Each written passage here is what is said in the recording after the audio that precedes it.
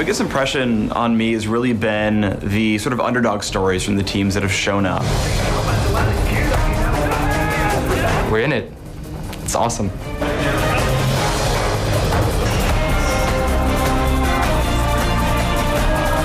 It's going to be really interesting to see how these teams stay together.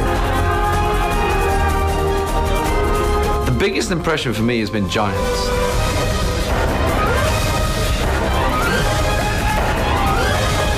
So many different varied styles of play. It's been very exciting to watch and then be a part of. Winning fixes everything, really. Well, now we're really pros.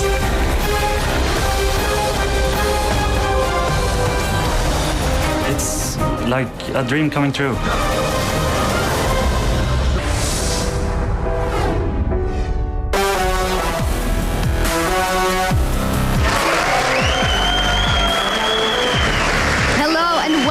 Ladies and gentlemen, to the European League of Legends Championship Series. I'm Evie supporter, and once again we are broadcasting to you live from Cologne, Germany for day 2 of our LCS kickoff weekend. Are you guys ready?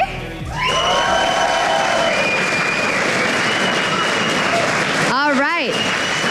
Yesterday was filled with exciting matches and renewed rivalries. We saw established powers asserting their dominance early, with their eyes on the prize, the Summoners Cup, as well as some surprising results. Today promises 4 more great battles, but before we kick it over to commentators Quickshot and Joe Miller for our first match, let's take a look at the highlights from day 1. The premiere of the European League of Legends Championship Series didn't disappoint by any means. Broadcasted live from the ESL TV studios in Cologne, Germany, the excited crowd, together with fans tuning in from all around the world, witnessed the best teams from Europe kick off Season 3. The first match of the day was a battle between old rivals SK Gaming and Fnatic. SK Gaming started off strong, securing first blood in bottom for Candy Panda on Twitch. All of these actions they're trying to throw. Meanwhile, down the bottom here, Nif is getting taken down very low. Enrater comes out, Cleanse comes out from Candy Panda. Spray and praise on towards Yellowstar. Isn't enough damage though. He could turn this back on towards Fnatic. He's going to try to. He does get the poison down. Is it going to be enough? The health block is ticking on Enrater. He should just survive. Candy Panda, no! The poison was enough! But Fnatic's unconventional double AD comp with Xpeke on Caitlyn countered SK's early game advantage, securing the victory. From Caitlyn acing the hole as the switch comes down. Can they get Nif? He's very, very low. Cyanide will pick up the kill. Hercubot's in the middle of them. Can they do this one? Enrated is in there trying to control as well. Soaz will get walled into the right side. Egg coming down. There's the ultimate out of Kale. Kevin is falling low and Peke is still hammering away at them. And he is going to get the kill after the flash. Triple kill for Peke. Former Moscow 5 and ex-CLG EU, now known as Gambit Gaming and Evil Geniuses, started out pretty even when Gambit Gaming tried for a 10-minute dragon. This time around it's down to half health. Darian is there helping out Diamond Prox. Here we go then. Anivia comes in. We've got Maokai there as well as Alexic comes around the side. Bottom lanes are starting to get involved in the action as well as Alexic will get stunned up. Walled off brilliantly. He is going to go down. First blood comes in. The rest of the team now starting to get involved in this one as Diamond in the middle. He is running north here. I'm not sure they'll be able to escape this one. He gets stunned up. He is going to be a very dead man from this one, and that will be 2 kills for Evil Geniuses. While managing to keep up the early game advantage, the dragon fight around the 19-minute mark sealed the deal for EG. Olaf is there. There's a true shot barrage coming across. What are they going to go for here? There's the absolute zero as well. Crepo will ulti himself as the Caitlyn ulti comes across. Stan United not quite going to land. This could be bad news for EG. But Froggen joining into the fight on the top side. Genja going very low. He's going to be finished off by Wicked, who's now on a rampage. Well, can they deal with the rest of them? Alex is low. Froggen gets the kill. Stun doesn't land onto Darian, but he's got Wicked chasing him. There was a flash in from Yellow Pete. Secures himself the kill. Froggen ended up with 6 kills and 13 assists and didn't die a single time, proving once again why Anivia is a must-ban against EG. We're going through the tower here with this one, and there is a stun coming down again. It lands, and the ace coming out from Evil Geniuses. What a finisher there from Froggen.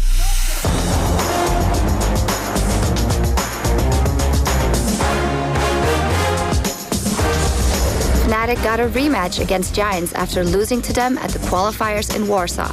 The Giants start off Korean style with a 3-man gank on top after a lane switch. Take a look at this. Morton coming up in the top lane. He does throw out that cocoon. It hasn't landed. Turret is being tanked by Morton. Finally, Soez goes down. Beautiful first blood. But once again, Xpeke on Nidalee goes huge, backdooring the inhibitor. And that's exactly what they needed to do. They had to fend off Fnatic. They couldn't let these waves keep pushing. They couldn't lose yet another inhibitor, but they actually might do. Samix needs to pay attention. Those minions are still hitting it. And it's finally, and it goes down because they didn't pay attention. They lost the top one as well. Great play from Peke. That means all 3 inhibitors are down. Double super creeps will be spawning. With 3 lanes of super minions pushing towards the enemy nexus, Fnatic could secure an easy Baron and end the game, giving them a 2-0 head start in the LCS Europe. It's done. There's nothing that's stopping them from going for a team fight, especially with this Baron on top of that. Those 3 waves pushing, it's their game to win.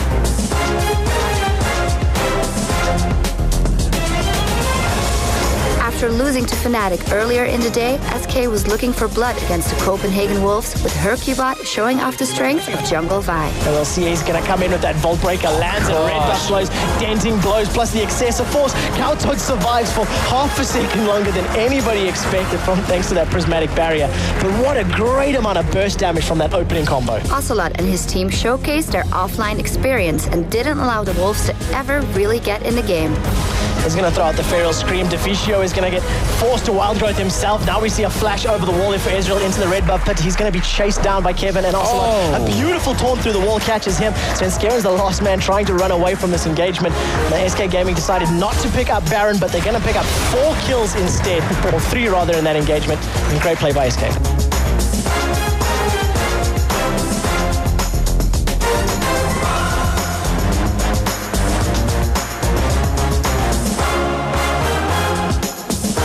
And indeed, Trevor, yesterday was a massive day of action. Fnatic, of course, finding an edge out once again to take down SK, with EG dismantling Gambit Gaming. Yeah, and what a game that was. Not only did Fnatic manage to take out SK Gaming, but they got revenge on Giants after their LCS qualifier defeat. The final game of the day. SK, they ground their way to a victory, but it was a victory nonetheless. So let's take a look then at what we have in store for you today. 4 amazing matches. First up is Gambit versus Fnatic. Following that, it will be Copenhagen Wolves versus Evil Geniuses and Giants Gaming versus Gambit Gaming. And finally, to finish off the day, we have SK Gaming versus Evil Geniuses, an all-European clash that surely is going to be a spine tingler. That's what we have coming up for you today. We're going to throw it over to Shox to continue the show. Thank you. Well, as always, we want to hear what you guys in the audience and at home have to say. And right now, we're asking, in your opinion, what were the surprises from day one and why? So what do you think was surprising about yesterday? Tweet us at LOL eSports, #LCS, and let us know what you think. We'll respond to your tweets later in the show. As for now, we're going to take a closer look at the first match of day 2 with Quickshot and Joe. Thanks, Shox. As I said, the first game coming up today is going to be Gambit Gaming versus Fnatic. And of course, as I mentioned, an all-European affair, as you might expect, Trevor, in the European LCS. That is for sure. It's going to be an awesome, awesome game. I mean, looking at the players, looking at the teams yesterday, Gambit got, let's be honest, torn apart by EG. You know, EG just completely set the pace. They controlled it entirely. Fnatic, they've got 2-0, and they want to try and make it 3. Yeah, I mean, this is a really interesting game, as you said, with the whole difference that they have in the standings right now, 2-0 compared to 0-1. Gambit have had a lot of talking time overnight, and I saw them actually just outside here. Backstage, they were talking for half an hour, 45 minutes, all huddled up on a staircase of all things, without a light in it as well. Really preparing and making sure that they are ready to kick off this first game. What's the best way to theorycraft? Get away from the PC, get away from the game, get away from the lights and the action, and just, you know, really make sure you're ready for this matchup. Well, we've got a few stats for you here when we talk about this one a little bit, which you can actually find over at lolesports.com. Don't forget, if you've not seen yesterday's games, make sure you use that spoiler button at the bottom so you don't get the results spoiled for you. But I think the biggest thing to really look at there is maybe the difference between the mid laners, their KDA ratios. Xpeke was the MVP of yesterday, coming out with a 5 KDA ratio compared to the mid laner of Moscow 5, Alex Ich, of course, with 0.8. Yeah, 1 game to 2 as well, so Peke does have the extra in the background, and there was a beautiful comment yesterday. Snipers work both against birds and rats for the little traps as well, and you know, that Caitlyn pick against Nivea, it was such a smart, intelligent play. Well, we're going to throw it back over to Shox once again, and we're going to get the players in and get the game underway. All right, so we're about to see Gambit Gaming go head-to-head with Fnatic. So let's meet our players. First up is Gambit Gaming. First up is very aggressive top laner, Darian. Next up, some say the best jungler in the world, Diamond Prox. One of the best mids in the world and recent father, Alex Ish.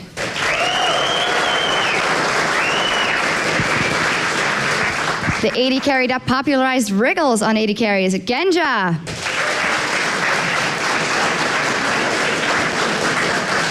And the aggressive support, Edward.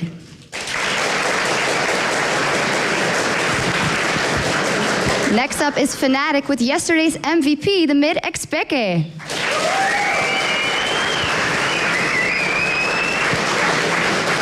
Fnatic's jungler famous for his Baron steal, Cyanide.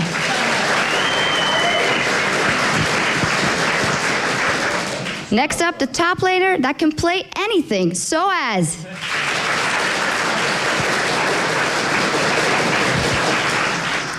Then the AD carry that qualified for LCS twice, Yellowstar.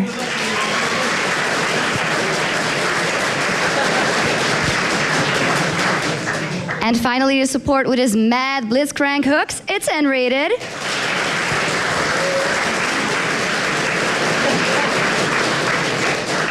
All right, they look all ready to go, so we're about to see the first matchup on day 2. So let's send it over to Quickshot and Joe.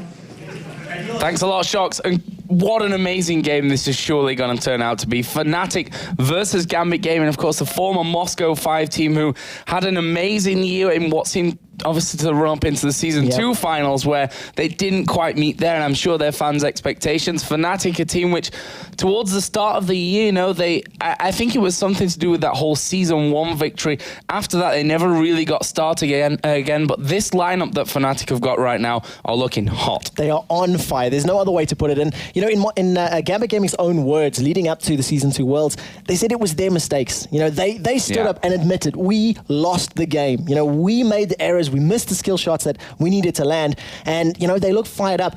They were shaky at the start of IEM Katowice a few weeks back, but wow, did they bounce back in explosive style. Yeah, that's the thing. They got through the group stage there on a time difference. You know, they were tied in the group. The rules in Intel Extreme Masters put them through because they'd won games faster and lost them slower.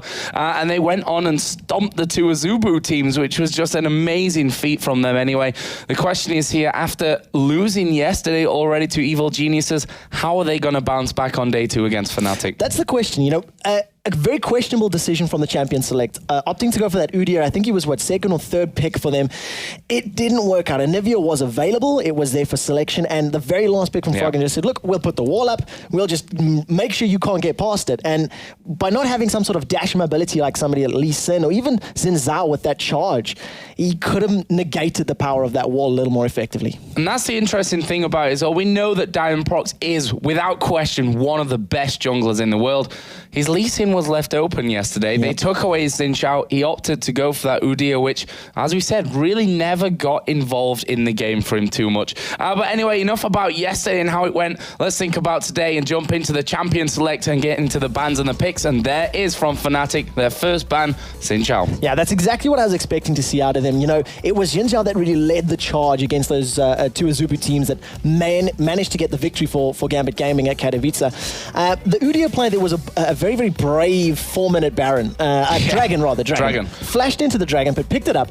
They were trying to get early dominance of the Dragon Pit, and Evil Geniuses simply stopped that. If they had not prevented that, you know, the 10-minute Dragon, which we've seen in the highlight reel, that game could have snowballed so differently. So I wonder if Gambit have got any other tricks up their sleeves. Well, we're going pretty quickly, actually, through the bans here. Fnatic, as we said, Xin Zhao banned out. They've also taken Rise away from Alex Ich. That Kha'Zix ban, which is, in my opinion, still a very important ban to go in. From their side, though, Olaf left open, maybe because they have first pick after all, thinking about picking that one up. On the other side, Gambit Gaming, Elise, Nidalee obviously aimed towards Expeke, Soaz having his Elise and Shen banned out. And as I kind of predicted, I mean, not the hardest prediction in the world. There's no Jat level prediction involved in that one. Olaf first pick. It's such a strong champion. It's so hotly contested. You can just see what a difference it makes, you know, in all the different matchups. You know, without giving too many spoilers, Voyboy managed to pick up Olaf and he tore people apart with it. But, you know, you got to be careful with these picks, allowing them through. But my question now is, if Gambit decided to ban out Shen and allow Olaf, they might have something in mind. They might say, look, we know how to deal with Olaf, and this is how we're going to do it. Yeah, obviously Shen can be, at least, a fantastic split pusher, which we actually saw Fnatic managing to do yesterday on a number of different champions. Obviously, Nidalee from XPK was probably the prime example of that. But there right now, we see Gambit hovering over a Vi. As I say that, they switch over to a Misfortune. But that Vi yesterday as well, definitely showing that she can be very powerful. The early levels, we saw her Q-bot really throwing out a surprise amount of damage, I think, that Copenhagen Wolves will probably say after what will happen there. Yeah, actually, it's I had a brief chat to them this morning about it, and they just said, look, it's Vi. We're fine, it's fine. We know how to deal with her. And then after the game, they went, actually, no, we don't. She's brand new. You know, 3 weeks in terms of the competitive scene. It was only just recently allowed for the Warsaw qualifiers, you know, for LCS.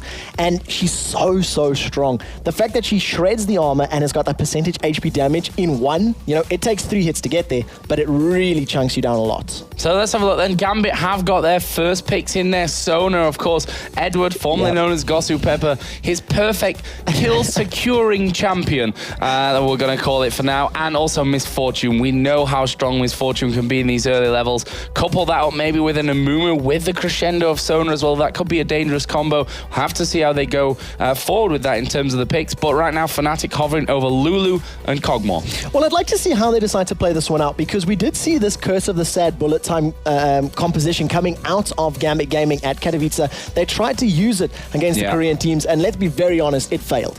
So the question is now, have they gone back to the drawing books and said, look, let's figure out what went wrong? Was it our mistake? Was it their mistake? We'll see if that gets locked into the rest of the composition, of course, because it is speculation. But the Kog'Maw for Yellow Star, it's what he used to come back in the game against Alternate at the qualifiers as well. And is that kind of champion that you can come back with? You know, he gets stronger and stronger as the game goes on. I think Jason, it was that touched on it yesterday with the whole meta game of stacking health that we have right now. Kog'Maw is a really good champion to be having in there. And there is a Renekton, which we saw again at Intel Extreme Masters. Darian used him almost exclusively in the later stage of the tournament to great effect. Yeah, so powerful. With the current, you know, meta of these 80 bruisers, 80 bursty damage type people, once Renekton gets that fury up and he can slice and dice and reduce the armor of their opponents, Volibear has been locked in. Wow. So the Crocodile and the Polar Bear in the matchup. Honestly, I couldn't have guessed that probably in quite a few years. Maybe a million of them, in fact.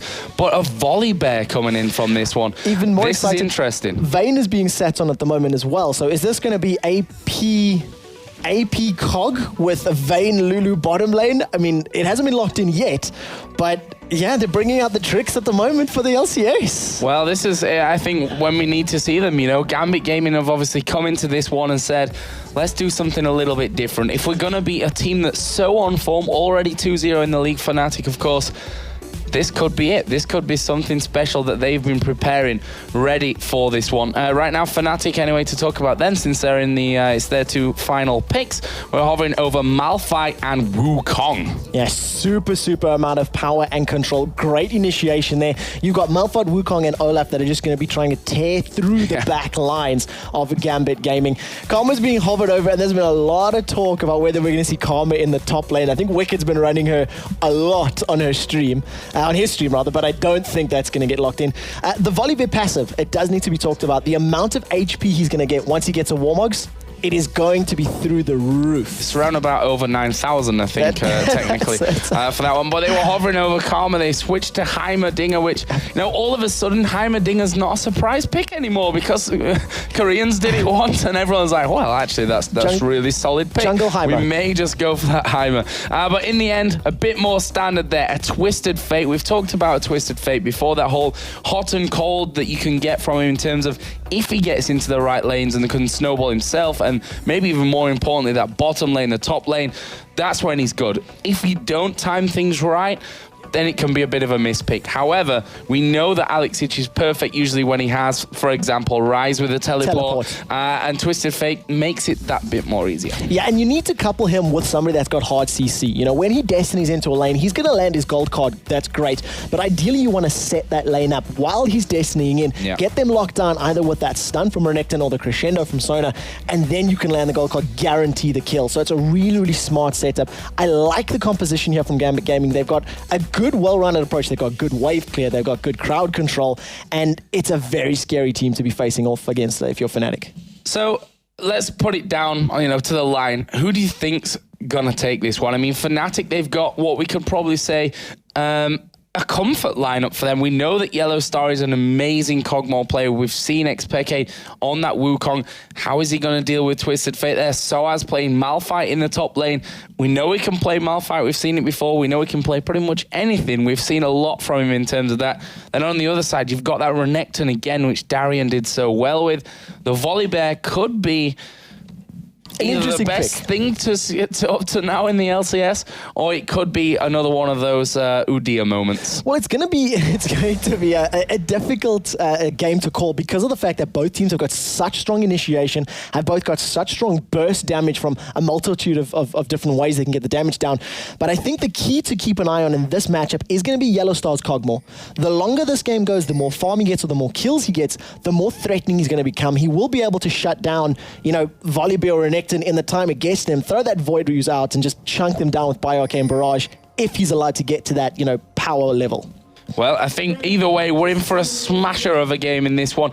Just to note there, in terms of summoner spells, the teleport again for Wukong. We saw a teleport Wukong yesterday. XPK obviously is going to be wanting to follow the Twisted Fate around the map wherever he can. Yeah, exactly. As soon as that Destiny starts being channeled, the calls are going to come in for the rest of the team. Look, he's coming bottom, he's coming top, and you're almost instantly going to see that teleport. If Peck is a little slow on the draw to get that spell cast, it's definitely going to negatively affect his team. But 3 Ignites coming out for Gambit Gaming and 1 Exhaust, that's a very, very aggressive summoner spell lineup. And the skin there for Volibear, it's very Russian, isn't it? Fits into this this Gambit lineup perfectly. But really interested to see how Diamond Prox ends up going with that one. But a level 1, Trevor, you expecting anything here? I don't think so at the moment. We've seen this yesterday with all 4 games. The teams were playing very, very cautious, very defensive. They all had very good vision set up in and around the map, and there was no brave things being done until teams find this comfort zone and this understanding of where they are on the ladder.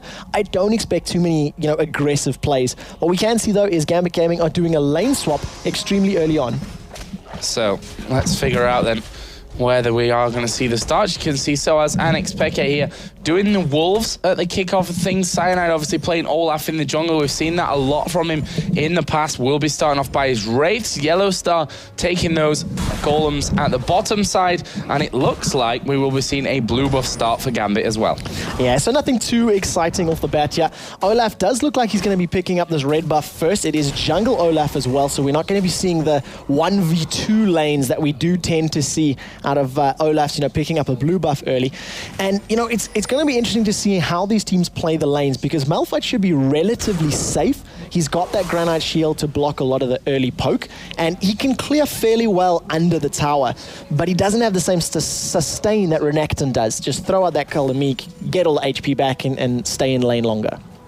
Well, let's see how those lanes end up working out. And actually in the middle, Wukong going fairly aggressive on towards Twisted Fate. You can see there Darian taking damage in the bottom. N-rated, obviously, just going to be bullying him this entire time. Landing those auto attacks, getting that Glitter Lance in there to just do as much as he can, force him to stay completely away from those creep waves. Yeah, because he does need to get into melee range to do any of the CSing. He doesn't have, outside of the Kalamik, any more additional attack damage to get those last hits, which Soaz will get with Malphite.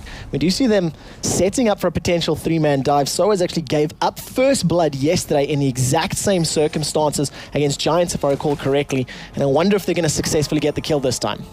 Well, let's see. Diamond waiting in there. Soaz seems to realize that there may be something up with this one, but he's walked back in towards the tower. Let's see. Diamond looking to get in there. Couldn't quite throw him back. Couldn't get in range for it. And it actually was a flash burnt by Soaz to stay safe. Yeah, so true. You could see the tension in Soaz's face. It's like, I've seen this movie before. I do not want to have an instant replay of yesterday's matchup. But he's being zoned so hardly. Pekka and Alexic trading a lot of damage in this middle lane. They're both at about 200 HP. And then the top lane, you see Soaz has been dived on. This is a 3 versus 2. First blood given up.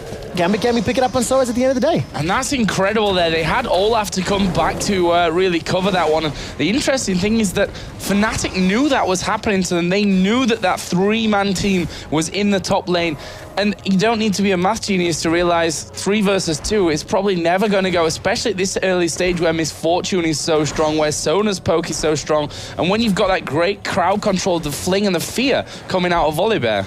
I also think if I'm looking at the summoner spells, their flash has been blown for Diamond Procs, exhaust and ignite for both Genja and Edward. So I expect it's been one of those rolling thunder flash tosses and then immediately just collapse upon him. So as you know, just getting jumped on, being caught out, he burned that summoner spell the moment that Diamond Procs showed his face in the lane, and it cost him first blood. So well played to Gambit Gaming. They're on the board a lot earlier than we've seen them getting on the board against Evil Geniuses yesterday, but Cyanide may want to even the score up, but of course there is no Darien there for him to do so. Yeah, we have them coming in. Actually, the AD support lane is coming back down to the bottom now for Gambit Gaming to try and push Fnatic away from this turret, but they're not going to be quite quick enough to get in there. And that will be second turret of this game going down. We're equal in the turret kills. Obviously, that first blood helping out with the gold. It's 7.2 to 6.9 thousand gold. If we look over at the CS, actually, it's pretty even, aside from really that Misfortune and Kog'Maw, where Kog'Maw's doing a really great job up until now. Well, this is something that I was thinking about at just looking at those CS. You see Pekka putting good damage into Alexic, but they've given Yellowstar free time to free farm. You know, a Kog'Maw with free farm is almost always going to give better single target damage than obviously Misfortune, but doesn't offer that same area of effect damage that the bullet time is going to offer. In a straight up duel, you would expect the Kog'Maw to win if they've got equal items in that regard. So, you know, interesting move from Gambit to say, look, we're not afraid of Kog'Maw right now because we've got the team play and the AoE to shut him down. Yeah, but it will obviously be interesting later on, depending on how that Kog'Maw gets going and how much damage he's going to be putting down. We can see that Fnatic have now switched 3 men to this middle lane. Only Alexic for now is there. Xpeke is now up to level 6, so we'll see that Cyclone surely coming out from him here. Actually did just level it as I looked over and wondered why he didn't actually have a point in it. He was just waiting to actually skill that in there. Edward coming over to cover. Diamond Procs coming to that middle lane as well, and that should keep Gambit safe for now. Fnatic have done this yesterday as well, where they stack the knockups. You know, they have a Malphite in there to get everybody from the unstoppable force, and then Wukong dives in and knocks everybody up while he's spinning like the crazy monkey that he is. And it's something you cannot negate. You cannot Quicksilver Sash out of it. You cannot cleanse out of it. There's nothing you can do about those knockups. If they time it right and they catch 2 or 3 people, they're just going to melt everybody. But the exact same can be said for Gambit Gaming. A crescendo that's going to be landed against, you know, multiple members is just going to have bullet time laid on top of it, and you're going to have Darien throwing on his ultimate and dealing, you know, damage over time. It's a very scary prospect for both teams. Right now we can see that Darien doesn't seem scared of Soaz whatsoever. He's on the inner turret, just chipping away on it as Soaz tries desperately to clear out that minion wave that's pushing in towards the turret. His stun goes down. Darien will walk away once again with that Renekton. We didn't see that actually being banned out against him, so yesterday at least, and obviously not now because he's playing it. So teams don't seem too worried about Darien's Renekton, but from what we saw at Intel Extreme Masters Katowice, he was an instrumental part in their victories. Yes, so true. And if you look at this, 40 CS to 21. Admittedly, Soaz, was in the bottom lane. That top lane tower went down. Lost his tower early. Yellow Pete, gold card is down. Bullet time across him, and he may go down. Bullet time did come across there. The ignite is burning, but it doesn't look like he will fall from that one. Alexic is forced to back away. Now Genja could be the one in trouble, as we are going to see the slow landing. Can they finish him off? He is a dead man. Xpeke picks that one up. Diamond Procs coming around to cover. Xpeke just decoying his way in towards safety, and that is a nice kill back from Fnatic, considering that was whole gank set up by Gambit. And such a powerful barrier there from Yellow Star. That last bit of damage was just, you can see how low he is on HP, saved him from that kill, managed to protect the tower, and a great turnaround. It was exactly like we said, Destiny into teleport. It's how these ganks are going to be set up the entire time. The difference is Destiny's going to be available before teleport will be for Peke. Yep, and that's something that surely Gambit are going to have to utilize as we see them here invading into that Fnatic jungle. The blue buff is there. They've got the wards to warn them early enough if anyone does try to come over. But from the looks of things, they're not going to have any problems with that whatsoever. And Volibear is going to take away the Fnatic blue. Yeah, stealing that blue buff away at the 8.5 minute mark. That's the first time it's respawned. If they can keep Fnatic's buff control for the duration of the game, it's just going to give them all the more power in these team fights. The cooldowns, the mana, etc. To be very fair though, Wukong, Olaf, Soaz, Malphite rather, they're not entirely blue buff dependent. You know, you want that blue buff on Twisted Fate. You want him to have as many wild cards as possible. Yes, it always helps, but it's not the end of the world because they don't have a traditional caster in that sense. So there's top lane again. Darian, after helping with that blue buff, did start to push back. We can see that he's got over or just under now as he trained off a 20 CS lead. So he's doing a fantastic job in that respect. We see the Giant Spell already finished for both of those top lane players now. There's a Doran's Blade added into that one. A few pots, wards coming in as well. So overall, Darian, you know, he's going to be pretty safe up there with that Giant Spell, with the wards to make sure that no one comes around the back of him to just keep pushing. And this is something, you know, you're talking about the wards, that Edward is doing a little bit differently than any other support at the moment. He's gone for a Side Stone and the Ruby Crystal first, so, you know, making me think it's going to become the Ruby Side Stone soon enough. But he hasn't picked up a Philo Stone. He tends to spend a lot of money just on wards, just for vision. That's it, hence the name Ed Ward. And Gambit Gaming have started once again a relatively early dragon. Yeah, we saw, I mean, this, if we compare it to yesterday, is not relatively early at all because that was a 3.5 minutes or something ridiculous, as we are going to see them engaging here. Peke going to get knocked up. His ultimate maybe not going to be enough for Fnatic in this one. Crescendo comes across. Here comes Soaz, though. He gets the unstoppable force across a lot of them, and Gambit, their health is diminishing completely from this one. It's already a double kill, as Diamond Procs will take out Cyanide in the end, but can Diamond escape from this one? He's got Yellow Star, Soaz, and Enrated chasing into him. They decide though to back off. They end up trading 2 for 2. The dragon was not taken in that engagement, and you can see how powerful that passive is from Volibear, chunking over 40 HP a second. Those green numbers flying across your screen. But what a great initiation from Soaz. He dived in with that unstoppable force, knocked up I think 3 or 4 members in that engagement, completely mitigating the amount of auto attacks that can be put down from Misfortune. But bullet time was not used. Soaz was onto Genja quick enough to avoid that huge ultimate being used. Yeah, that could have really swung things as well. I mean, we saw Xpeke, he did die fairly quickly, but he was in there. He managed to get the position that a Wukong needs, which is right in the center of the team. Knock as many people up as you can. He did a good job there, but we can see now that Gambit, after that fight, have decided to push once again, try to take the first dragon of the game. We're 11.5 minutes in. However, Peke is still waiting here off to the side. Edward specifically there needs to be careful because he is so squishy, especially with that Wukong with the Brutalizer and a Vamp Scepter. If he was to attack him there, he certainly couldn't stay, but Genja just going in there will clear out the wards, and Gambit seem to have their sights firmly set on this dragon.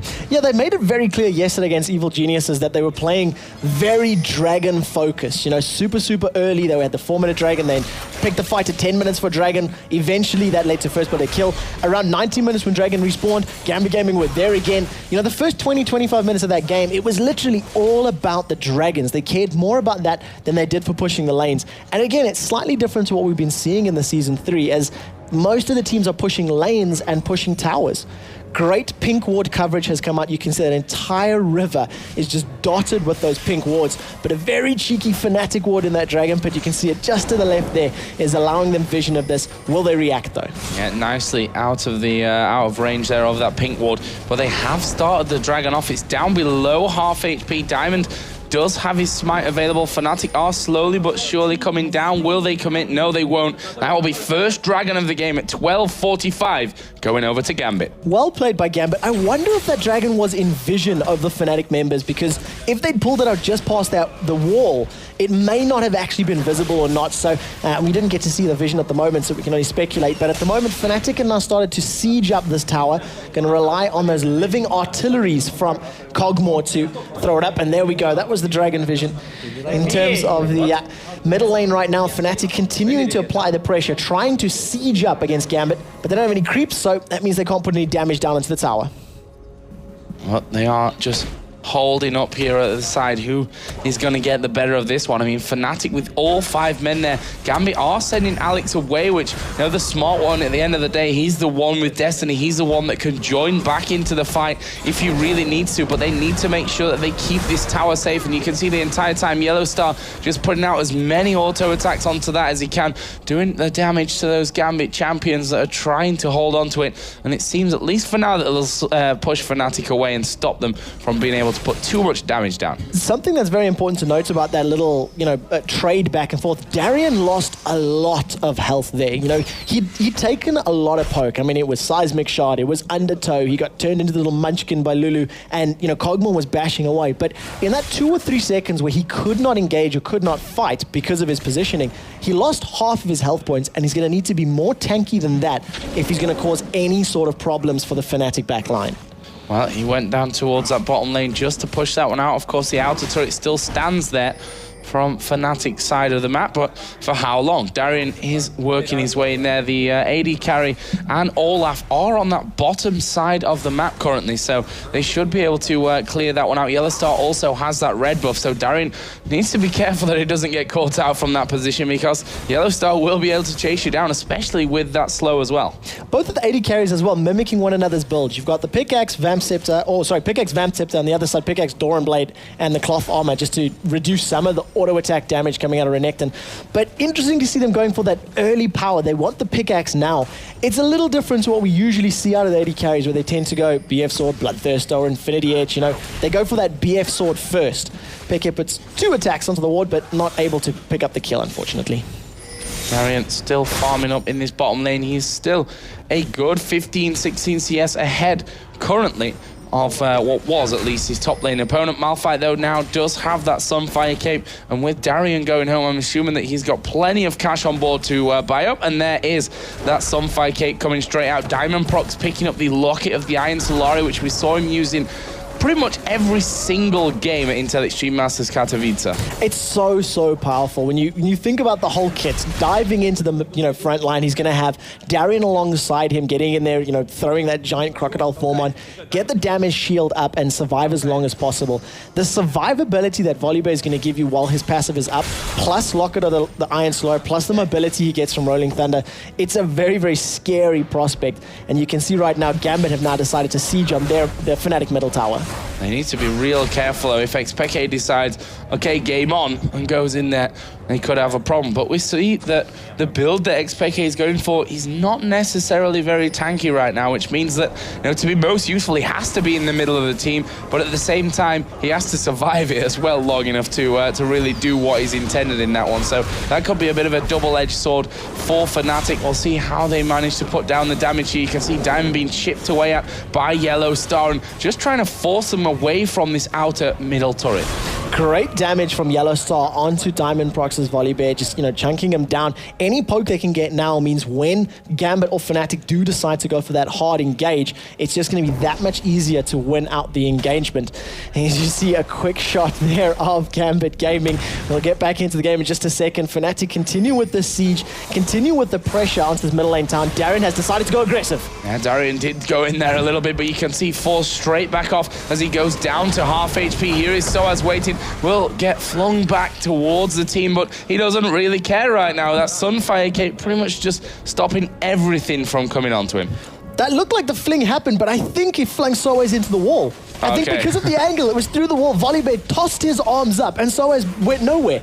So it was a very, very interesting Rolling Thunder, but no ultimates used, no engagement yet, and you just have to feel, when is the pressure going to go? There we go, the toss finally lands. They've committed to the fight. Darian's in and amongst the middle of everybody. Destiny is up, and a beautiful crescendo comes down. Where is the bullet time? Finally gets channeled, instantly interrupted by Soaz. Everybody's gone low. Finally, the first two members of Fnatic drop. Triple kill for Gambit Gaming. Yeah, that was a disastrous start for Fnatic. I mean, it's always dangerous. You have that with Singe, you have that with Volibear, that if you pull the wrong man in, he could cause you some real problems instantly. But with that one, Soaz didn't want to use Unstoppable Force right underneath that tower. And as such, he was forced to save it and save it and save it until, to be honest, it was too late to really make it count there at the end. And we see that Gambit pushing down now. They're going to get themselves an inner turret as well from this one, as well as that 3-kill advantage. And this is going to be a nice chunk of gold for them to go home and spend. That crescendo was so instrumental in that teamfight victory. After some of the abilities had been blown and ultimates used,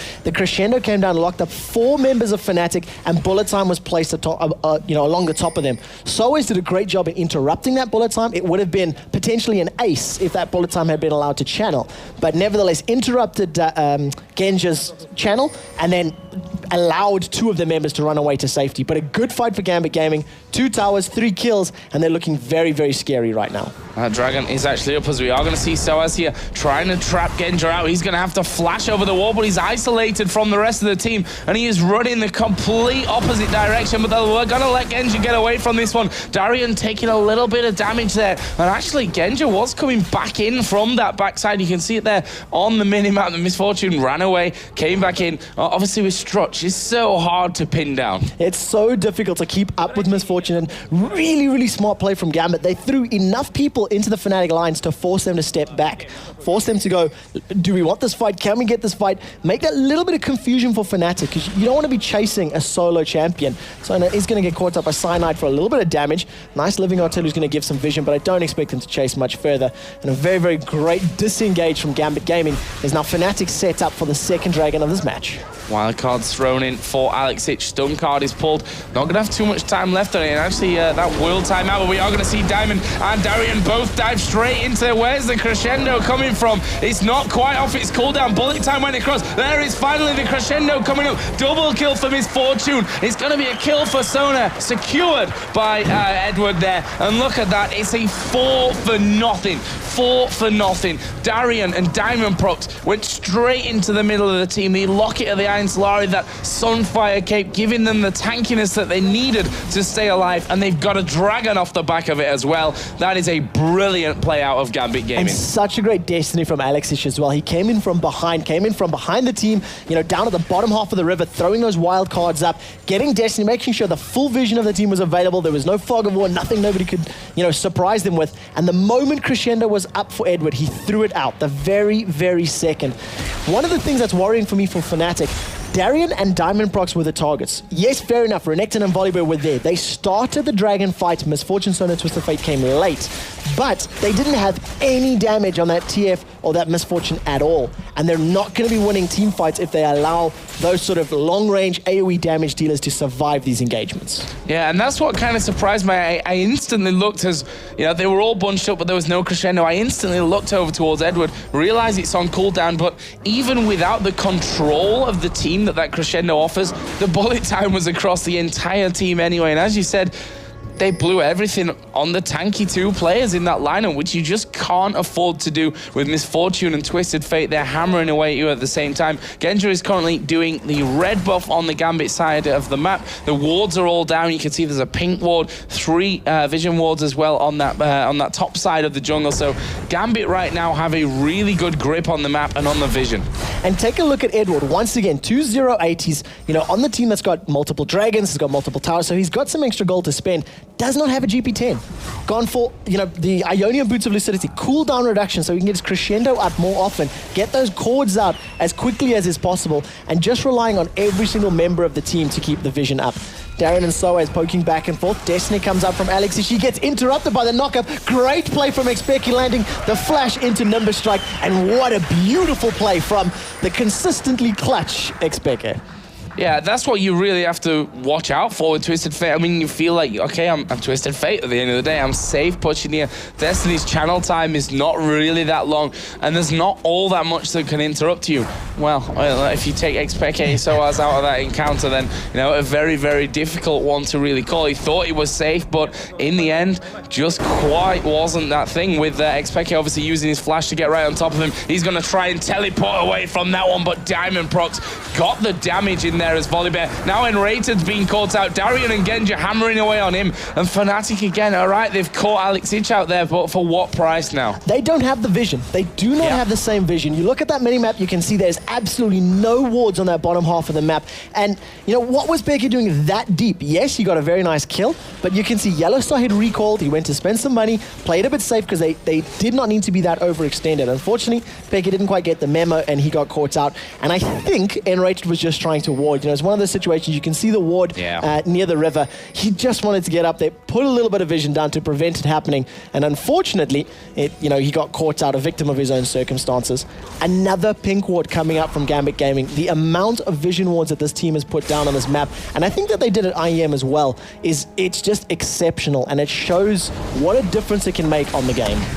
Yeah, a massive difference. You're right with that one. As Soaz here is being chased by Diamond. Xpeke will actually just decoy away to safety, but Diamond, he's very tanky, and with that Aegis in there on top of the Locket, you've got the Sunfire Cape obviously on the other side. I mean, Fnatic, they're not without their tankiness either. You've got Sunfire Cape on both Malphite and on Olaf. A second Giant spell actually being finished off earlier on by Malphite as well. So they've got decent health in there, but if they keep getting caught out, they're going to have that disadvantage when it comes towards the items. And Gambit up until now have chained all their ultimates together perfectly. Here we go. Soaz actually going to go in there without really having vision. Here comes Alex Ich. Is he going to come from the backside? Yes, he is. He will Destiny in there. What's it going to mean for them? First kill has already come down. Double kill it will be in the end. Cyanide trying to escape. Flash finisher there. And a triple kill coming out for Darian. It was Genja who get that kill onto Olaf, and he's now on a rampage. Soaz, look, ironically enough, the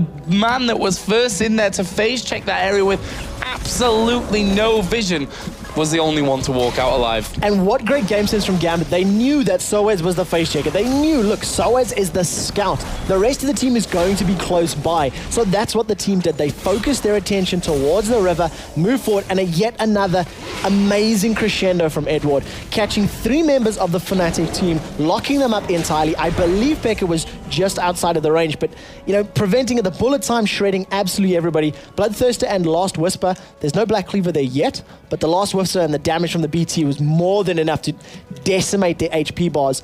And Gambit Gaming, 10,000 gold lead, 16-4. They've got Baron buff. They haven't lost team fights yet, and it doesn't look like they're in a position where they will be losing them anytime soon. And boots of swiftness on Misfortune as well, as if that strut wasn't enough when you're out of combat for her to escape or to get involved, in fact, in the action. Those boots of swiftness going to be helping. Also picking up that BF sword again. Got another Vamp Scepter in there, so maybe going from, you know, the way that we've seen Darian go before, which is double Bloodthirster. We saw it yesterday, I believe, Correct, in their game against Evil Geniuses, so that could be interesting. Giant's belt picked up as well there for Volibear. We've got the Negatron cloaking along with the Warmogs and the Sunfire Cape on towards Darian. So just overall, the bonus that they've got from that last 4-man takedown from that last Baron is just, I don't know if Fnatic are going to be able to handle it. And Edwards, you know, looking at the items, looking at the, you know, talking about Genja's double Bloodthirsters, Edward is working towards a Zeke's Herald now. Now, Zeke's Herald was recently rechanged. We don't see too much of it as Darian does get collapsed upon. There's 4 members of Fnatic on him. He's just going to slice and dice, throw on that ultimate, carries on chasing. Undertow's going to catch him once. Now, Diamond Prox has joined the party. Coldamik is up. Are we going to see? There's the Wild Growth. That's going to knock him up. But take a look at this. Destiny from Alexish has now joined the party. Darian is still alive, but his ultimate is now run out. Crescendo from the backline locks them out. And Fnatic lose 4 members. That was 4 on 2. They got baited into it and simply could not do anything. Ace at the end of the day as well. And that was just incredible. Fnatic chasing Darian, the tankiest man around right now. Diamond Prox comes in. They pretty much sewed up those kills before Twisted Fate even came in there. Volibear and Renekton against 4 men, taking up so much health. Then the rest of the team collapsing. Edward's crescendo again was absolutely pixel perfect across the entire team, and they just sewed it up in the end to really win that one. I mean, they're 1,400 gold now in the lead, 21-4 in kills. This looks like a different team again to what we saw yesterday out of Gambit Gaming. We know that they're a team that can do things like that. Untitled Masters Katowice, I feel like I'm harping on about it, but that was an example of it, that they come in one day and they don't look good at all. They come the next day and they beat Azubu Frost and Azubu Blaze. So, the difference that a day makes. And take a look at the scoreboard. We have to give props to the players. Yesterday, it was the role reversal. Yesterday, Gambit Gaming were the ones that I think had 1 kill on the board for the first 25 or so minutes. It was such a long time before they started getting any kill counts up. But Darian, 6-0-12. Diamond Prox, Enrage has been caught out. He is going to go down. It's just a matter of time before they can chase him. He's going to get a speed boost as Darian comes in from the back, lands the stun, and Volibear will use that vicious strike to land the last hit. But 0 deaths on your jungler, your top laner, and your support. Edward, 3-0-15. You don't need GP10 when your team is playing this amazingly well. Yeah, GP kills. That's what they got right now. Yeah, exactly. Yeah, the Zeke's Herald is now finished up there. Lichbane is finished for Twisted Fate. What else did we have in that last buy round? Volibear picking up. Actually, that Giant Spell was already there. It's a Warden's Mail that he just went on that last time. So as is trying to push a little bit in this top lane, but Gambit are going to be taking another tower here. This is going to be another inner turret on this bottom lane. Yeah, for sure. That's the 6th tower of the game there for Gambit Gaming. 3 members of the team are there. Renekton is just so powerful right now that he's playing the front line. They don't even need Volibear and Sona for this push. You can see as the creeps hit the tower though, there is Alexish. He's now hit on the lane. He's with the tower. Darian's gone super aggressive. We see the Destinies coming out. They're going to try jump onto Yellowstar. Wild Growth immediately put down at him, but he's dropped so low. Unstoppable Force plus Cyclone comes out. They carry on with the fight, and Gambit Gaming are looking good. They're not losing health here, Gambit. I mean, Darian has gone decently low, but Diamond is still over half HP. Cyanide goes down very quickly. One of the tankiest members of Fnatic being absolutely destroyed there. So far, Gambit not lost a man. They've taken down Olaf. They've taken down Wukong, and they're going to take down the first inhibitor turret in this bottom lane. The inhibitor itself falls down. Obviously, that's now the 2nd inhibitor picked up of this one. And Gambit Gaming, are they going to try and finish it off right now? 20 seconds for Cyanide, 10 seconds for Peke, but they are going to take at least 1 Nexus turret. And to be honest with you, they're tanky enough to have them both away as Diamond just turns around, pulls Yellowstar into the team. He is going to die. He's not going to be really doing anything with that one. And Gambit here are going to take down the Nexus as well and pick up their first victory here in the European LCS against the informed team right now of Fnatic. What a show. Putting on a clinic, bouncing back from their heavy defeat yesterday. I think there's a lot of stuff to look at here for both D-Man and Jason over on the analyst desk. So let's throw it over to them to look through the game. Well, what an amazing game. Well, Gambit Gaming are back, it seems. Yesterday we saw them absolutely get destroyed by the Evil Geniuses, but wow. Joe talked about it at the top of the show, how they were just outside of the studio and they were just having a discussion. They must have been up there for about half an hour discussing it. They weren't sat there. Everybody else was just, Fnatic was sat there doing their 1v1s, doing whatever the usual mechanical practice that you do. Gambit were just discussing team strategies, and wow. Volibear, ladies and gentlemen, is in the house. Get ready for solo queue. And I think he ended the game with 4-0-16 or 5-0-16, something crazy like that. Yeah. Sorry, solo queue, you're going to be getting some Volibears coming into your way soon. The thing is, we saw the same thing happen with them at Intel Extreme Masters Katowice. Day 1, they got through just by on a timebreakers, the term Joe coined, but they got completely destroyed that entire day. But they came back into the playoffs, 2-0'd both the Zubus, and they really kind of took that time to, get their game plan sorted out, because as you saw day 1 with Evil Genius, just like you're saying, they didn't really seem to have one. Yeah, I mean, just look at the stats. So the 6-2-12, Alex, you mentioned it just as we were off camera. You're like, Alex has just gone behind them. They're doing nothing because they're so worried about this front line now that Alex is just free to just completely ulti and back and just throw these wild cards out quite happily. Living up to the Gambit name, I guess he can do with Twisted Fate. But Volibear 4-0-19, 6-0-16 Renekton. Renekton's something we need to talk about. That was really the story of the entire game. Darian's been playing him since ECC Poland, if not before that. He's just such an immovable object, as you saw right there. He wasn't even that tanky. He had a Sunfire Cape in the replays we're going to look at. He actually had a Warmog a little bit later on, but they could not kill him with that ultimate, with the AoE damage that they were stacking up in these fights. They just couldn't do anything to him, and because of that, they would just drop one by one. And the thing was, Gambit was taking down their tankiest targets first. Well, let's check out the replays. I mean, the first one we were talking about was really, it was 3-3, I think, at the time, and it was really when Fnatic were actually on the push towards the middle turret. Yeah, we had actually... Well, as you're saying, 3-3, we had they're pushing that middle turret, and the thing was they got a fling on Soaz twice on the Malphite, got him into the turret side, but they were just chipping away at him. They really couldn't get too much damage into him just yet. We'll go ahead and take the replay onto the screen for you guys just to show you exactly how it winds out.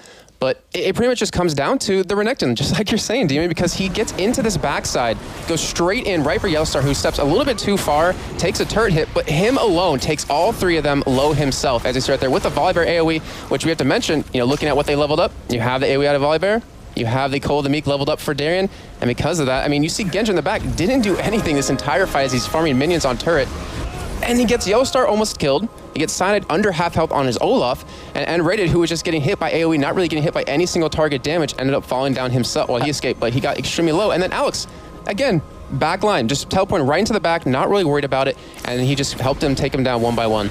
And that crescendo, we got to mention the crescendo, as Joe mentioned it in it. I think he hit every single crescendo. Yeah. And he was getting 4 or 5 people in them. That is outstanding. And we talked about the flash crescendos that Elements was doing the other day.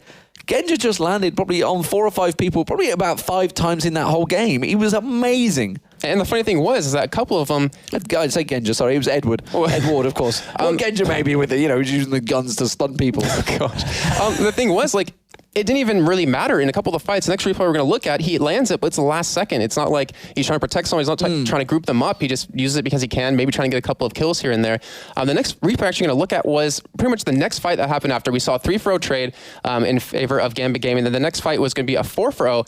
And with all the AoE yet again, and not to mention, Deem, as we were watching this replay, we had Genji playing ever so patiently on the side. As you're going to see him here, he's just biding his time. He's being very patient, just waiting for his moment to strike. And with the crescendo, with that bullet time, and with Soaz not interrupting him, they just completely AoE them down. I'm going to pause it right there just to show. This was just completely Darien and Diamond Proxy doing the damage right there. Alex didn't get any damage in. Edward hasn't done anything just yet. And again, just still sitting on the side. It's perfectly lined up for him. Yeah. Just look at it. It's like, well... That looks tasty for him. This looks tasty to me, yeah. And then you just see him just... Look at that. Not interrupted. Gets it onto 4 members of Fnatic. If Alex yet again going into the backline just to cut off the retreat, and such a systematic team fight that Gambit looked like they knew exactly what they were doing the entire time. They did know exactly what they were doing. It seems that discussion worked out very well for them, Jason. And honestly, after what we saw with Evil Geniuses yesterday, they picked them apart. We thought, wow, these guys, they had such an amazing turnabout in Katowice against the Koreans. They looked so shaky in day one. Is this about a day one? Is this another day one that Katowice where they went 1 and 2 in the group and still managed to squeak through? Yeah, I mean, it's kind of one of those first things where they're kind of testing stuff out. They have the Udyr jungle, which we haven't seen, I mean, since Mokade on Mutual Makers running that. It's kind of just one of the things where I think they want to, put their feet in the water, just kind of, dabble around, see what they can pull off, and see the Volibear right there, really unexpected, and yet it worked out extremely well for them. So they're just trying to get used to things, I think. Yeah, I mean, what would you suggest? Fnatic, bearing in mind they were 2-0, they were top in the league. They won the league. Won the league? One day one. They're ahead in the league. They're ahead in the league. But now, Gambit 1-1 in this one. That's going to give them such a new lease of life, a new confidence. Fnatic, on the other hand, they're going to be suddenly, we were trying to come out 3-0 in this one. But we are going to have an interview on the stage. I'm going to guess it's Alex Each over with Shox. Yes, I'm here with Alex Each, the mid laner for Gambit Gaming. Now, Alex, how hard was it to mentally pick yourself up after that defeat versus Evil Geniuses yesterday?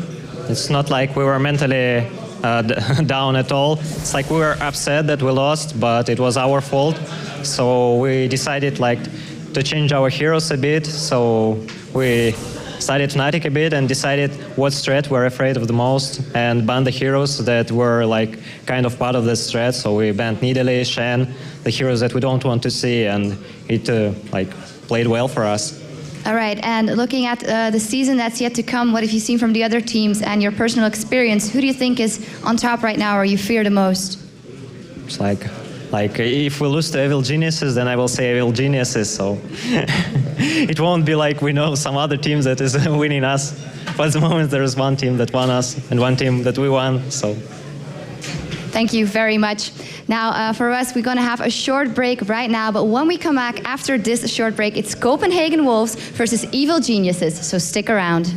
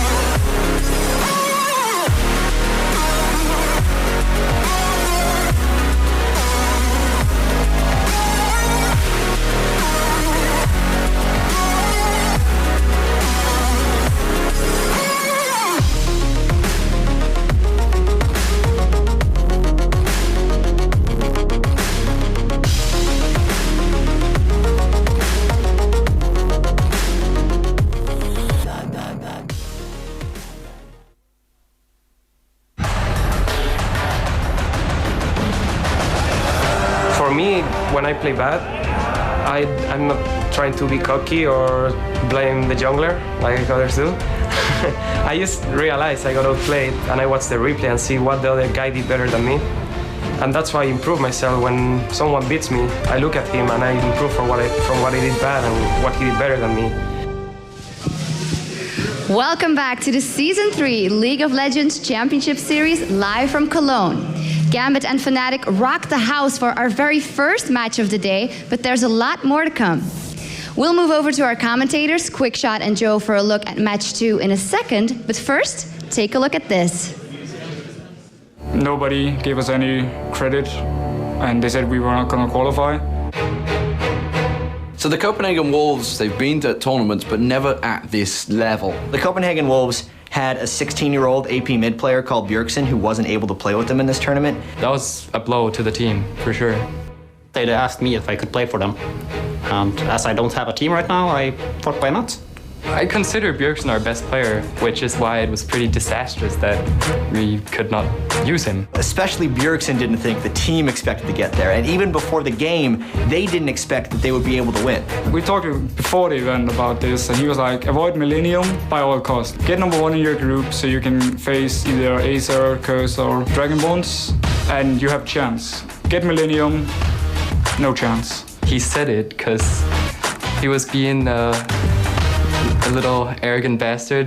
The whole team thought we had a chance, just that Millennium is the team we thought were strongest in this tournament. We expected to get 2-0'd by them. That's a double buff going across the Tabs, and Tabs is going to get dropped by the Test. Now they're turning out towards Heidel. Heidel's going to get taken down low. The Test should pick it up. It's a double kill for the Copenhagen Wolves.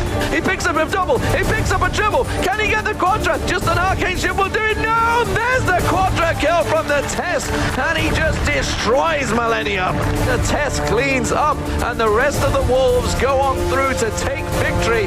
When we won the first game, I was like really excited, like still worried that they'd come back really hard and bite us. This is possible. This is possible. So they are just one game away from being in Season 3. I kind of called it. I said if we win the first game, we will win it.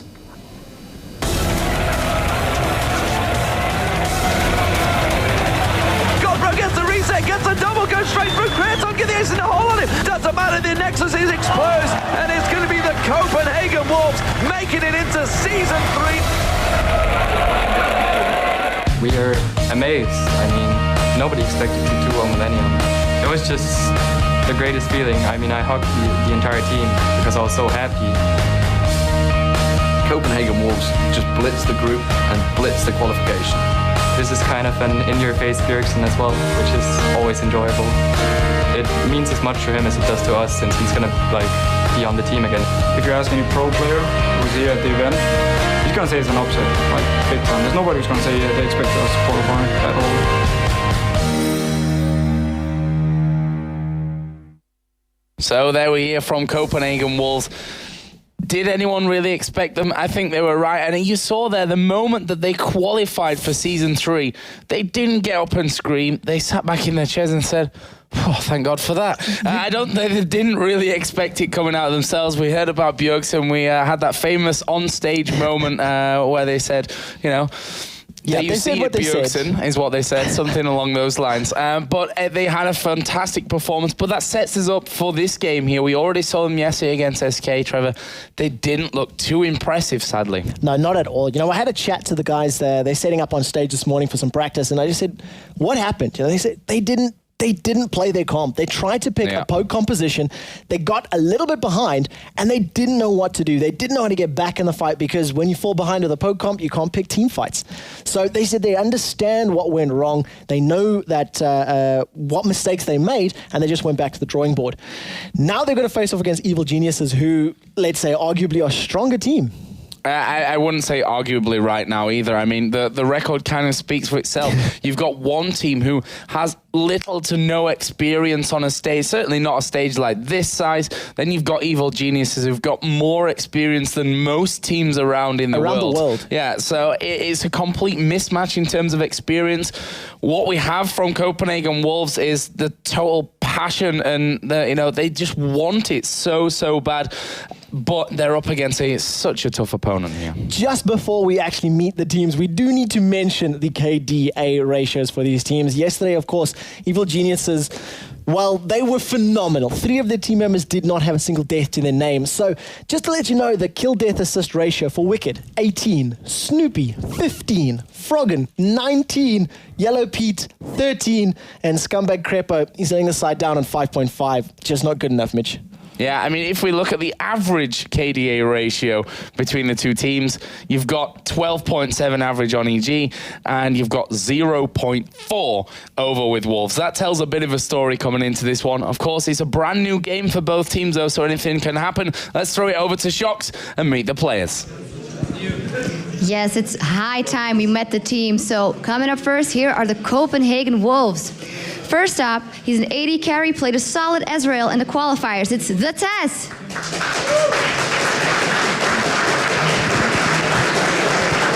Next up, manager turned support, Deficio.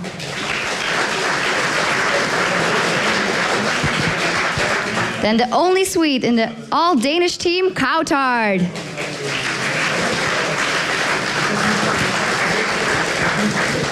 He's famous for playing Lee Sin and Cho in the jungle. It's Svenskeren. And finally, the avid Nidalee player, Godbro.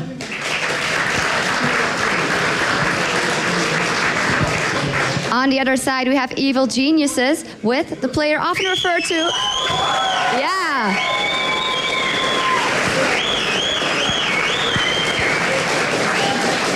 All right, first up, the support player often referred to as a scumbag who played a mean Leona in Season 2, Crepo.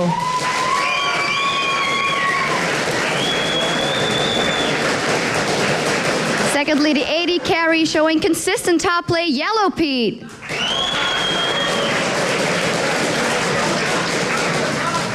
Third, considered one of the best AP mids in the world, it's Froggen.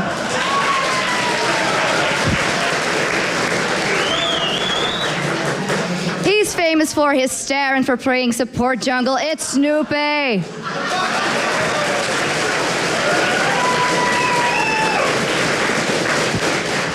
And last but not least, it's a solid top laner, Wicked.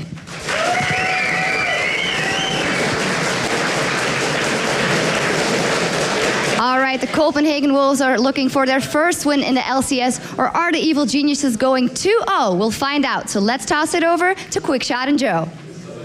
Thanks a lot, Shox. So we saw there the two lineups. Evil Geniuses, as Shox said, 1-0 right now. They looked so amazingly good yesterday. A perfectly oiled machine, not just well oiled, they were perfectly oiled yesterday. It doesn't get better than that. It doesn't get better than that, that's for sure.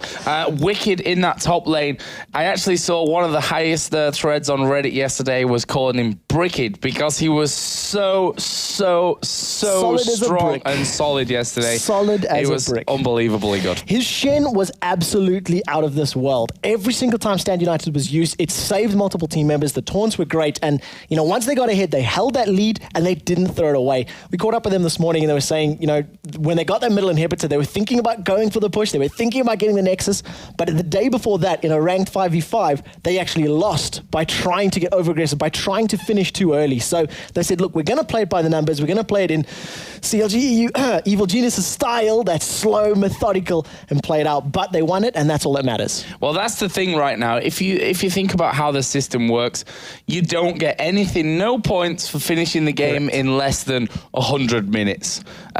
So this actually fits Evil Geniuses really perfectly. The fact that they calculate it so they know that when they do make that final push on their terms, that they're going to win the game with it.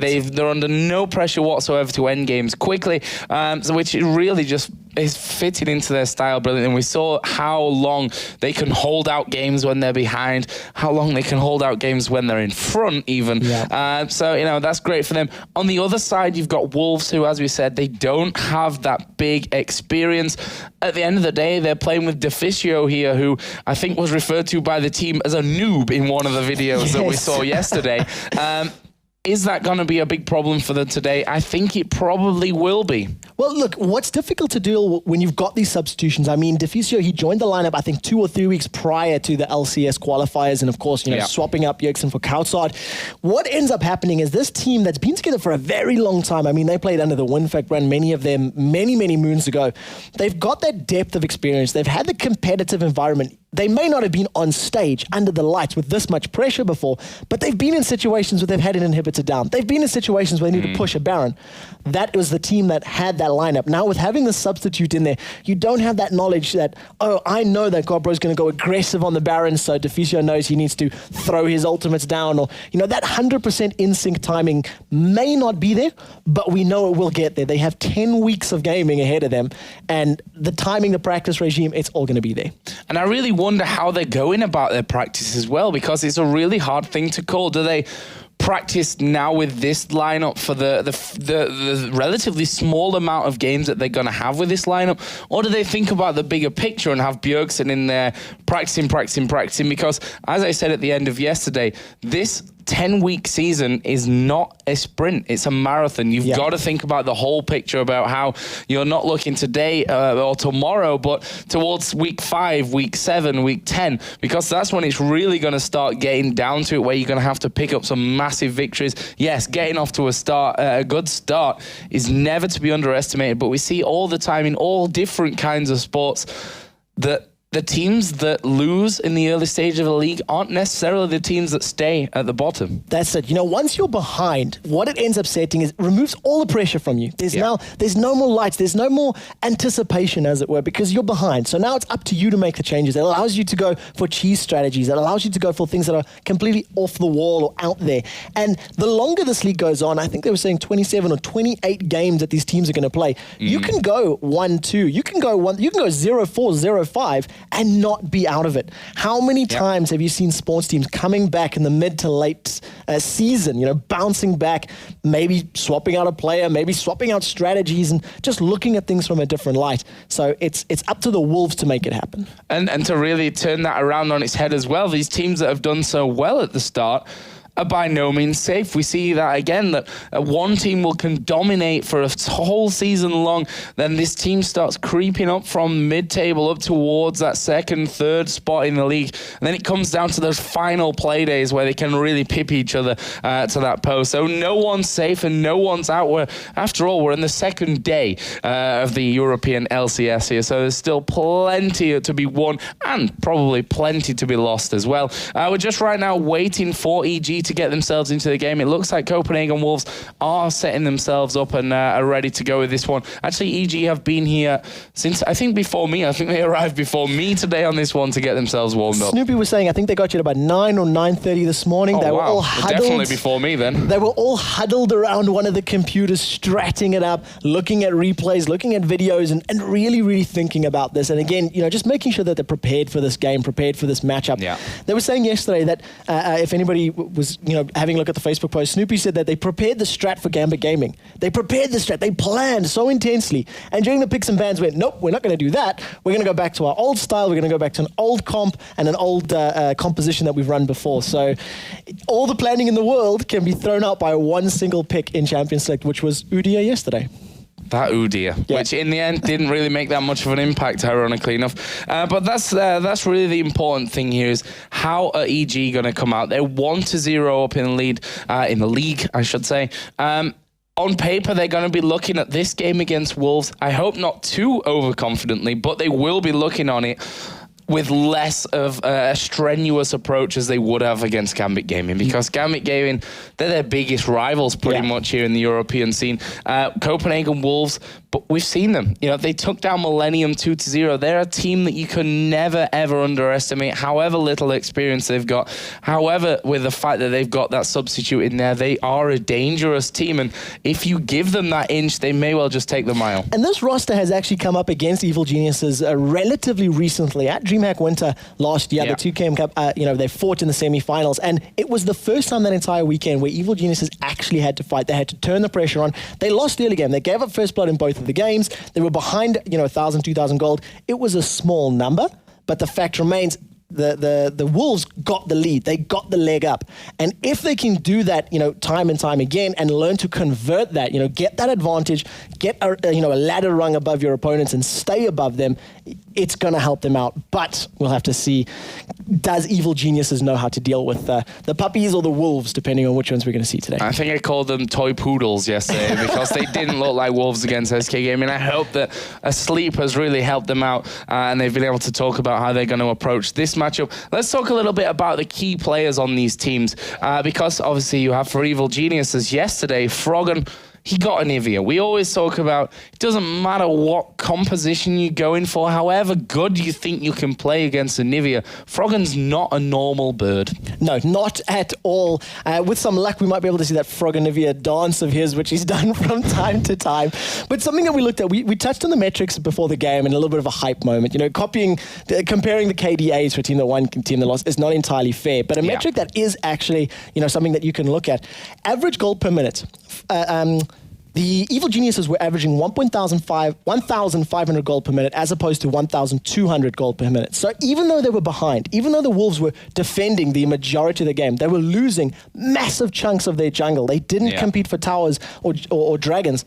They have kept up in the average CS. You know, if you take 1 or 2 towers, you throw that in there, 1 or 2 dragons and some jungle creeps, it'll balance out that couple of hundred a minute.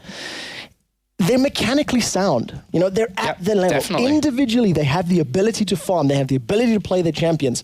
It's just this cohesion. It's just this teamwork that's going to differentiate them. Yeah, and maybe that will lead them to, you know, pick a different composition, which I think that's why the whole poke comp made more sense for Copenhagen Wolves yesterday, because individually you can do a lot more damage there than, you know, if you go for that whole AoE CC heavy comp, then you really have to have the teamwork nailed down, because if you don't, someone's going to be out of position, someone's going to whiff an ulti or put their ulti down too quickly, and it's not all going to be in sync, and you're going to end up losing it. One thing that we should talk about is probably, or I say one person we should maybe talk about from Copenhagen Wolves is the test, because earlier on when we saw that video, which Demon was actually featured in quite a lot, one thing that he was saying a lot was the test. You heard his name over and over and over again, that quadra kill. He featured so heavily in their qualification for Season 3, and he really has to step up again today. Well, he has the ability. He can do it. You know, that's the thing that's really great about these teams. They're the underdog team. You know, you heard the players saying, nobody expected us to make it yet. Nobody expected us to be in this roster, but we're here. And now they're going to start shining. You know, in that little highlight reel, you've seen the Test getting a quadra kill with Ezreal. He played him so amazingly well. And I think if the Test manages to get Ezreal, it's definitely going to help them out. Off the bat, though, Anivia's banned out, and no one is surprised by that. What a surprise. Anivia banned out there by Wolves. They're going to ban out Nidalee here. Evil Geniuses not really messing around. It looks like both teams are pretty set on what they want out from this game so far. There is a Lux taken out again. Aim towards Froggen. Yep, exactly. Reddit has been awash with, I want to see Froggen Nivea, I want to see Froggen Lux. That was the two things that have been yelling and screaming, but they're both removed from the game. Xin Zhao has been removed as well, so that's either, you know, the jungler. We've actually seen him in, I think I've seen Froggen running in the mid lane once or twice over the last couple of weeks as well, just experimenting and fiddling around with it. But, you know, it's super powerful champion. Olaf, Kha'Zix, Shen, all still available. Yeah, and the champions that I've been hearing on the grapevine, you know, hanging around there, the likes of Zed, the likes of Jace, actually, for Froggen as well. I wonder if we're going to see them coming out. Olaf ban makes perfect sense. Kha'Zix the same. There is the Shen first lock-in. He was the one really that's left open. That leaves, though, other champions in there, like Elise, for example, who we've seen featured heavily. Will Wicked go for something like that, though? We'll have to see what they decide to lock in, because now Evil Geniuses, they know that Shen's there. They know that there's going to be the potential of a split push. They know that there's going to be that Stand United coming in. So they're going to start thinking, do we want some global presence? Do we want the ability to jump around the map?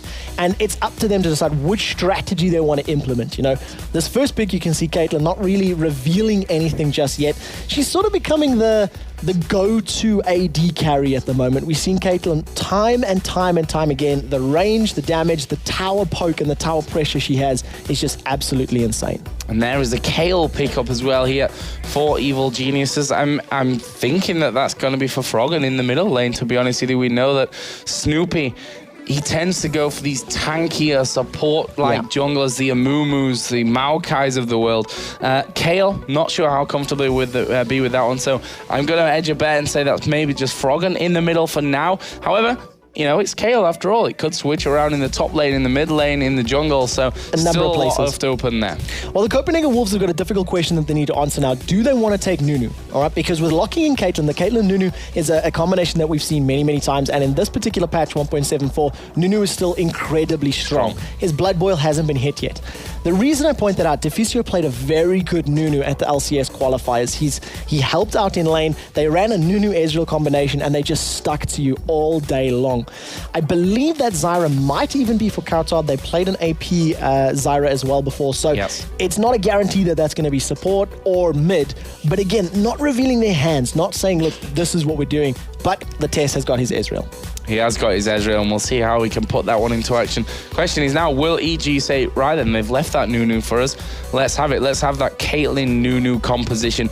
There is an Akali. I got a big grin on my face. We'll see. I don't know if it's going to be locked in. Froggen is hovering over it for the minute. You can see them nodding and chatting for a second, and it is locked in. It is an Akali. So, Akali, potentially mid, potentially top, can go either lane, anywhere at the moment, but that was Froggen nodding. That was Froggen's face on camera going, yes, let's take Akali. So, are we going to see Froggen Akali now? Or was he Froggen saying yes, Lulu? Oh, that, very true. Very, very true. So Lulu's locked in as well. Great number of champions here. I'm just imagining a Akali jumping around with that wild growth on top of her, dashing back and forth. It's going to be a very scary thought. Well, it looks like we are going to be seeing a mid-lane Zyra here. We can see that Sona is being hovered over by Deficio to go with that Ezreal. Obviously, when they're thinking about this Lulu Caitlyn lane, that heal from Sona is just a big thing to have in that lane against the others. It's definitely going to play into their favor so much. Just out-sustain. They've got fairly good poke as well. I mean, Ezreal and Sona, very good poke. There's no sustain at all from that Lulu Caitlyn. So what's going to end up happening, any damage that they take, it's going to stick, you know, and it's going to be up to the Tess and Deficio to play very aggressive. If they don't play aggressive, they're going to be aggressive upon and spend all their time healing and defending. And once you start falling behind a Caitlyn, she's just going to land headshot after headshot after headshot and chunk you down. Key though here, Svenskeren does have Lee Sin, and he is very well known for his Lee Sin. He's a great player of the champion, and Lee is just motoring all over the place. He is fantastic. If you're good with him, he can be an absolutely devastating jungler, and we know from past experience that Svenskeren definitely can play him as well. What are EG going to complement this lineup with now then? Caitlyn, Lulu, Akali, Kayle. There's a Twisted Fate coming out, so really interesting stuff now from EG. That it looks like that Kayle will be in the jungle with Snoopy, that we're going to see, I'm guessing, that Akali in the top lane and Twisted Fate then in the middle. Yeah, that's the way I'm going to think about it right now. You can see Crepo having a bit of a discussion there with the team, talking about how they're going to play this one out. There's a minute possibility that Akali could even be in the jungle. It's not something that's seen all too often, but a number of times it has been there, but it is going to probably play out this way. And Snoopy playing that DPS jungler, a little bit out of what we're used to seeing him play. But I'm telling you, well, Evil Genius would not be playing this composition unless they have practiced it extensively. Yes. Yeah, and that's the thing that we talked about moving into Season 3. Because we're on a new patch, because things have changed so much since Season 2, it's about who can adapt and, you know, almost the race to find the OP in a way. Because there is a learning curve. There are these champions that have been ignored for so long that people just randomly are going to try them then with those Season 3 items coming in and say, wow, that actually is really, really amazing right now. So to see an Akali coming in here, that's great stuff. We saw a Volibear in that last game. I really love this kind of stuff, and that's what makes League of Legends, in my opinion, just an amazing game to watch right now. I'm very interested to see how these compositions are going to play out, because if you've got an Akali that is even remotely fit, it's similar to a Katarina in the sense that even if you shut her down in lane, give her enough time or give her one good team fight, one triple kill is all it's going to take. And you're going to have a wild growth and an intervention to stick on top of that Akali. Unkillable, huge amount of HP, slow. It's a scary, scary, scary composition. Gambit Gaming showed us with the Renekton, the Volibear picks, you know, stack that HP, just get very, very, very tanky and beefy, loads of HP to burn through, throw in Renekton's ultimate and he's got all that HP. That's their secret to OP right now. They showed it in the previous matchup. Will the Akali, Kayle, Twisted Fate combo from Evil Geniuses be their version of the same spell? Well, we're going to find out. Here we go. It's Copenhagen Wolves versus EG. Evil Geniuses here. Copenhagen Wolves, of course, on the blue side. Evil Geniuses taking the red side from this. Are we going to expect, though, Trevor, any level 1 action? Well, I'm not too sure about the level 1 right now. You've got two very powerful, AoE type of crowd controls. The Grasping Roots from Kautar's Zyra, and of course the Glitter Lance from Crepo's Lulu. So they have the possibility to put some CC in place. I don't know if they're going to do it, though. You've got the Nigo Bro Shadow Dash taunt if he decides to open it up and, taunt people up, get that damage reduction in place. You can see them setting up at the red buff. I think they're going to play it passive and play it defensive. It's a bit too risky to commit all in because you have to maybe, pick spells that you wouldn't normally pick in lane. Well, EG, they're 1-0 up currently in LCS. They don't want to give that away. They want to finish today, or at least finish this game, with a 2-0. Obviously, they're playing later as well. For Copenhagen Wolves, this is probably an important one for their confidence more than anything. If they can go 1-1, maybe even more importantly than that scoreline, beating EG, that gives them this whole confidence boost moving forward in the season. We do have a pause, as you saw there, so that's why we're not in the game. Actually, one of the players just saying sec from Copenhagen Wolves, so hopefully that's not something too serious, and we should be able to get right back on the way. Well, credit has to be given to the Wolves at the moment for how they played yesterday against SK Gaming. Let's be very honest. They were beaten, and it was a deserved win for SK, but there was a number of things that happened. SK kept trying to find opportunities. They kept trying to find ways to make the Wolves slip up, looking for opportunities, looking for chinks in the Wolves' armor. SK couldn't find any chinks, which is why the game dragged on for so long. Yeah, the Wolves, didn't really react or put themselves in a position where they could win, but they didn't over-aggress. They didn't make more mistakes. So their only mistake yesterday was playing too passively, ironically. If they'd tried to make some plays, SK could have either capitalized and won quicker, or, they could have picked themselves back up and maybe fought themselves back into the game. So you can see by this defensive start, even with probably a superior level 1 team, they're playing careful, they're playing defensive. They don't want to risk it or give it away just yet. Well, we can see EG right now are stacking up on this bottom side of the map. And the ping's going down off towards blue. And I was actually talking to EG, to Snoopy specifically before this game, and I told him I wouldn't reveal this one too early for him, but they talked about a later invade on towards that red buff, and it looks like that is the kind of thing that EG are going to go for here. They've got 4 men on that bottom side. They've got Akali, this single man in this top side. There is a ward in this brush, which is obviously going to give their position away. The question is, can Copenhagen Wolves actually react to this one within the time frame? I imagine they're probably not in a position to do so right now, and they would be thinking, look, we know they're there. We know they're going to take the red buff. You can see the tri-word or the Wraith's ward just slightly above that red bush, which Froggen's just going to step over right now. So they're going to know that that's being stolen, and Svenskeren immediately going to reply, most likely going to come and steal the opposing red buff. So they end up trading buffs. The problem is if he takes too long, he could be in trouble. As we jump into the pause, I was looking at the items very, very quickly, and both of our top laners, both Wicked and Godbro, starting with a Brilliance pot and potions. So neither of them going for an item, but they're going for that statistical advantage, that HP and that attack damage for early on. Yeah, and we've seen how it could actually be in terms of how important those pots and more specifically the elixirs can really be going forward. So we'll see how that works out in the top lane. Not sure exactly. They did just say something in chat there, which they said didn't say anything during the previous pause, which I'm not really sure what that means actually from Kautar there. But obviously we do have the admins on stage to fix any possible problems that could be going on there with the team. So they'll be on that as soon as they possibly can. But interesting early start here. Red buff taken away by EG. That was given over to Snoopy. Right now, Svenskeren is on the EG red buff. And we'll see if they're able to do anything about that one. It looks like we're just going to see an early 1-for-1 trade on the buffs. That's most likely what's going to happen. The question is whether or not Evil Geniuses want to respond to it. They're going to know that Svenskeren's going to go for the red. They know he's got Lee Sin. They know that he has the capabilities of taking out red. So there's no wards from Evil Geniuses on their own red buff, which would indicate to me that they might just let the steal go by. They might not try challenge it. However, if Froggen, Snoopy, start to collapse in on that red buff, maybe get a gold card down, they could potentially secure first blood. We will see how that plays out once the game unpauses, because right now it's all speculation. situation. Let's have a look at the rest of the items right now. Both junglers starting with Hunter's Machete. Mid laners, you've got the Crystalline Flask on Zyra and just Boots Pots on Twisted Fate. So nothing exciting really outside of those brilliant spots for both of our top liners. Yeah, the AD carries though. A little bit of difference between them. Doran's Blade start for Ezreal. Obviously can really afford it. He's got that sustain with the Doran's Blade now, of course, but with the Sonar in lane, Longsword and Pots coming out for Caitlyn.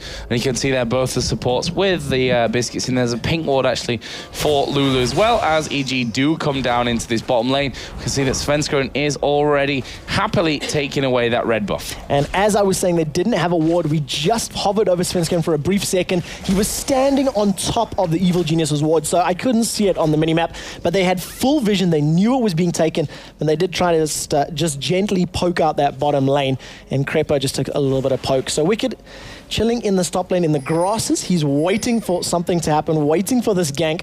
Nothing, it's not surprising. It's Lee Sin. You expect him to go for a very early low-level gank because he is so fantastic at doing that. Yeah, and obviously that Shroud going to be a big thing actually for Wicked in there. Obviously you can avoid a lot of danger when you're invisible, when no one can really get you locked down. This bottom lane though, going to be an interesting one. Lulu, Caitlyn, a lot of pushing power. Sonar on the other hand with Ezreal, they've got a lot of sustain in that one, so we'll see who can force the other opposition's lane out there, as Wicked actually going fairly low here in this top lane, but he's turned it around, put the Ignite down. He saw him edging closer to Nigod Bro, but in the end decides, okay, probably shouldn't push my luck too much. Yeah, just hanging around out there using that Shroud. Don't forget when it's up, he also gets a magic resistant armor bonus as well to reduce some of the damage, but it's not going to be super effective against a lot of abilities from the Copenhagen Wolves. Zyra, a lot of AoE damage. Shen, he's got a taunt. He's going to have to blindly guess where it goes, but if it catches her, she's going to attack and come out of the Shroud. So there's a lot of ways that they can deal with it. Both of the junglers moving up into this top lane now. We'll see whether or not either of them are going to go for this gank, because both do have the red buff. I think Svenskeren may just be hanging around to defend Godbro if he gets jumped. Yeah, right now Godbro is going to start to go in on towards Wicked, and well, Snoopy may have just shown his hand a little bit too early in that one. Either way, you've got that taunt, and the thing is, if they'd have waited for that to come out onto Wicked at the start, that could have been a very different outcome. Of course, Shen does have a flash available, as does Akali as well, so that shouldn't be too big of a problem. But Snoopy coming in there already, making his presence felt with his Kayle. Both champions in the top lane have used their Fortitude pot already, burned their just healing potion as well, and I'm going to see if either of them are going to recall, but it was a really good Shadow Dash taunt. Svenskeren and Snoopy are now poking back and forth in the river. Sven's going to dive forward at the Resonating Strike, carries on chasing with the red buff, but once Wicked joins the party, Sven realizes he's not really going to be able to pick that fight because Godbro does not have the HP for that engagement. Yeah, good decision, I think, overall, from both sides to be backing away from that one. Froggen in the middle is actually currently leading in the CS 32-26. So Snoopy going very low there. I heard the health ping, wondering where that was. But, you know, he's got the heal. He's Kayle after all, staying safe. But now we see Svenskeren actually coming around the back of Froggen, who's got the stun card pulled up. We'll just put the damage down onto Svenskeren and say, no, son, you're not getting in here for that first blood. It's such a great scene when you see Froggen stepping back, you know, cycling through the cards, picks the gold card, and he's almost taunting Svenskeren. Come on, just dive me, land your Q, you know you want to, and just stun them up under the tower. But Svenskeren realizes that the risk is too high and starts to back away. So 5 minutes in, we've seen a little bit of jungle pressure, a little bit of presence from both of these teams. No first blood yet. However, Shen starting to fall behind in the CS. He's already gone back to pick up that Ruby Crystal. And of course, spending the time out of lane from taking so much damage means he's losing a little bit. He has evened it up with this big wave though, so it makes me eat my words as I'm saying them. And we see actually Wicked going back there. Look at that pickaxe buy straight out with those wards, or I say wards, ward and the pots as well. Spirit Stone picked up for Snoopy. What do we have in the middle? Merc Treads first buy straight out there for Twisted Fate. That's an interesting choice from Froggen right off the bat. Really does not want to get held down by those snares, you know, longer than he absolutely needs to. I imagine he's approaching level 6 as well, so we're probably going to see, you know, that ghost flash movement-based ganks just to get in and around the map. And look at the amount of wards in the hands of Wicked, Snoopy, and Froggen. I've just had a quick look at Wicked's runes. He has 37 ability power from his his, rune pages plus that pickaxe, bumps his attack damage to 112, allows him to get both of those disciplines up, the spell vamp and all the bonus attack damage. And it's a super powerful Akali already without any other items. And without being fed, which you never know how that could go down. A Snoopy here just put a ward down on towards the enemy blue. There is a ward by the Tribush area, which will actually spot him there. It was just pinged. I think that was Snoopy communicating. Pretty sure there's a ward there. I'm just going to be wasting my time if I do come up towards that top lane. Svenskeren also hanging around in the middle. Bottom lane, we can see pretty even up until now. The CS hovering around about 2 to 3 different at any given moment. And there are wards down as well to give position. But like you said, Twisted Fate, now that he's up to level 6, we are going to be seeing Froggen getting involved on the action. And, there's so much burst potential from Akali up in the top lane and a lot of crowd control potential, gold card into Glitterlance or vice versa in the bottom lane. I was saying it in the previous matchup that with a Twisted Fate, you need to have that hard CC. You need to have something that you can rely on. And, we'll see how Froggen does decide to use it. And I wish our cameraman the best of luck, because following a Twisted Fate Destiny is always a pain in the butt in these early levels. Yeah, certainly going to be zipping around there. But we say that, we've seen Twisted Fates that haven't really been able to get that involved in the action. It depends how the other lanes are playing. I mean, if they stay very defensive, it's hard to commit there with a Twisted Fate. You're going to have to rely on the jungler to be in that similar position as well to really commit to those fights. But that bottom lane has also kind of pushed out quite a long way. Obviously, they do have that heal in there. They are hard to lock down because of that crescendo for the disengage and because of the arcane shift for Ezreal with the escape ability. There has been some great pings, talking about the bottom lane pushing forward and the fact they've got that river ward. I was just having a look. It's pretty common practice if you're facing a Twisted Fate to ward up the river bushes. As a mid laner, you just put some wards very close to your side of the river, because Twisted Fate will need to move through one of them. You can see by the rates, for example, on Froggen's side of the map, there is a Copenhagen Wolves ward. It's going to allow the top lane to know when Froggen's coming up.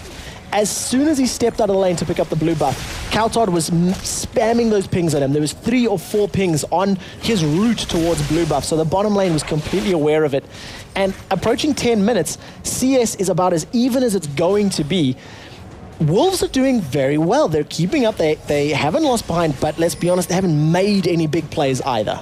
No, not just yet, and we know that Evil Geniuses as a team should be stronger. They should be stronger on paper, but well, I just don't know fully what to expect from Copenhagen Wolves, to be honest with you. We've seen both sides of them when you look towards their brilliant performance at the LCS qualifiers.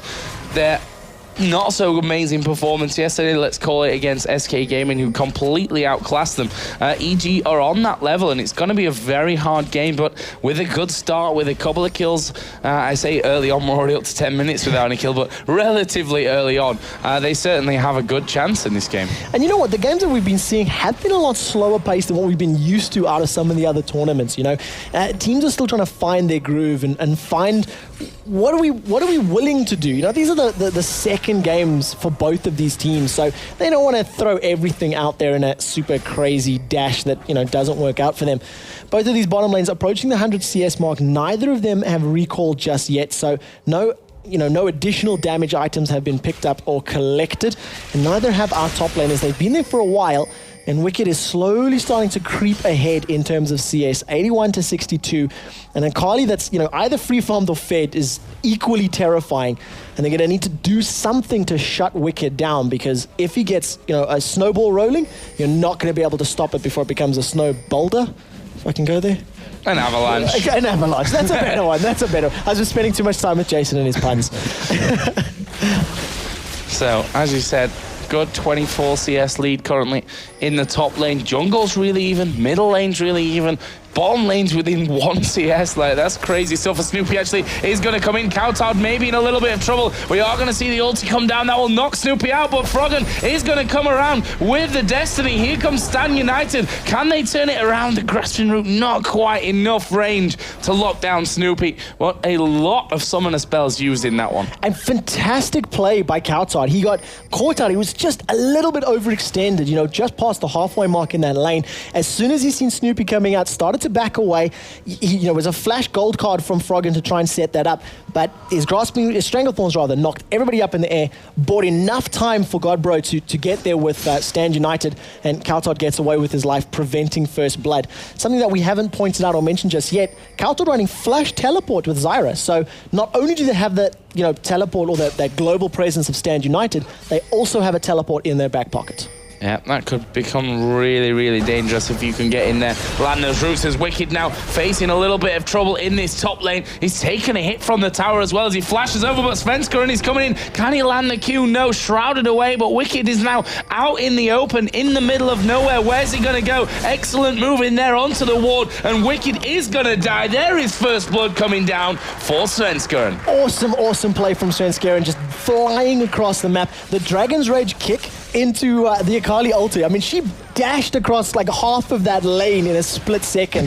But very, very good map awareness and knowledge from Svenskeren. He flashed over the wall. It's a big flash as well. Closed the gap, got onto Wicked, and secured first blood. And a champion like Lee Sin as well, it's also a snowball champion, somebody you don't want to give items or gold to, because once they get ahead, they can stay ahead. Yeah, we already see that Wriggles lantern out of Svenskeren, helping him on his way to victory, possibly. That's maybe a little bit cut earlier to call it that one, but this is certainly, I mean, yesterday, I don't think we can really honestly call any upsets yesterday. I mean, Evil Geniuses, the way that they beat Gambit game was probably not expected, but the result in itself was not an upset. So this could maybe be our first upset. We're 16, no, we're not at 16, I can't even read now. 13 and a half minutes into it. Now, it's only one kill gone down. There are no turrets right now. EG are still in the lead in the gold as well. So there's a long way to go. And just the way that EG play generally, you could never count them out, as we are going to see Twisted Fate ulting in. Destiny gold card lands onto the test. He gets stunned up. The wild cards are theirs, but take a look at the barrier. That's going to prevent a lot of damage as Crepo's going to go down. The grasping Stranglethorns picks up a kill. Teleport from Kautot. He saves the team. It was available. Saved them from the Destiny, and thank goodness the test took barrier, because if he didn't, he probably would have gone down there. Yeah, and there you see the real need to counter a Twisted Fate with a teleport from that middle lane. You see him moving away, you have to follow him up there, and they turn that one down brilliantly. The question is now, can they defend this middle turret? There are 4 minions there. That's going to be, well, 3 turret hits now, as Svenskeren will in the end manage to force them away. Kautot had come back into this middle lane as well, but what a start here for Copenhagen Wolves. They are now ahead in the gold after taking down that first tower of the game. Looks like EG just securing this blue buff here. Don't want it to get stolen away. Svenskeren actually coming across there a little bit too late. Not quite going to land the Q onto Snoopy, and he was full HP anyway to going on, but promising stuff early on from the Wolves. Absolutely great play. That's what we were saying at the beginning of this matchup. Individually speaking, these players are fantastic. I mean, you're seeing it there. That was a gank setup on Wicked that got them first blood. A reaction to Froggen's Destiny with the teleport allowed them to secure the second kill of the game. Now what Wolves need to do is they need to extend this lead further. They need to pick up more kills and give themselves this cushion of safety. You know, buy themselves an item lead, buy themselves a farm lead. As you see on the bottom lane, Yellow Pete goes very, very low. But True Shot Barrage had been used to farm, so the Test can't pick up the kill with that one. And if the Wolves can get this item advantage, it allows them to make some mistakes in team fights and get away with it. You know, if you misstep and you have an item lead, you can still survive and win the fight, assuming you have that lead. Yeah, and I think that's the dangerous thing, though, against EG, because I don't think you can give an inch to them in this. You've got to beat them so convincingly, because on the back foot, they're maybe even stronger, you know, being down EG than they are being in the lead. We know that they take their time to finish off games, but they're one of the best stall teams out there right now in League of Legends. So we'll have to see how Wolves go forward with that lead that they've got, as Wicked again is going to get pressured in the top. Not quite landing the Shadow Dash there onto him. That could have spelled trouble with Svenskeren in the area. So close. Good direction, you know, good aim on that dash, but it just wasn't enough. At the 16-minute mark, 2 kills to 1 and a turret down, Evil Geniuses are even on gold. They are bang on even. 30 CS lead advantage for Wicked. He's working towards probably that gunblade of his. You can see the scimitar and an amplifying tome, and he's got a 600 gold advantage over his lane opponent. It's a massive, massive number right now. So, you know, they're keeping it even. Countout is going to try pick a bit of a fight here with Snoopy, and Snoopy's not coming off in a very good position. That little vine is bashing away, and you got to think, was it a bait for Froggen to come in from the side? Well, it certainly could have turned into that one, but luckily for Kautor, I say luckily, I mean, that was obviously calculated. It didn't push in any more than he needed to. They've taken Snoopy down, which can leave that smite out of the equation, especially since he actually just used it on the Wolves, as we are going to see that dragon go down. Meanwhile, though, Froggen is going to come into this top lane, but that was round about the most uncoordinated gank I've seen from EG. However, one thing good coming out of that, they've forced him out of the lane and they're going to get the turret. They are. Copenhagen Wolves did secure the dragon, so they've traded dragon for tower, but a beautiful and mid turret. So the Wolves are going to be probably very happy with that trade. Maybe if they keep the pressure on and take this in and turret, that's going to be even better for them. Copenhagen Wolves are going huge right now. They have 4 members on this middle turret. It's going to go down before Wicked can get you. Down to the last minion. Copenhagen Wolves traded a kill and a mid tower. Not even a kill, just the top tower for 2 of them. Absolutely fair trade any day of the week. Yeah, they totally won out in that situation. Dragon for the 2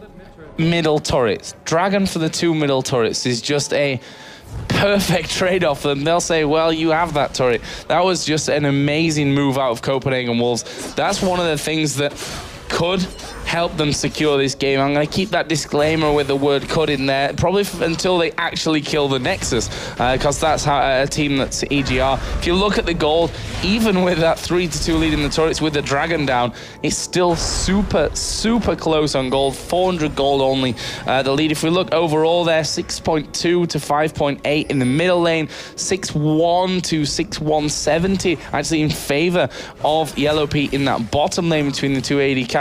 Top lane, Wicked is ahead by 500, mostly because of that farm lead that he's got there. So, a really, really interesting game up until now that's, still can go any which way. Yeah, that's so true. The capabilities are there for the Copenhagen Wolves to pick up a victory and to, cause that upset, but they need to make it happen. They've got the champions that have to go in there.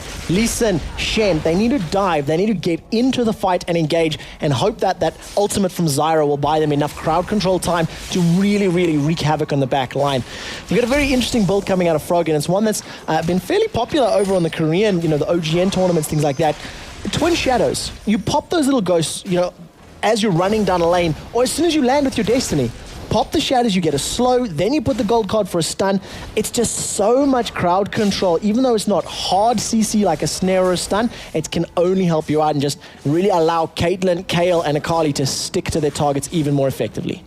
Yeah, we saw it, I think, Intel Extreme Masters Brazil, that Twisted Fate with the Twin Shadows as well, if I'm not mistaken. So, as you said, becoming a lot more popular build. We can see the Gunblade is now finished for Wicked, but that may not be enough to help him out here. He's in a little bit of trouble. Twisted Fate, though, is going to get involved. There's a crescendo coming over. Froggen's actually off at the side. Wicked is going to fall here to Svenskeren, and the teleport coming in from Zyra. Where are the Strangled Thorns? The root not quite landing, but Svenskeren's in there. Strangled Thorns won't get the knockup, but Godbro is not finished here. He's actually going to get himself killed in the end as Kautar gets stunned up and they turn it around here. That is a massive play coming out of EG despite the situation not going their way at the start.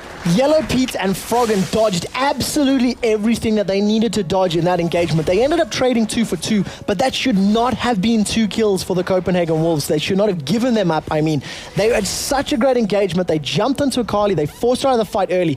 Wild Growth bought us some time to stay alive a little bit longer, and it allowed the evil geniuses to reform around that battle and just, carry on engaging. But Kautar caught, up a creek without a paddle because he was so far away from the rest of his teammates that a gold card from Froggen and that Bloodthirster static shiv just chunked away his HP. Great fight for Evil Geniuses to pull it back, but the Wolves, you got to think, how close could it have been? If that was a 3-0, 4-0, 3-0, 4-0, how different would this game be? Yeah, mid turret went down there as well, so that levels us up in turrets. That gives EG a 1,400 gold lead right now. It's a solid lead from this point. See, AD carry slightly ahead, mid lane slightly ahead, jungle slightly ahead, top lane more than slightly ahead, around about 40 CS currently. That is a really important lead from. We can see that Gunblade in there now got in towards the Giant spell, got that Ruby Crystal, so probably just going to head straight up towards the Warmox. Yeah, that wouldn't surprise me at all. Going to be able to just chase, dive, stick to their targets with the active on that Gunblade. You can see Froggen is sneaking around the back of the Test. The gold card is primed. Arcane Shift's going to come out, gets stunned up, misses the Mystic Shot, and the Test is going to go down. Not before Stand United comes out, though. He throws out the True Shot Barrage, and that might actually hit Wicked if he carries on, but no, it just goes over the head of Shen. You can see it on the minimap. But a good kill for EG. Textbook. Land the gold card, land the damage, and easily done. Yeah, real textbook, like you said. See the Ghost just coming out there, actually towards Svenskeren. Look at the damage there. Twisted Fate and Caitlyn, two champions putting out such a high amount of damage at this point, and that's the Svenskeren who's got plenty of health. He's got the Aegis in there as well. See the EG actually pushing in towards that inner turret in the middle lane. They've had the bottom turret bottom inner turret away as well. So again, they're behind on the kills, but they're ahead in gold, they're ahead in turrets. They're showing their class at this point. Yeah, they're just complete. I said this yesterday as well. Playing the map. They lost the individual matchups. I'm going to go out on a limb and say in the middle, the bottom lane rather. Great ganks, counter ganks coming out of the Copenhagen Wolves. Oh, a beautiful Shadow Dash taunt there to actually block the ace in the hole there from Caitlyn. And as soon as it comes to the team game, as soon as the towers are down and you need to start roaming as 3 and as 4, Evil Geniuses, they just know how to react. They know where they should be. They know which advantages they can take. And you could see it by pushing those lanes and those towers down. And they now have a 4-3 tower advantage. Looking really, really strong at this point. Let's have a look at the items once again. Between those two AD carries, we said earlier on, Static Shift plus the Bloodthirster for Caitlyn has now added a second BF sword into, or another BF sword into that one. On the other side, you've got Ezreal, Bloodthirster, the makings of an Infinity's Edge by the looks of things here. Obviously, that could still change. You might end up going Last Whisper in there first, and then the and then the BF Sword somewhere else. The middle lane, Rabadon's Death Cap on Zyra. That's pretty much it for her. And on the other side, Twin Shadows plus that Lich Bane. Great, great start to the game for Froggen in terms of the item build, as we see EG taking away a dragon. Yeah, taking themselves that Drake, just giving them the gold advantage, now pushing it even further to 4,000. Up in the top lane, Froggen is just pushing down this tower. He lands the stun. He's not really even focusing on Godbro. He just wants to try to get the advantages as best as he can, and he's just going to start to back away. With a split pushing Twisted Fate against, a split pushing Shen that's behind, that is unable to defend, it's going to be very, very difficult for the Copenhagen Wolves to contain Evil Geniuses, because what they're going to do is barrel down a lane as 4. Even if they pick a fight with Wild Growth and with Intervention, a 4 versus 5 and those spells, it's going to be like fighting 5v5, it's going to give them that power boost that they need to overpower a potential 5-man team, with that Stand United shield, for example.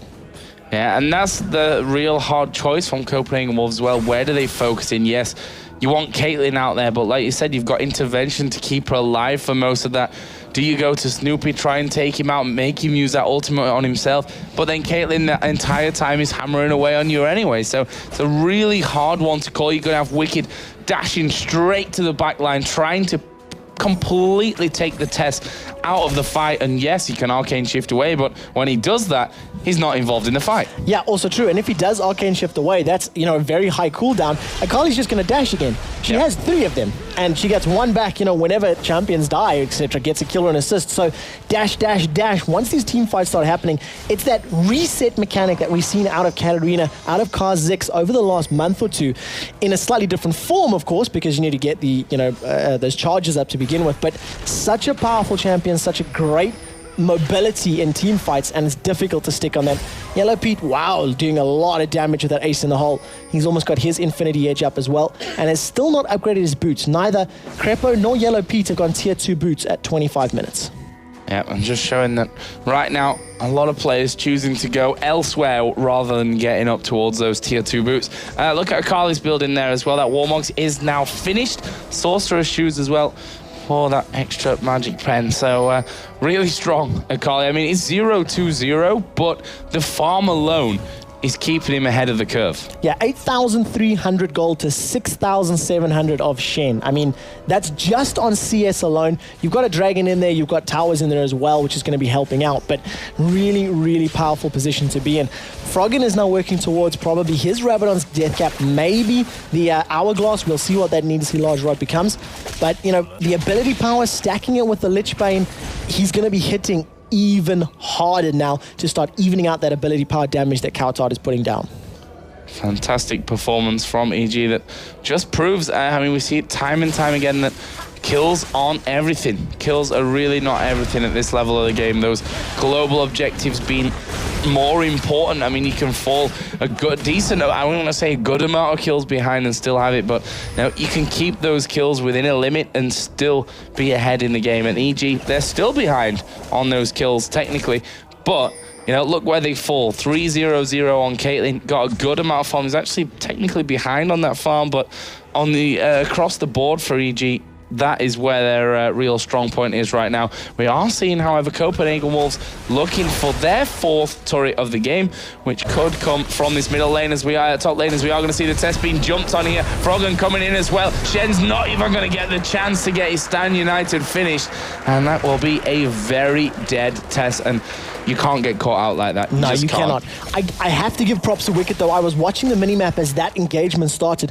Wicked was running down the lane. He used the Shadow Dash onto a minion, then a second Shadow Dash onto another minion, then a flash into Gunblade before the 3rd and final Shadow Dash could land onto Ezreal. He blew every single mobility and movement spell he had available to catch on the test. Baron has been started. It's gone very, very low and secured by Evil Geniuses. Will they turn onto the Wolves? Well, we've got Wicked coming here. Stranglethorns are going to go down. Not really getting the effect that they wanted from that one, as Froggen has a stun card pulled. It will land in onto Nigod Bro. Can they finish him off, though? He's going to Shadow Dash away from that one. A great route comes out, but Froggen gets the card out. Going to finish off there at the end. Deficio has to flash away. That won't be enough to keep him alive. There's the Kale ultimate coming out just in time to save Wicked, and EG again will pick up a 2-for-0. And the Baron, an absolutely brilliant play. The crescendo absolutely missed. This isn't over yet as the test goes forward, and look at the damage onto him. The test thought he was going to pick up kills into Yellow Pete and Wicked, and just got shut down once the Akali burst landed. Yeah, and you can see the test down there in the left-hand side of your screen. Kind of just looked to his teammates, and I don't think he quite expected that amount of damage to come his way. He's like, got this one, I'm the cleanup crew, boys. Oh, not, I'm actually dead. It was just not the best thing that could have ever happened there to the test. And that leaves EG then 7-4 in the lead. 46,000 to 38,000. We're almost 30 minutes in. They are looking very good to go 2-0. Yeah, so strong right now. Evil Genius is showing that, you know, they fell a little bit behind in the lane, and let's be honest, they weren't even that far behind. It was a tiny bit of gold just on CS alone, and how well Wicked was playing in that top lane. It kept them, you know, even in terms of gold, in terms of that metric.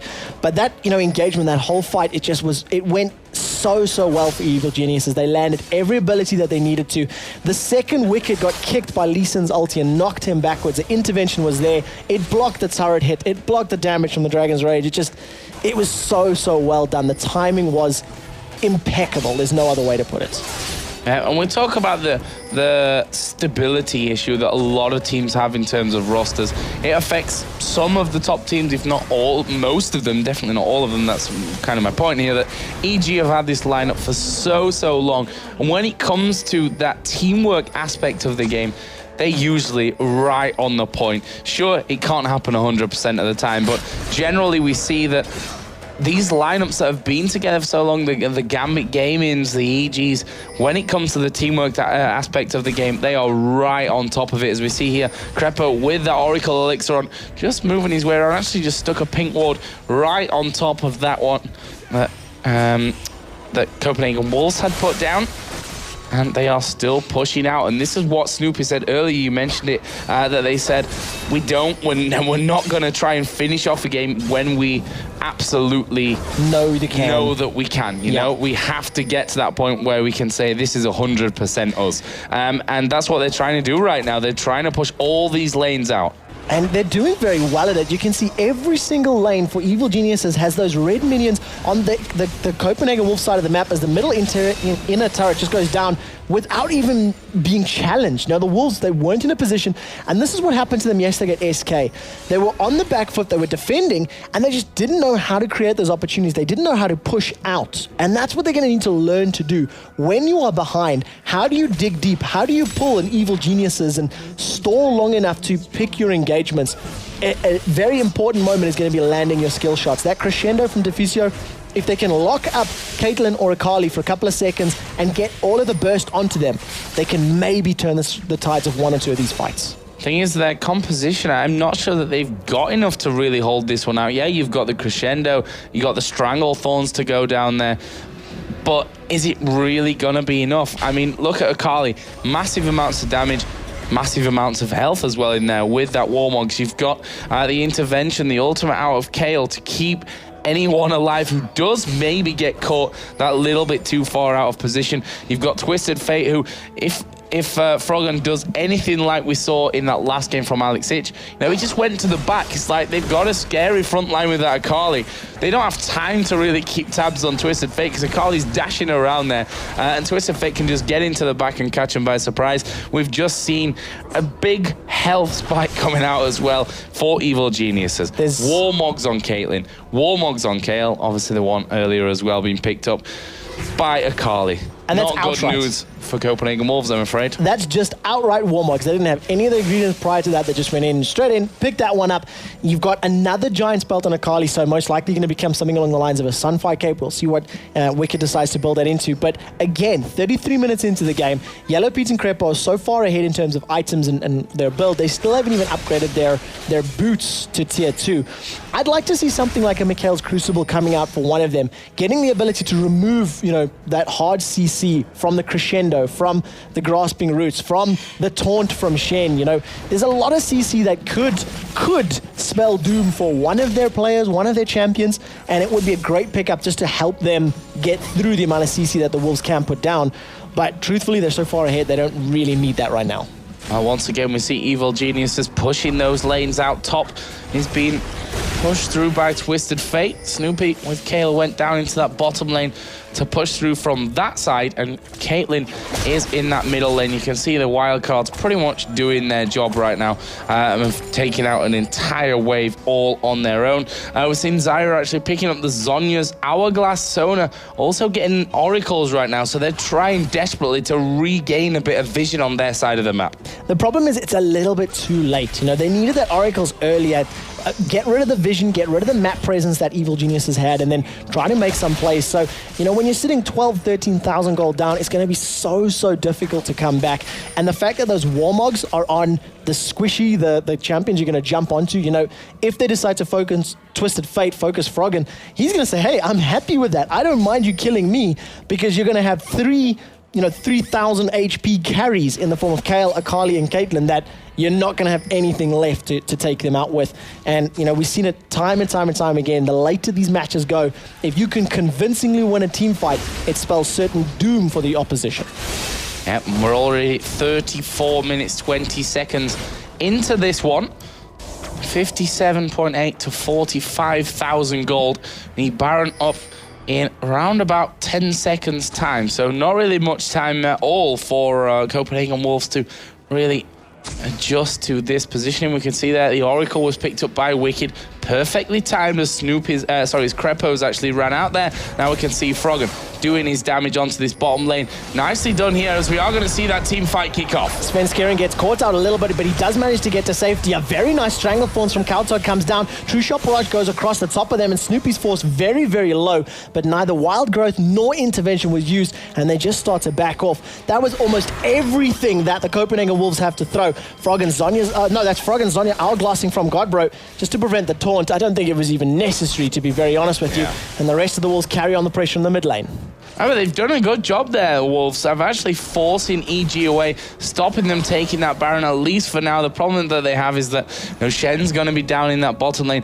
One thing that EG might struggle with here is the fact that Froggen is not technically in range just now to get right up towards that Baron pit. Of course, he has Ghost. He could even flash if he really wants that extra bit of time to get in there, that extra bit of speed to get into the situation. But that could come back to haunt him. You can see him in the bottom on the minimap there, just kind of hanging back, going up through the jungle. EG are once again in position, waiting for them to come in. Here we go. Twisted Fate ultimate is going to come down. He is going to get right in there, but actually they don't manage to get anything off. Shen is going to come into the middle of the fight. Strangled Thorns won't really do much. He knocked Kale up, but I don't think that's going to be enough, as we are going to see Wicked going very low, but the ult is piling in right on top of him. He will flash over, takes out the Test. They're dropping like flies. Kautard and Svenskeren, the only two left alive. Good Zhonya's, that'll only buy him a little bit of time as Crepo secures the kill onto Kautard, and that will be a 4-0. And look at the health of EG. Look at the health of them after that fight. So well done. That Strangled Thorns from Zyra, it did one thing very well. It did separate the Evil Geniuses members, so it threw everybody aside.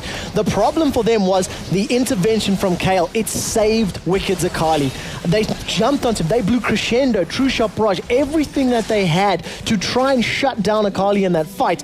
And because Kale was able to flash intervention, save Wicked's life, then throw the Wild Growth onto him, he could just tear them apart. The amount of lifesteal that he has, the amount of magic spell vamp that he has is insane. 2 inhibitors go down, and in Evil Geniuses fashion, they're going to back out and wait before they finish this matchup. Yeah, they want to play this one safe. They must be sat. Yeah, oh my, wow, they're sat on quite a lot of gold. 2.8k on Twisted Fate, over 2,000 on the AD carry plus Kale, 1,000 on Akali, 1,000 on Lulu, and you can see what it means to them here in terms of items. They're just going to come back into that next fight with so much more. Runic Bulwark picked up there. See Akali got that giant spell in there with the Chain Vest as well. Gonna become that Sunfire Cape moving in there as well. Rabadon's is done for Twisted Fate. Snoopy is not quite home just yet. And, well, he's actually going to have a 2,400 gold there or thereabouts to spend once he does decide what he's buying.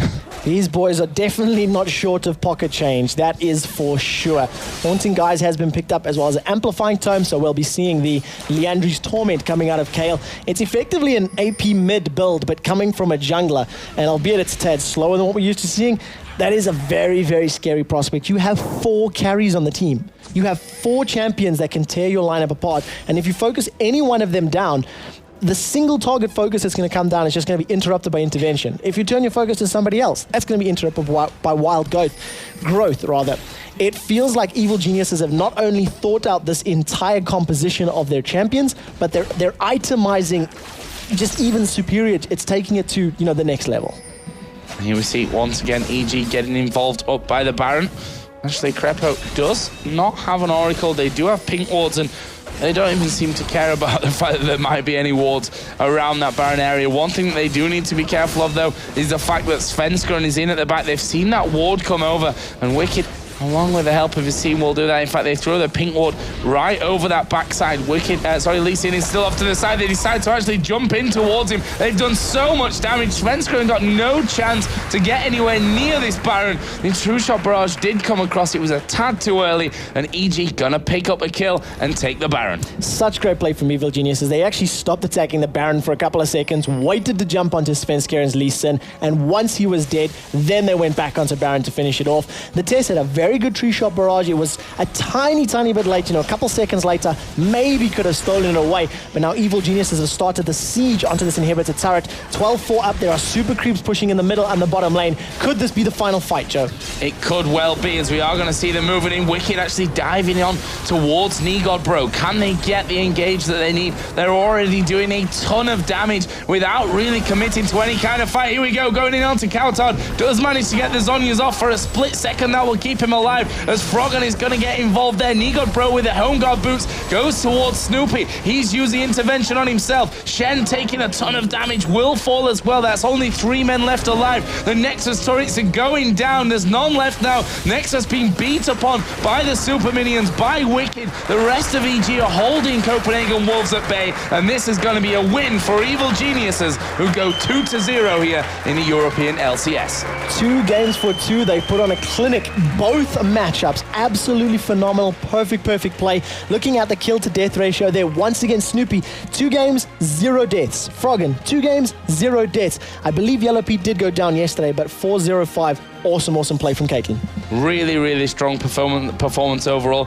We said it at the start, Copenhagen Wolves were by no means a disappointing team at the start of this one. They had that lead, but they couldn't quite push it out and go for anything more. But of course, that's it from me and Quickshot here on the caster desk. We're going to throw it over to Demon and Jason, and we're going to break down that matchup.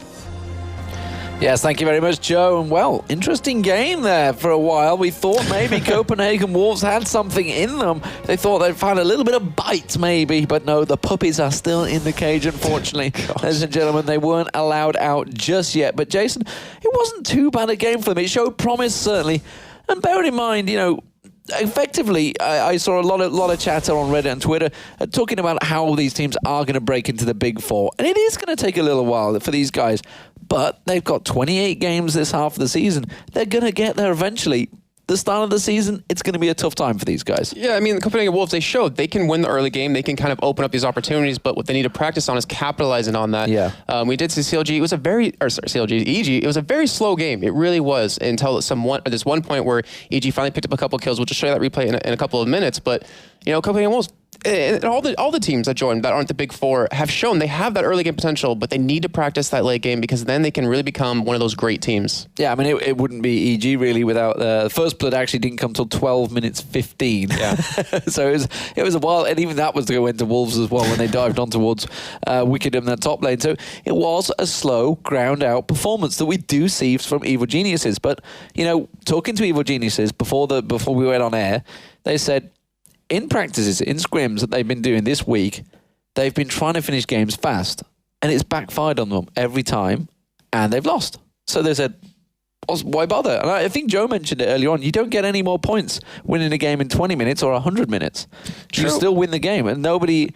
Granted, people might not think you're entertaining, but at the end of the day, a win's a win. True, but I mean, that worked for them in Season 2. Can it work for them in Season 3? That's the big question. It seems to be. They're grinding it out. They're 2-0. So far, yeah. But I still always say how well you can adapt as a team to the new strategies and new metas that are coming out will pretty much determine your success, unless you're, I guess, EG, who still have held on to it for so long. And it's one of those things that teams aren't really used to play against. They're not used to the whole mental game of that, of dragging it out, trying to keep your focus for 40, 50, if not 70 minutes long, and then turn that into a victory. A battle of stamina. And actually, speaking to Ocelot earlier, he said... Often SK will throw the games because they'll just get impatient. Yeah, exactly. And that he was actually talking to Fnatic. He was like, how many times have I thrown? I think he worked it out a 0-9 against Fnatic since way back when. He's just like, they keep throwing the games because they just get a little bit impatient.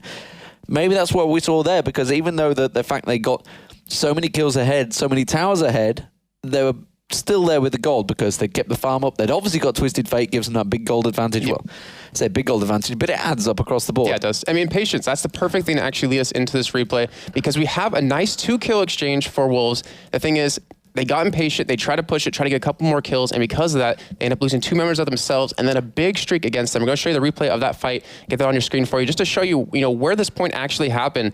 And as you do go in, I mean, you do have Wicked he's not really overextended, but the thing is, he's pretty much 1v2ing at the moment, as we do see LP and Crepple finally coming from the side. See Twisted Fate coming in from the side here. But the thing is, the Copenhagen Wolves, they pick up 2 kills, they get Wicked out of the fight. We see the teleport coming in from Cowtard. He unfortunately misses his grasping root here, doesn't hit anyone with this frog, and right there just kind of dodges it last second.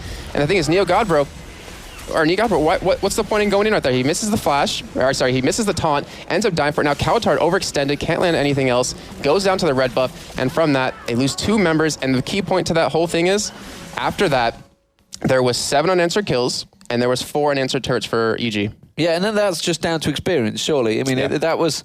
Actually, honestly, towards the end of that, they were quite fortunate to only lose 2 kills because, Yellow Pete and Froggen had turned that around so much that if anybody else would have gone a little bit deeper, they could have certainly caught out Svenskeren as well. And suddenly it was like, back away. And that was the turning point, like you mentioned. EG started to step up the game. They picked up, how many towers did you say it was? It was 4 turrets and 7 kills unanswered. Unanswered. That is pretty huge, and that's just the pressure. We talked about how off air how squishy the team was, but the aggression, it seemed to work so well in their favor. And we saw Snoopy pulling out so many clutch invulnerabilities, easy for me to say. We do have that in this clip here, you know, some of the clutch moments that really the Ultimates combined together. These teams, you know, the top teams, the team play they have, the so much on just a little bit of a higher level than everybody else. Yeah, it was like a phantom squishiness because you can go in there and get burst down really quickly. We had the Warmogs built up, but with that ultra from Kayle, with the wild growth out of Lulu, not to mention the shield, that squishiness disappears completely. And at this point in this replay, we're going to show you in a second. It's 4-7. I mean, it's the whole 7 unanswered kills. It's his 4 unanswered turrets, but we have EG kind of baiting them in for a Baron, and they end up getting a pretty good engage themselves. So let's go and get the replay on the screen for you, because after this, it pretty much turns into 11 unanswered kills. As you do see, we have Wicked. He's very tanky right now, as you can see. He's going to dive into the whole back line of Wolves, going past the entire back line. I just want to kind of point out at the test, because Wicked, at this point, he was spotted. I mean, Lee Sin did get the vision onto him, so the test knew exactly where he was. He knew he was going to go for him, and then because of that, the entire team turns and tries to protect him here. We see the crescendo out of Deficio just hit Wicked only, and actually, you're going to see Snoopy pull a really good play here. You see him up in this top side. He's going to flash over this wall just to kind of dodge it because they were lined up for it, but it didn't really matter. That pseudo squishiness completely disappears with that Kayle ultimate, with the wild growth, and then you see the shield coming out of Lulu here, which is going to give him even that much more of a barrier to go for these kills. Picks up the kill in the test, and they just kill one by one by one. Just absolutely cleaning up right there towards the end. And that was just really it. I mean, we saw it with Gambit Gaming, the just immaculate team play that they had. Obviously, Fnatic themselves showed it yesterday against SK Gaming, but again, EG seem to be on a different level right now. They are 2-0 in this series. Can they stay unbeatable? That's the question. They're going to be going up against SK Gaming. That will be the last match of tonight.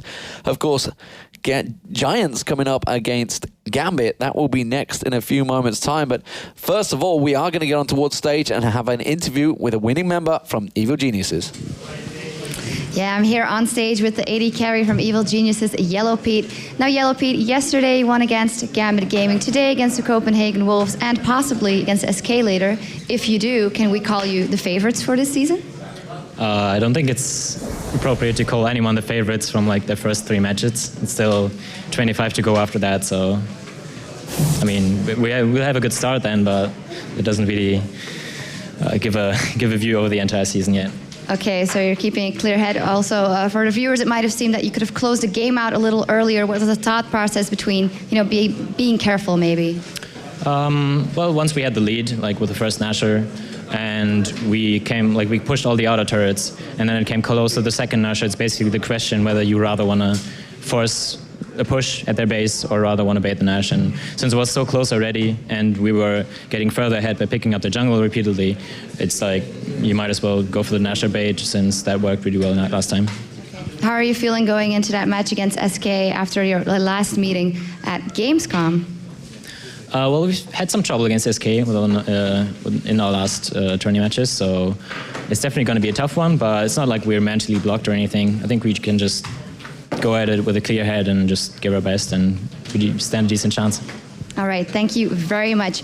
As for us, we're going to go to a short break. But first, I'd like to remind you of our Twitter question to tweet us at LOL eSports, #LCS. What were the surprises for you guys in yesterday's matches? And of course, if you have any other questions to me, any of the casters or analysts, you can tweet that at LOL eSports, and then we will answer them for you. Now, we're going to a short break, and when we come back, we're going to our commentators for that game, Demon and Jason, for Giants versus Gambit. Don't go anywhere.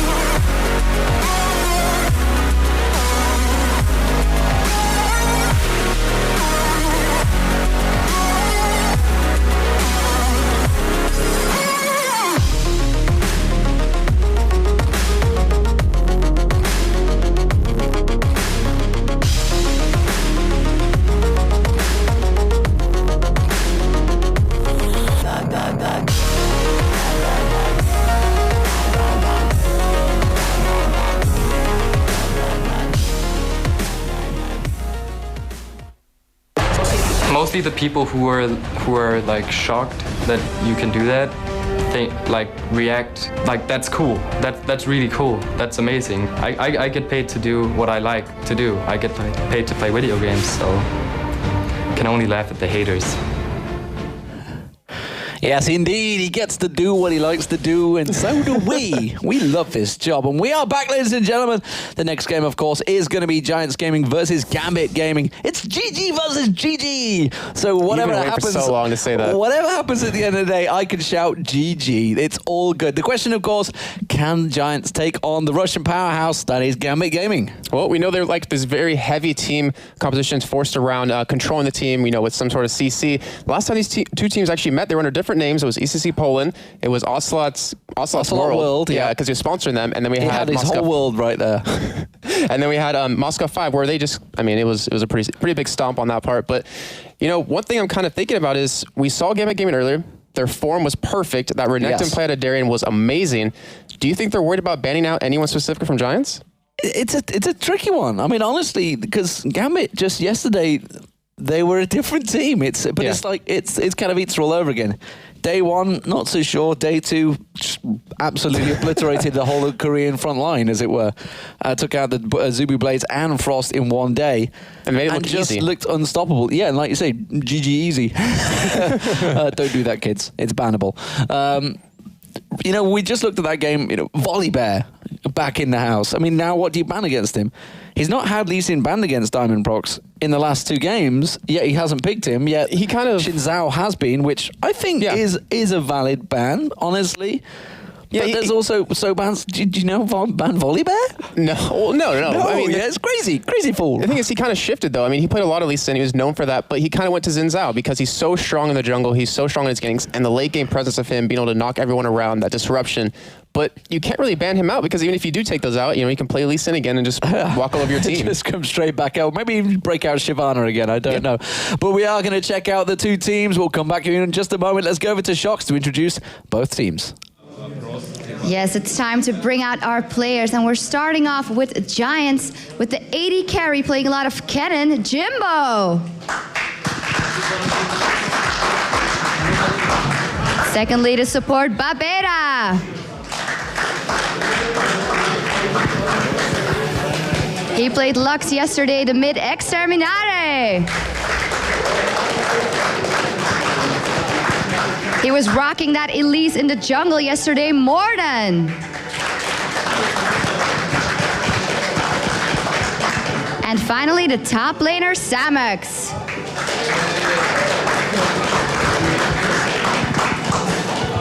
On the other side, for Gambit Gaming, we have to support Edward.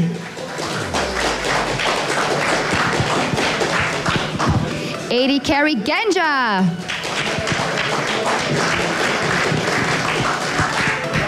The mid player, Alex Each. Jungler, Diamond Prox. And last but certainly not least, top laner, Darian. All right, can Giants secure their first win in the LCS, or will Gambit get their second win of the day? Let's find out with D-Man and Jason. Thank you very much. And well, you saw the focus on their faces there. Yeah. Giants actually reacted to all those, but Gambit were just tunnel vision. I don't know if it was focus or just see hero, kill hero. And you know, people were mentioning the bloodlust that seemingly on Diamond Proxy's face the last 2 times we've done those intros. He seemed pretty locked on again. Yeah, I was kind of waiting for him to do some sort of a hand emotion. But no, we won't go down that route one more time. But he was just cheering on the opposition team is what he was doing. But Giants, you know, we could talk about the fact that I mentioned it at the top of the show in the intro video you saw. You know, they actually had a pretty big impact on me in the qualifiers that we had in Warsaw. Right. Their crowd control team that they had, they were very strong crowd control teams. They tried to do the same on Fnatic, and actually they opened up a 5,000 gold lead on Fnatic. But the thing is, Fnatic, they couldn't hold it. Yeah, Fnatic showed they can kind of outplay that. We had Xpeke, which was the entire focus of them winning the game with the spears. He kept hitting Jim Bones, which would drop him down to 3rd health. He could hit, the support Babetta over and over and over, and he forced someone to back, and they couldn't get that hard engage they wanted to every time. And with that, they took the game pretty much in a landslide. So obviously after that 5,000 gold deficit. What sort of picks and bans would you aim for if you were coming into this for Giants to begin with? That's the hardest. That's one of the hardest things to do against Gambit Gaming, because they play so many different champions. I mean, you ban out one set against them, but they have another set. They have a set behind that. They have another one behind that. But the Renekton, I really think in last game we just saw, they dominated with that. I mean, he was 1v3 and getting all 3 members down to about half health, if not lower than that, and he would still escape. Yeah, and it's interesting because when we look back to even Intel Extreme Masters in Kiev back in January of last year, we watched these teams. This is when Moscow 5 really broke into the scene. And it was the Shyvana, it was Gangplank, and Lee Sin. And that was everyone who went, okay, these are the 3 you ban. But as you just mentioned, Gambit innovate all the time. They are the team that really bring the new things out. I know Taipei Snipers brought out Volley Bear. Monte Cristo pulled that one out pretty quickly. We are aware of that, but really it didn't work out so well for Taipei Snipers. It worked out very well against Fnatic for Gambit. They seem to, once they hone a strategy, they'll work on it in, be it 5v5 solo queues, scrims, wherever they do that, they seem to have some sort of secret training ground that they managed to hone these skills and suddenly surprise the world with them. And they've done it. This is the 3rd or 4th time they've pulled this out. You do have to say, though, there wasn't just that factor. One thing we were talking about a little while ago was Edward. His crescendos were so spot on every time. They completely set up that fight. You had Volley Bear go in, you had Renekton go in, take all this damage. You even had that one fight at Dragon where Genja just sat at the side, waited. I'm going to wait till everyone lines up, hit with the bullet time. It was just so well played and so well synchronized. And effectively, it's an adaptation to the Curse of the Sad bullet time, really, isn't it? I mean, the crescendo was always used by the Koreans as well to layer on top of Curse of the Sad Mommy, but this time it was like, we're going to position you in such a way that you're going to get away. No, we're going to flip you straight back in there. Maybe they're going to pull Singed out like Shy does. That would be amazing. Double flips. I really would be excited to see that. And Singed, that would be awesome. Yeah. Maybe we're going to see some funky things like that when Thresh finally becomes available. There's all sorts of blitzcrank hooks from downtown that can work out. Yeah, there's all sorts of things. But okay, so from Gambit's point of view, they would have seen Giants qualifying through this. They went 4-0 through the qualification process. They had a pretty close game with Fnatic, but they showed the same hand. They used the same thing. They had 5-man crowd control. What do you ban out against that sort of team? Do you just take away some of the main crowd control aspects of that? Maybe Kennen. That's the thing. We saw out of the last 5 games Giants have played, 4 of them were with Kennen, 1 was with Ashe. It worked out really well in the qualifiers, but as you saw in the last game versus Fnatic, it didn't really do that amazing. I don't really think he's necessarily a ban they need to go with, but it's more about the mid lane. You need to take out maybe it's Cassidy, or if you have Alex try to get that rise over him, because then you can completely outplay him. We saw him in the last game. Didn't do that amazing with them, but still, I mean, Rise is a very strong champion. You have to kind of give that respect ban if you don't want to pick him up. And that's the really things I think you have to go with. I mean, you could also go with the Olaf to take him out, the Kazakhs, Elise if you want to, because we did see Giants jungling that Elise, since they love the heavy CC, she adds in quite a bit. The thing is, he built her damage that game, and he wasn't able to survive when he went to the backline of the enemy team, and from that, he would get blown up, even with the repel. And from these two teams, we're in this league situation, and we briefly touched on it earlier on with Fnatic yesterday when I was talking to Unrated, and he was saying there is no pressure in this. Right. This league situation, you don't feel the normal pressure that you would do in a do or die cup competition, because you've got, as it is right now for Gambit, another 26 games ahead of them. Giants, another 27 games ahead of them in this season. It's not like they're going to get knocked out if they lose this game. So, do they try something crazy? That's the thing. Is it already that time? Well, I think over time, over the first couple of weeks, we're going to see what teams have what different mindset. The teams that want to take this seriously, want to win every game they possibly can now. That way, later on, they can relax and secure their spot into the next half. But we're going to see other teams who are kind of just, being lazy with it, just no pressure, like you're saying, just kind of, we'll go into it, play normal kind of team composition, something we're comfortable with, and kind of win with it. I don't think it's time for anything crazy just yet, but if you're going to pull something out later, if it plans to, try it out now. Get some practice in against a real team and see if you can use it later on. Yeah, and interesting enough, like the OGN Winter Championship, we saw a couple of teams try it out. I think Najin Sword pulled some sort of crazy tactic out. I think they pulled the tactic out, and then immediately we saw Katie Rolls to B try and mimic it. It was the Caitlyn Nunu. Yeah, they backfired horribly on them and they failed. So it could be interesting to see whether one of the teams can quickly innovate. Maybe Gambit could pull the same sort of tactic out again. Who knows, against the Giants. Maybe they're just going to throw something completely different at us. We are going to get the picks and bans underway in just a few moments. But as it stands, if they were to pull out some tactic that just blitzed everyone aside, you obviously need to try and mimic that, but how do you do it, mimicking it in a team when everybody else in the league's already seen how it works? And working out, they're going to immediately... So, for example, Gambit just pulled that tactic out against Fnatic. Everybody now, all these teams are already working on strategies how to beat that. And the thing is, we saw it in Untitled Chapter Katowice. We saw Gambit Gaming try this, the Curse of Sad Bullet Time against Azubu Blaze. Failed horribly. And unfortunately, none of the European teams seem to have got the hold on that kind of composition with locking them down with the Bullet Time right behind it. It's one of the things you have to practice over and over again, because at OGN, they practice those strats until they have them down to a nail. They want everything going off perfectly in the exact same order, in the exact same position, or at least in a relative position to make these work. If you're gonna try to go for one of these new innovating strategies, you need to practice it now. You need to, show it now, if anything, because there's no real downside to it. Because if people do try to make a counter to it, then you have that whole thing of, okay, they're gonna try to counter it, so we can bait them into it and then counter them. Okay, so I'm gonna give you a challenge. Put yourself in a Spanish mindset. Arriba. Okay, no more hair on me. Got it. Internal joke for Ocelot right there. Put yourself in a Spanish mindset and just think, okay, what team composition do I want to run against Gambit Gaming? Well, the thing is, they're easily a top 3 team for a European LCS. Run something comfortable. Run something you're used to, just so you can kind of get a sense of how you'll do against them later on in the season. Then you can pull something crazy out if you need to. So I would honestly expect them to go for that kind of heavy CC composition that they seem just so comfortable with. If it's not broken for them, which unfortunately it was kind of yesterday, why kind of fix it? Well, that's it. So we're going to see whether they do go with the comfortable strategies or whether Gambit throw a wrench in a monkey wrench, I could say. Maybe they could pull Wukong out. I don't know. It's actually Samux that played Wukong yesterday, so it doesn't really work out. Xin Zhao being banned out, no shock there. He could be towards Diamond or Darren. Honestly, both have been playing that one. Interestingly, they've gone towards Cassidy, so expecting Extermin to maybe pull that one out. And immediately he draws a couple of looks from the Giants team there on your screens. Yeah, it's kind of a respect ban. I don't really think that Gambit really wants to let that go through. And Alexich can play Cassidy, but if you don't really plan on it, you don't want to give someone their best play champion, as Joe was mentioning earlier.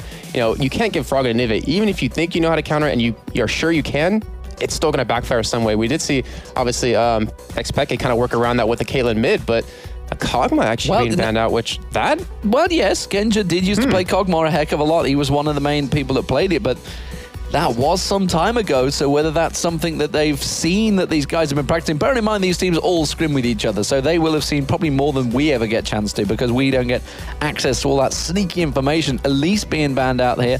Again, that was Samux that ran that before. Actually, Morden, I think, ran that in the jungle a few times. Actually, well, the thing is, Demon, that Kog'Maw ban is kind of interesting, because if they're going to run a heavy CC composition, why would it matter? Because they can get on top of Kog'Maw with it, won't have an escape. So to me, it looks like they want to go for potentially a high HP kind of build, with an Olaf potentially, because he can get through. Shen, they obviously did ban out, but something with high health just to kind of not have to worry about percent damage. Elise was taken out as well. Only one left is Vayne in there to kind of counter that strategy. But yeah, Poke as well. I mean, if they want to pick up that Nidalee, which did get by, could be very possible. The AP Nidalee, just so strong. We've seen Expect play her quite a bit. Well, Kha'Zix being banned out here, and if I remember rightly, Kha'Zix was actually available in the Giants Fnatic game and was not banned out at all and didn't get picked out. So interesting to see that one did get banned out there by the Gambit. Giants have managed to select Olaf. Olaf, I think, has kept a 100% record so far in this tournament for pretty much all days. I would be surprised if the America included probably stayed 100%. Olaf definitely the choice champion right now. And the thing is, I mean, we saw how to kind of counter that with Gambit Gaming versus EG. EG used that Anivia wall. Just some sort of terrain displacement to really lock him out. You have Jarvan for that as well. You can keep him out of a fight completely, or you can go with a kind of disengaged composition where you just drag it out long enough that you can turn it around and stun him and just go for the kill. Twisted Fate and Sona being picked up there, so Edward, he is going to get his Sona once again. Let's see whether he can manage to land any of those 5-man crescendos across Ragnarok from Olaf. We'll put a pay to that. He's 4 for 5 today on that, so I think he probably could. He's done pretty well so far. What are we expecting here from the Giants? Are they going to go with the CC, or will they pull in something else out? I really think they're going to go for Ryze. So you already have Olaf, who's extremely tanky. Ryze does decently well against Twisted Fate, and Exeter is a very good Ryze on top of that. Triple Rod of Ages. That was his Ryze in the live qualifiers. And it's one of those things you already have. If you have that champion picked up now, as he does, hover onto it, it gives you that extra tankiness, and he has so much damage. He's kind of like an Olaf. You build straight tank, well, not straight tank, but you build tanky on him, but you get that innate damage from the mana, from the mirror mana. It's really hard to kind of counter him late game. So you can see the discussion going on between them. Mundo could well be getting locked in. That's going to be the jungler. Mundo, there you go. You were hitting it on the nose, as it were, as I hate to say that, Jason, with the nose like yours. But as it stands, Gambit, well, they are. With 2 more picks, Jason. I'm sorry, you caught me so off guard with that nose comment. I'm just like, did you really just say that? Just pull that one straight up. Keep you on your toes, Jason. That's what we got to do. Still alive. The thing is, you're against really high health targets. Not sure if he's going to be too effective. We could see potentially a Vayne. I mean, that would be the next kind of step, but with what they have right now, I mean, they have good protection with the Crescendo. They have that gold card. The only real person you're worried about is that Olaf to kind of ghost in there and get to you. Vayne will have a hard time against Ryze, but that's such a strong, AD carry that you can run with. You can just stick with Twisted Fate and Vayne and then just run tanks in your jungle and your top lane. But I don't really think he's actually going to go for that. Do we think there's going to be a Twisted Fate, maybe an Ezreal in there? Yeah, okay, so there it is. Ezreal, again, just going to be sticking with the Ezreal alongside Sona and Renekton, as she called it. So Darian quite happy to stick to that one. What will Giants do in response? Is it going to be the Kennen, the AD Kennen that we've seen so many times from Caitlyn? I'm thinking Caitlyn. If you have that tanky front line, you can sit in the back, not have to worry about anyone getting to you. Maybe even a Nunu, which was let through. And, we know right now on this patch, he's extremely strong, hasn't been, tweaked down a little bit. That would be a pretty good composition, because Nunu inherently gets tanky as well. You have the Consume during the middle of a fight, which can completely catch a team off guard, that 450, 500 health heal. And there is a Caitlyn being sat on, which I haven't seen Jimbones playing him that much. Like I was saying before, 4 of the 5 games he played AD Kennen, so could be interesting just to see how good he is on Caitlyn. Well, if it does get locked in and Nunu comes out, Jason, you will be 5 for 5, and that will be an impressive call for the Giants. Let's see. No, he's going to switch it out, and Zyra could be coming out of there. Well, don't bet against Jim Bones and his Kennen, of course. So there it is, the little bit of CC. I thought Giants, they had to pull out some of that crowd control. They just couldn't let it slide. Xerath getting locked in. Could it be coming out? It's just Edward. Edward, please. Yes, that would work. That would work. We see Edward on the screen. He is one of the big trolls of the league, so we don't get too excited. It is going to be Volibear again. Wow. This time, George, the producer, lead producer of Riot Games, is awake and watching, and he is Volibear. And he's going to be happy to see Volibear being selected as the champion after his own name. So I managed to wake him up really with the last game. I was like, somebody wake him up! His champion is being played right now. We saw him go, I think it was 4-0-19, I think the score was last game, along with a 6-0-16 Darian. So let's see how Gambit do against this one. They've actually got, is that an identical team? Is that a completely identical team? I think it is. I believe it is. That is the exact identical team. Genja was running Misfortune. Yes, he was. The bullet time. The bullet time, of course. How can we forget? It landed it perfectly. So how will this stack up here, Jason? I don't know. I'm not really the Mundo pick. I mean, yeah, you have a lot of health, but if you picked up in a Mumu, lock that down with the Zyra ultimate with Kennen, who can sit on top of it, potentially if he picks up like a Warmogs, you can lock them down for so long. And the Mundo just seems kind of out of place. That's one thing that's really just kind of, sitting in my head kind of as a weird thing. So is that maybe Morden go with a comfortable champion rather than being forced to play a Mumu? Maybe he's just not happier with the Mumu, he's more happier with the Mundo? It very well could, but the thing is, if you're going to be participating in Season 3 LCS, you have to have more than a couple champions you have to play. Pool, yeah, you cannot afford to do that. You need to be practicing the champions. And I mean, it is the first week, so maybe over time, people have finally that ability to, get that practice in. They'll have their, gaming house. They can finally start, settling down and just get into training mode. I mean, yeah, it's something you need to think of. You can see it on the screen. GG versus GG coming up right now, and it is going to be on your screens because we are into the game. And as you see on your screen, it is going to be the Giants as the blue team in the bottom right-hand corner playing bottom to top, and top to bottom will be Gambit as the red team trying to get down into that pesky Nexus. Corpora Mundo on duty for Morden. The question is, can he manage to land them briefcases in the face of that pesky bear as he comes in to try and get all flippity-floppity on you? We did see Vladimir Putin coming riding in on a bear on Reddit. The question is, can Diamond Prox do that once again?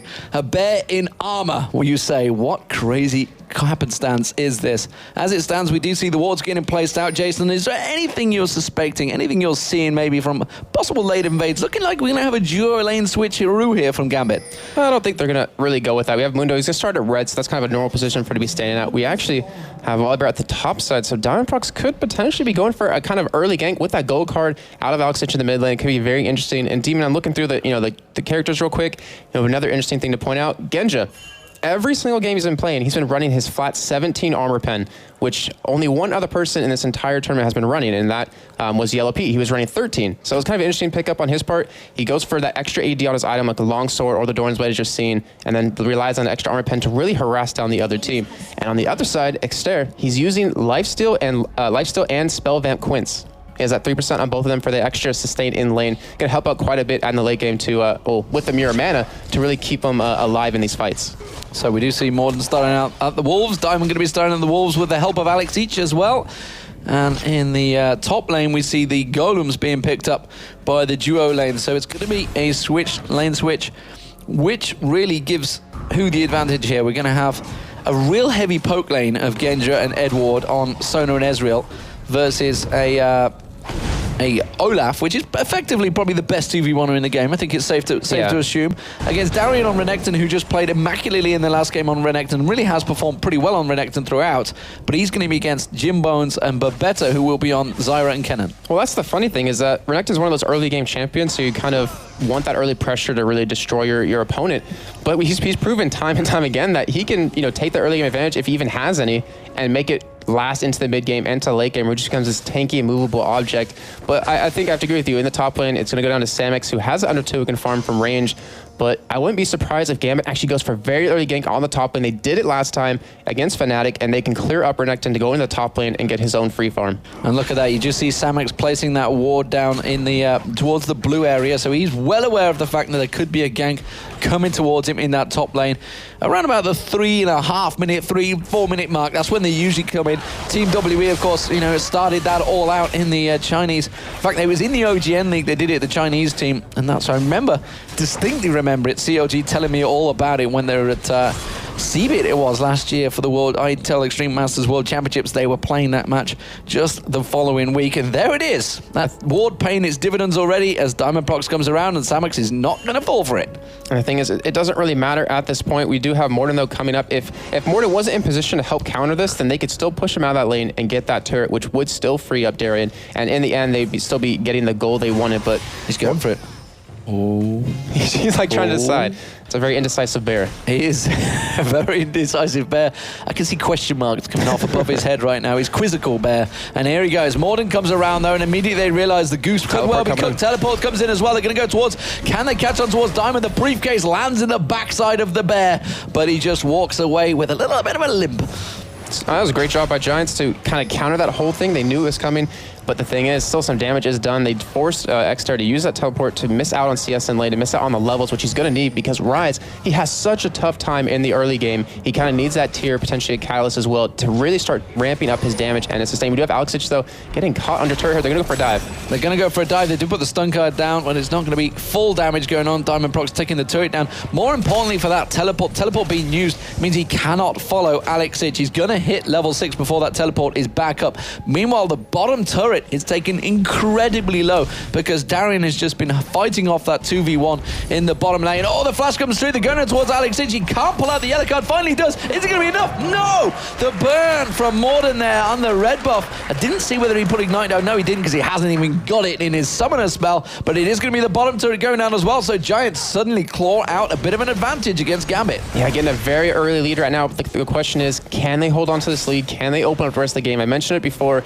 We see a lot of teams now have the ability to open up the early game, but they can't carry that the rest of the game. And Gambit, sorry, we know them as a team that could easily turn this around. It's in Giants' hand to pretty much win or lose this game right now with that first blood and with that first turret at the bottom lane. Well, that's a big ask to say win or lose when you want a 0. That's almost solo queue mentality, Jason. I'm not sure if I'm going to quite go with that one. It's like people just say GG as soon as they lose first blood. But as it stands at the moment, Samex is doing a grand job at keeping them away from this top turret, while that bottom turret has gone down. But the danger of that is they're going to have to switch it up, and they need to try and put the pressure on, because Darien, as you can see, has already got a lot more farm than Samex. He's just been left alone to his own devices down there. He's going to get around 2 or 3 waves. That's just going to pull his gold straight back. Meanwhile, you can see Samex has already had to switch around. And the thing is, when you have Samex come down, he is behind in levels, he is behind in farm, like you're saying, and Darien has the potential to kill him before he hits that level 6. So, I mean, we've seen this happen before where Darien will lose his first turret, but then he just keeps that pressure on, he keeps that split push on as much as possible and tries to catch up and farm. Genja, though, looking like he might get caught here. He gets the stun down. He's going to get another plan. Genja might well go down to this one. He'd see him just get away. One more Shuriken will do the job, and Jim Bones picks up the kill. Great play. That was a great play. I wasn't expecting that stun to actually land, and that's what's kind of giving that weird kind of tone at the end of that comment. But a great play, picking up that early kill. Thing is, Gambit now, if they can just hold on, I mean, try to minimize any deaths, minimize any turret losses, they easily will be back in this game. They're diving on towards Alexich. The Rune Prison goes down, and it looks like Alexich may well get dropped as well, and Extermin picks up the kill. This is a different Gambit gaming that we just saw against Fnatic. They seem to be so hyped, so up for it, but Giants are turning on the advantage. Can they keep it going? And Demi, we mentioned in the beginning of the show, were there any big upsets for you in day 1? Yeah. But I think right here has the potential to be the big upset of day 2. Diamond Prox getting caught in the top lane, but his passive will keep him alive. Well, Jim Bones, oh, look at that. He's just teasing that poor little bear. He just can't catch up to him. And he just teasing, he's just dangling the carrot in front of him, saying, nope, not today, thanks. Oh, carrot. I was thinking he had honey, and that was like Winnie the Pooh trying to chase after it. I should have gone that route. I should have gone that route, Jason. But anyways, yeah, I mean, that's kind of the power of Volibear, being able to chase, but Kennen with that mobility, able to run away. We do have Genja coming back in the top, and Diamond Prox, he's been not necessarily shut down. Well, I'd say he has been pretty much shut down. He wasn't able to get that early kill on the top lane. Hasn't really been able to commit any kills or get any assists, which we saw 4-0-19 at the end of that last game versus Fnatic. Wow, Morden taken down very low. They're waiting longer and longer for Extermin to come around. Samex and Darien, no, Darien's going to drop his ultimate. Is it going to be enough to get him towards Samex? Does slice and dice past him. You can see the Ragnarok and the exhaust being forced out by Samex there. That's enough. Darien, that's all he wanted to do. Didn't use his ignite. Wasn't really going for the kill, just trying to force anything out of him. And it worked. He pushed him out of lane. He's got that CS lead. He's keeping that CS lead further and further. The kill. CS there from Genja. Well, that's what Edward does. If he's not stealing kills, he's stealing that CS. He's trying to jack anything he can from Genja. He has only taken 3 CS so far, but you know, he's just thinking, hey, you weren't going to get it, Genja. I just might as well get it myself. You can see that ping ward actually, Babetta sitting on top of it. They're well aware of where it is. Looks like blue buff will be given across to Alex Ich, and Alex needs to start getting his teleport on here. He needs to start pulling something out, but we mentioned this already. Look at this, Darian left alone again, bullied Samux out of lane. He is nearly double the CS already. And this is the problem for Giants. They can't let that lead they gained early on slip, and they're doing that at the moment. What we need to see on the right now, Demon, go for a dragon. You have Mundo, you have those cleavers do that % damage. You'll get a nice gold increase. You should be able to actually 3-4-man push that top lane, get that turret down. And once that happens, the teleport out of Alex Ich won't even matter. That ultimate pretty much gets mitigated. Every time we see the early dragons, it generally comes out of Gambit, but as it is, they haven't gone for it just yet. We do see the ward on top of Diamond Prox here as Morden comes sniffing around that red buff. The pings come down. They're aware that he's headed towards there, so the little warning came out from his duo lane in the top there.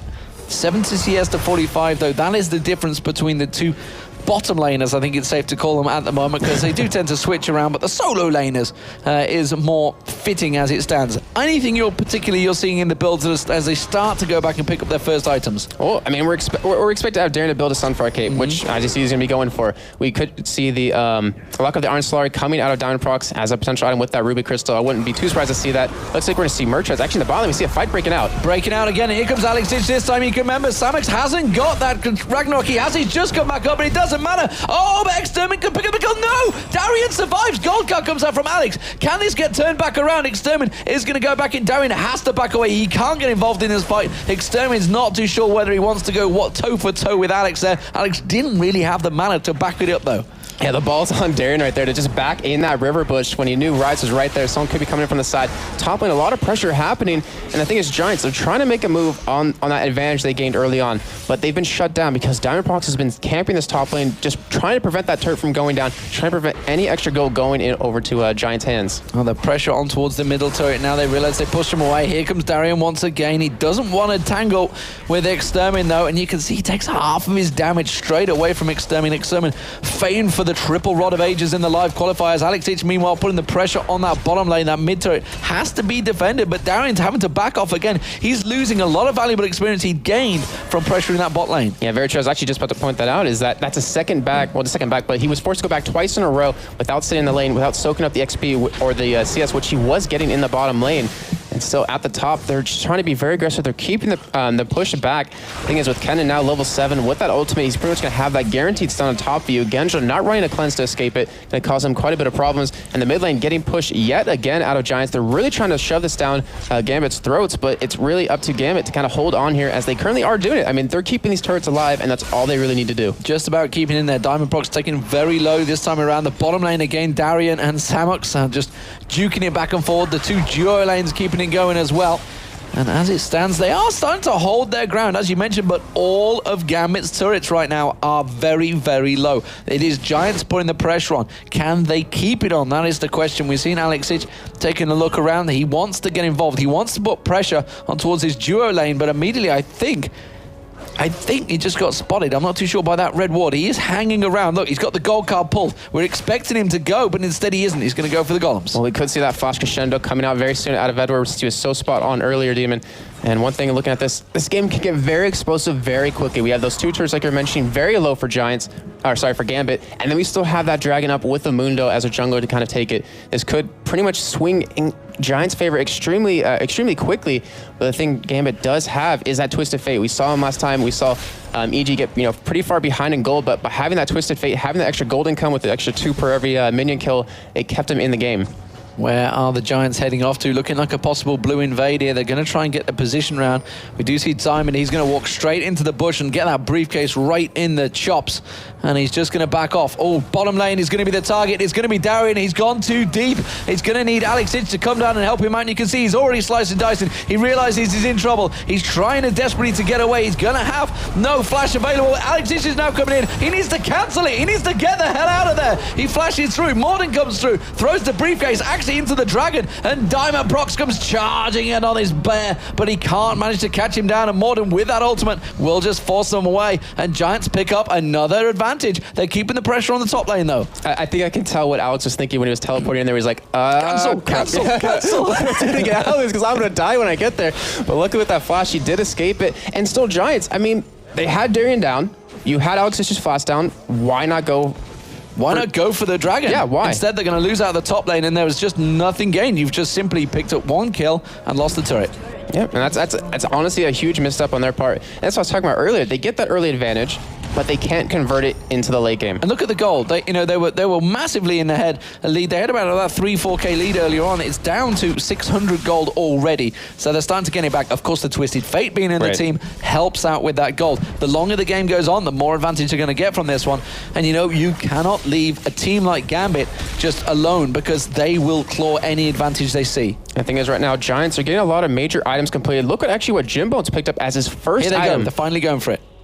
I think they heard us. They finally heard us. But Jimbones, he picked up a sword, or a blade of the Rune King. I mean, they lost a turret, so they kind of went down to make something out of it. But Gambit closed in. They actually might be able to turn this fight around in their favor. They're getting straight towards Diamond. Diamond's going to go charging in, though. You can see the slice of Maelstrom's going to get triggered. Is it going to be enough? That's going to be the bear going down. It could be another one. Darian's taken down very low. This could be a fantastic fight for Giants. Darian is going to get dropped. It's Jimbones that picks up the kill. Alex Ich also very low. Dodges out of the axe head. Not quite landing on it. The split targeted. Didn't know which one to go for. Genja does manage to juke away, but Alex is still incredibly low. Ward being put down. Samix is going to try and sneak around the back of the top turret. He's going to come around. Can the axe land? No, he backs away. But it doesn't matter. They can pick up the Dragon, and they have picked up the Dragon. And a big, big advantage once again clawed out by the Giants. And Giants got so lucky right there because if Edward was a little bit closer with that crescendo, that fight would have went completely in Gambit's favor. But luckily, like you just said, got the Dragon. They should be able to push down another turret here. They still have that top turret down very low. They still have the mid turret very low. And the gold income that they, well, not the gold income, the gold lead they had of 600 now has opened up into an even greater lead. And Demon, we're seeing something you love on Extra right now. It's a second Rod of Ages being built, of course. What else would you go for? There's many, many items available, but Rod of Ages seems to be the best. You know that? The Blade of the Rune King, it's something that I was trying to point out in the first game against Fnatic. It's something I was surprised actually Fnatic didn't pick up. Yeah, sorry, going back to the Rod of Ages on Extra real quick. I'm actually not 100% sure that will be another Rod of Ages because a Banshee's Veil, if you look at that last fight, he got locked down so hard because of the stun out of Darian, the stun out of Alex Ich. Who's going? Oh. He's going to dive in towards Alex Ich. Jimbone's feeling very confident there, going in towards Alex Ich, one of the best AP mids in the world, and well, he did force him back. That Euro's got some big shurikens. But yeah, the Banshee's Veil, it might not be a bad pickup for him. He got locked down the entire last fight, and it might, just pretty much exponentially increase his damage over what a Rod of Ages would actually give him.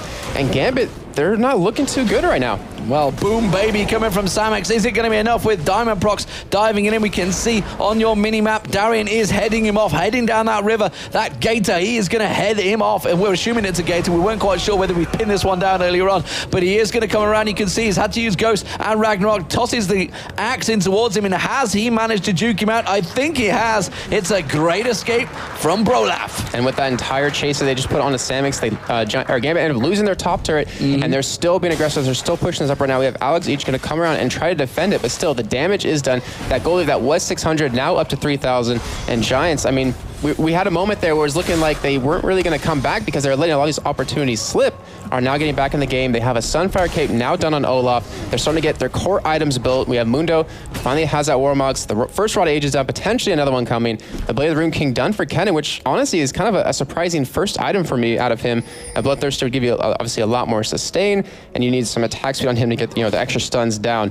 And Demon, I'm looking at this because at Intel Extreme Masters Katowice, we were both there, and we saw Edward running no sight ward, but he ran a lot of pink wards and a door and shield, and we haven't seen that out of him this entire tournament. Yeah, he's definitely been building it differently, but of course he did run Taric at that point, which he was saying you just don't need it on Taric. I think that's more to the point of what it was. He was just saying, well, all I'm there for is basically an armor battery for everyone involved. Obviously, Urgot running alongside him.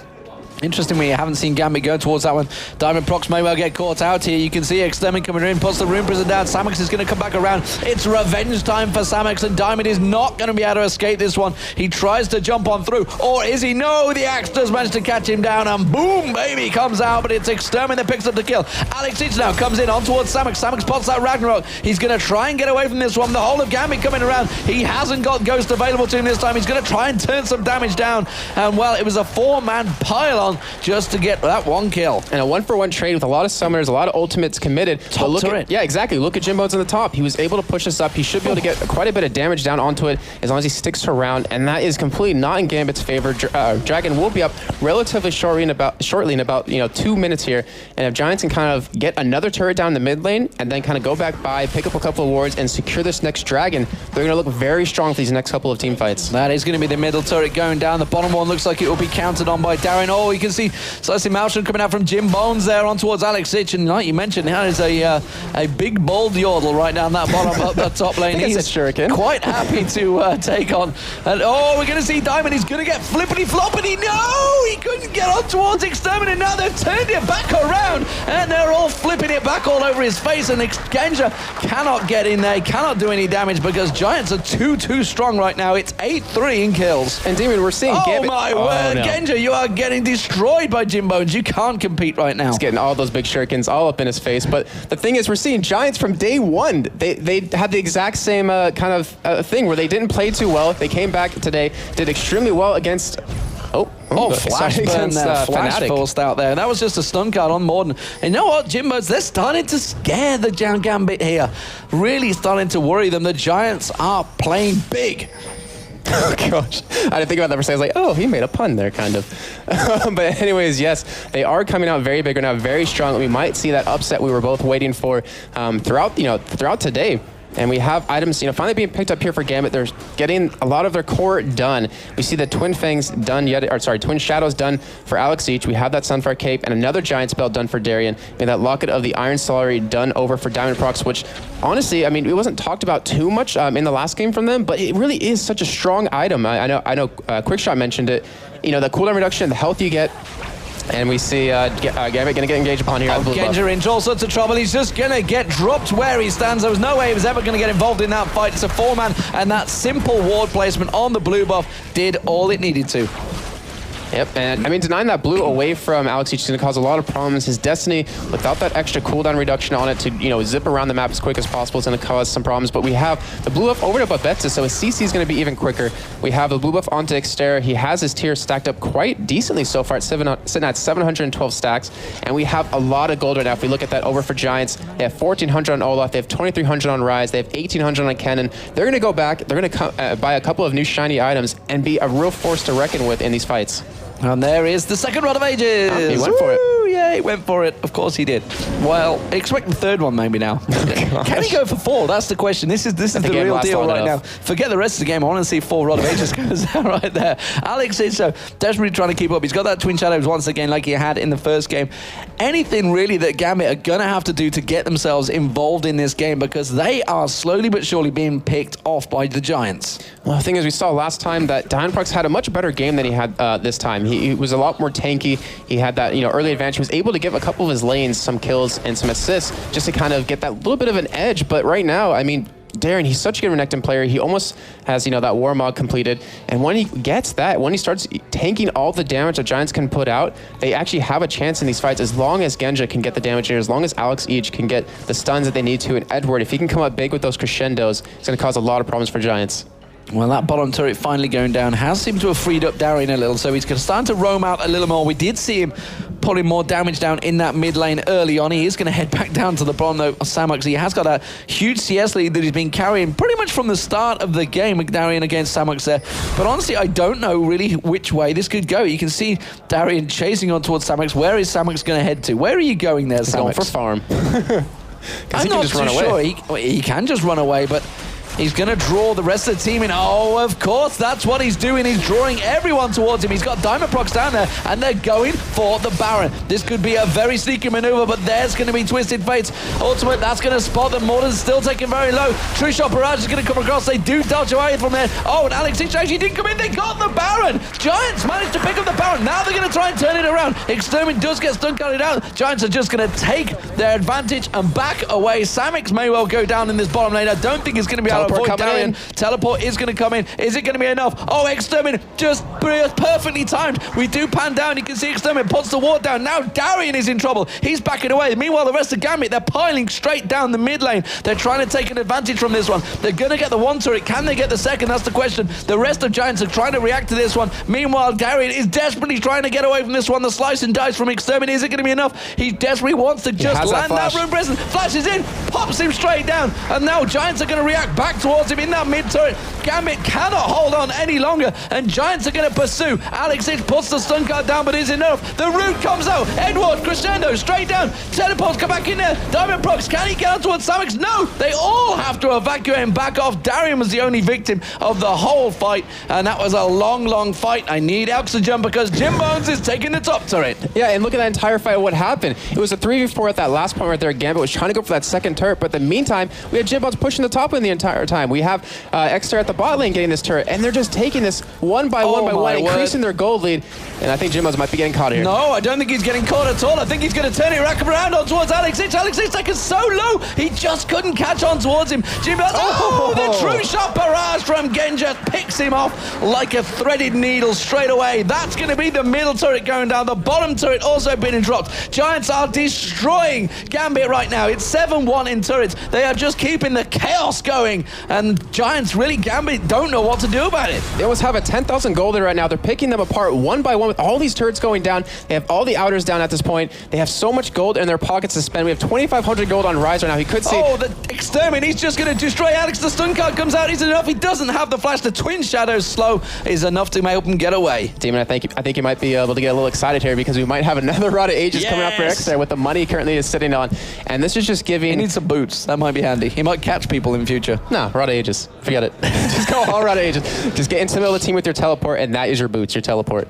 But with the advantage they have in these items They're diving on Extermin. They're going to try and catch on towards him. He's going to get the stun card out. He's going to get flippity-floppity on him. He does manage to get down. There it is. Any second now. He's just waiting until he tries to run. He's not even using the flip. He's like, I don't need this flipping malarkey. I'm just going to kill him anyway with cards. Okay, so maybe he does need boots. As you saw right there, wasn't able to escape in any sort. Boots might be required. Instead, he just gets a mirror mana. Yeah, why not? He should have got another Rod of Ages, though. He's coming back in again. Alex is caught out. He's in the bush. The ward goes down. Jim Bones is just saying, hell no, you won't go, because he's going to catch on towards him. One more root comes out. No, he doesn't quite catch out, but Jim gets the stun. There's the extra burst of damage. And, well, Alex Hitch, you just can't mess with those little shurikens. Oh, they're going into the blue buff. Will they ever stop? I don't know. I mean, how are you still breathing right now? Because there's been fight after fight, action after action, and Giants are really...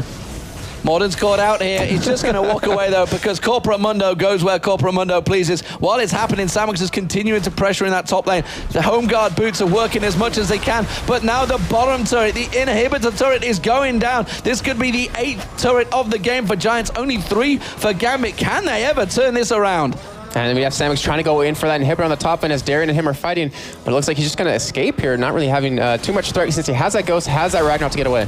Well, he is keeping the damage on him. You can see the ultimate coming out from Darian there. Will had to be burned out. Jim Bones just switches around. Says, you know what? You're going to keep me busy on the bottom. I'll switch to the middle, and I'll put a little bit more damage on them. The chaotic play of Giants seems to have caught Gambit completely off guard. They're going to go in towards Morton. He's going to try and get the damage down. He does get flip on him. He gets the stun card down, but have they got enough damage to take down this ultimate running machine? No, they do not. And Morton even turns back around on him. Now they're going to come in towards the top. They're diving in towards Arian. There's going to be a slicing maelstrom. Darian is going to get dropped here. Samix and Jim Bones can just shred him apart. They do pick up the kill. Now Diamond Procs is in trouble down the bottom lane. Crescendo may have to be used in a full-on defensive unit. They are going to take down the top inhibitor. And the Giants are being so aggressive right now. They're giving Gambit no breathing room to kind of get a little timeout and kind of recoup their losses, kind of figure out what their next step is. And this aggressive, chaotic play style is catching Gambit Gaming off guard. I don't know about not giving Gambit any breathing room. They're not giving me any breathing room because that's the top inhibitor going down. The bottom one is in all sorts of trouble. The home guard boots are not working out for them because they are just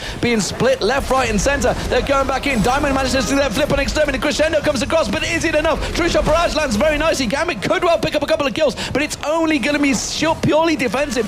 Diamond Prox taking low. Diamond Prox goes down. Boom, baby, from Samox, and he does drop him. The card comes out. Jim Bones finally drops. Here comes Twisted Fate. Alex X takes down Extermin, puts the Twin Shadows on towards Morden, just keeping him, kiting him at range, lands the stun card, gets Morden down as well. Just one more to go. Meanwhile, Genja's taking on someone in the middle lane. There it is. Genja picks up the kill. One more man alive, and it is going to be a better backing away. It's 13-9, but it's a 9-3 in turrets with an inhibitor down. Ladies and gentlemen, tell your friends, get them online, because Gambit Gaming are up against it here against Giants. And at that end, Giants kind of bit off more than they could chew. Unfortunately, they kind of got a little too cocky right there, lost 4 members, but still, it doesn't matter. The damage is done. That top inhibitor is now down. They have that top wave pushing. Baron going to be up very shortly right now. 29-17 as we're sitting on 28 minutes.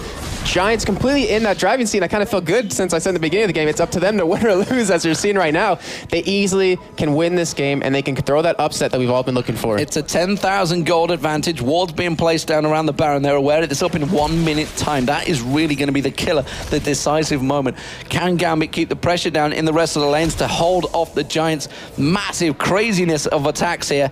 As it stands, they are keeping them away every step of the way. Look across the items, Jason. Take us through what we are seeing here, really where the big advantages are turning. All the big advantages, it's basically on that mid lane. We see Exter, he has a 2 Rod of Aegis, the Mirror Mana, built into his Glacial Shroud, and to his opponent has a Lich Bane, a Twin Shadow, and an AC Large Rod. He doesn't have the AP, doesn't have the damage or the near tankiness to really sustain any kind of damage the Giants can run at them with, because you have that Olaf who can Ragnarok in there, isn't worried about any sort of damage you can do to him, especially a Twisted Fate who doesn't have a lot of sustained damage against an Olaf with, how much HP is he sitting at the moment? 3,700. He has more health than Mundo at this point. It'd be so hard for Alex to get back in this game or to do anything. And the thing is right now, Demon, I'm saying Giants are in the driving seat. They have a Rise, they have Teleport on him. Alex Ich cannot defend against him. He's the only one that can really stop him besides Darien, which he can still take him on if need be.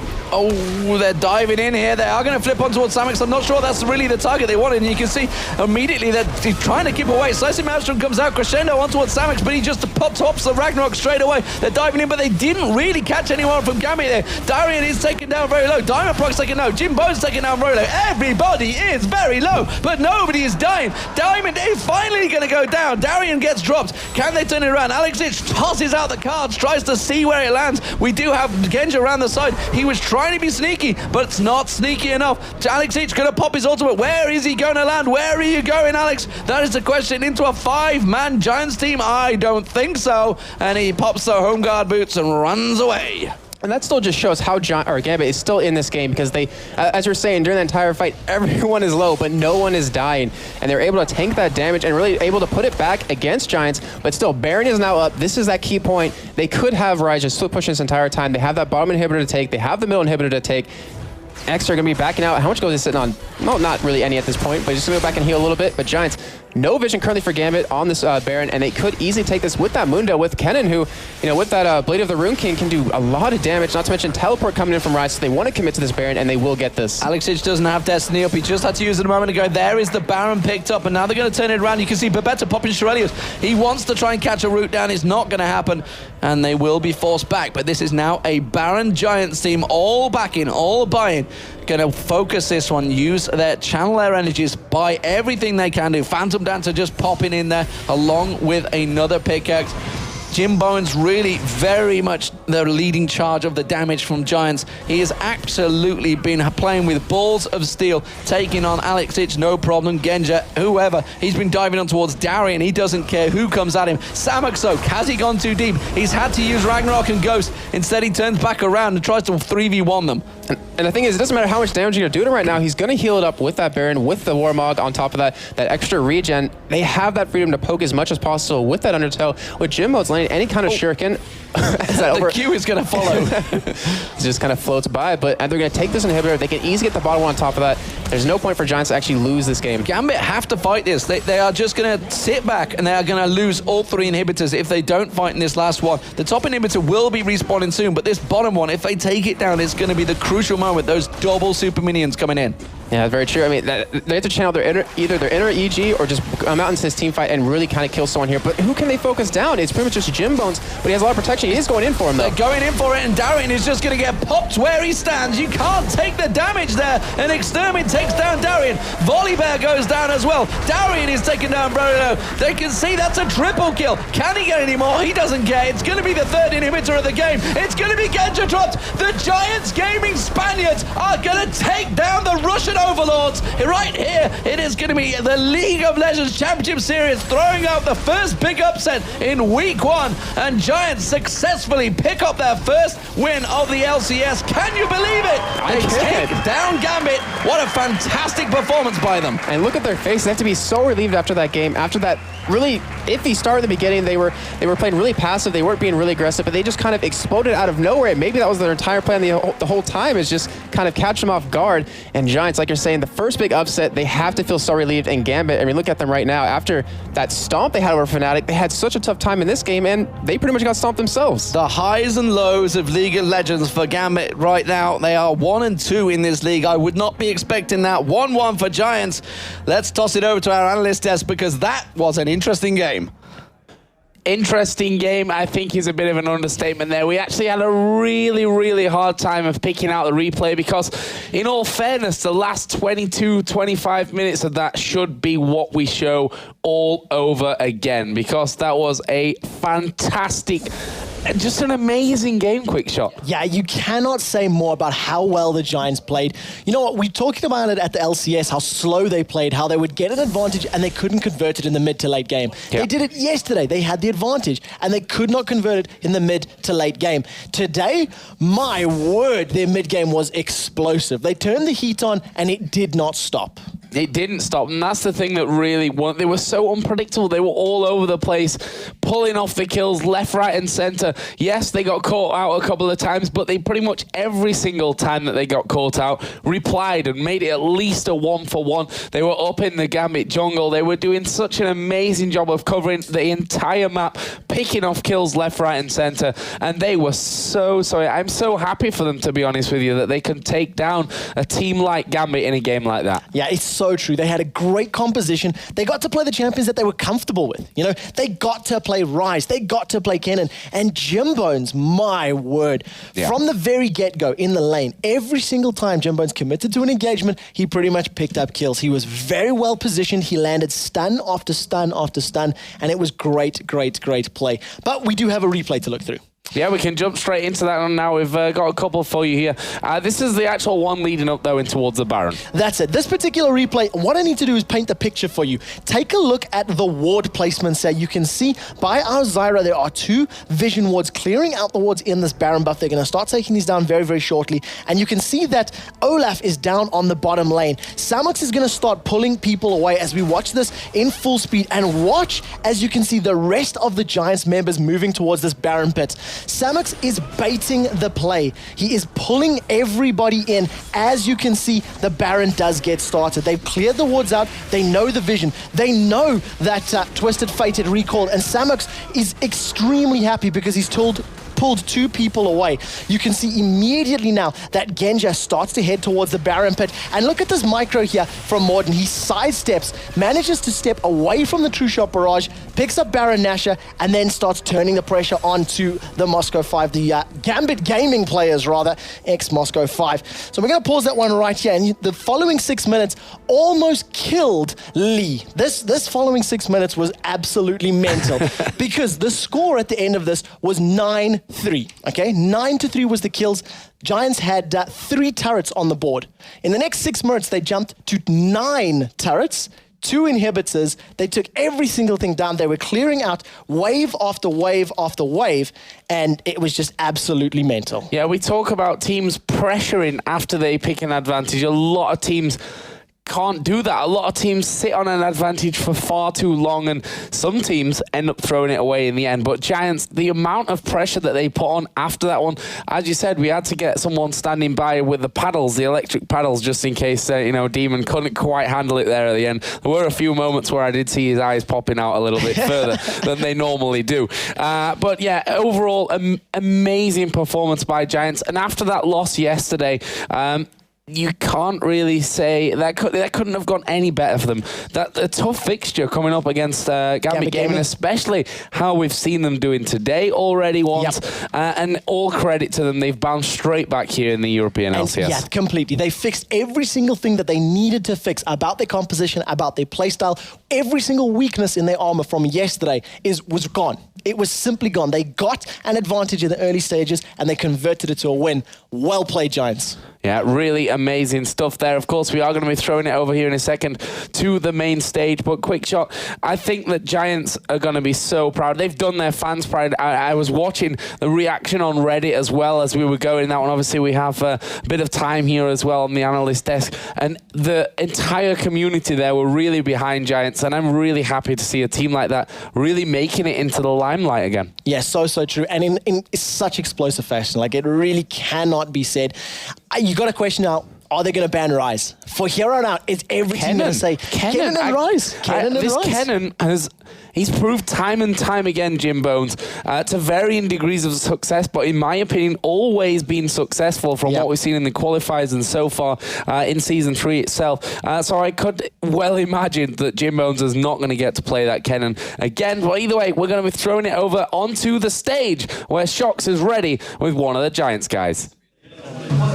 Yes, I'm here on stage with Samux, the top laner for Giants, who just had a great game against Gambit. Now, Samux, yesterday your team played well too, but they didn't secure the win. Did you come on stage today wanting to show how good you really are? Yeah, we wanted to show that we are a strong team, and I think we did it. Okay. Is there something, a special tactic you had prepared versus Gambit? The team, the champions, tactic? Yeah, we prepared a tanky setup to play against them, and of course again. Okay. Thank you very much, Samux. Now, after this short break, we'll be back with our last match of the day. Oh, and what match it is. It's SK Gaming versus Evil Geniuses. Stick around.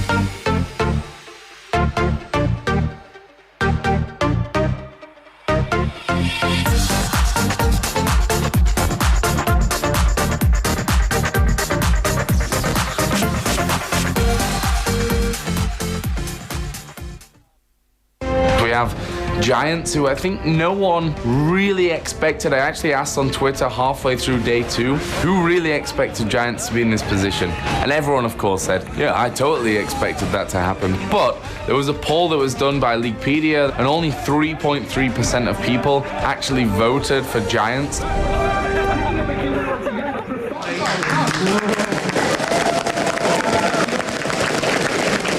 Welcome back. Now, of course, we have a fantastic match coming up with SK Gaming versus Evil Geniuses. They're setting up right now, so I found a place here in the audience, our lovely audience, and I'm going to interview this kind sir here. Sir, what is your name? My name is Yannick. Okay, Yannick, so how did you enjoy that last match of Gambit versus Giants? Well, I thought Gambit will win this game easily, but yes, the Giants, from the beginning, they put much pressure on this Gambit Gaming, and yeah, they could win the game. Yeah, clean analysis. And who are you rooting for? SK Gaming. I'm waiting for Ocelot. Maybe, yeah, he will make the game in the versus EG, but we will see. Are you hoping for a repeat of the Gamescom match? Oh yes, I hope. So where are you from? Did you travel far to come here to our studio? I'm from Ibn Buren in Germany with a friend. We traveled by my car. I'm just 18, and yes, we were yesterday here and we enjoyed it much, and the studio atmosphere here is really fine, yes. Can you tell us something for the people at home, how it is to watch the games here live in the studio? Yeah, at home I expected some more people, but the studio is really relaxed, and yeah, it's small, so really nice here. Really nice studio. Okay, thank you very much, Yannick. Of course, we have an amazing match coming up, SK Gaming versus Evil Geniuses. So let's go over to D-Man and Jason for a look at that match.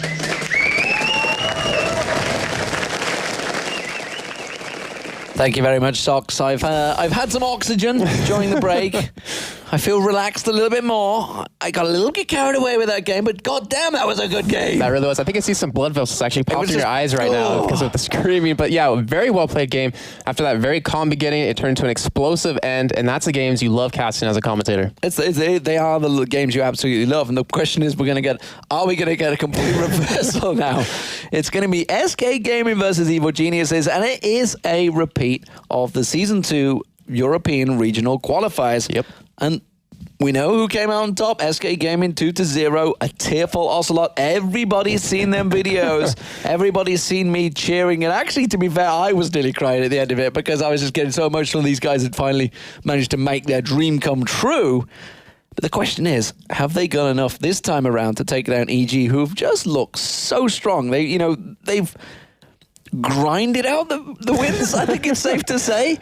Back in the old style of dragging them out. They have done very well. They did play a very different lineup, what we saw last match, just today. Snoopy. So this is something very different that we've not seen them. We saw, like you say, Snoopy on Kale, Wicked on Twisted Fate, Akali from Wicked. These are champions that we've not used to seeing from Evil Geniuses. We talked about right at the top of the show yesterday, which teams are going to respond? Which teams can react quickest? And it seems that Evil Geniuses can do that. Yeah, I mean, the thing is, last time they met at the European Regional Qualifiers was SK had some sort of special strategy for CLG at the time.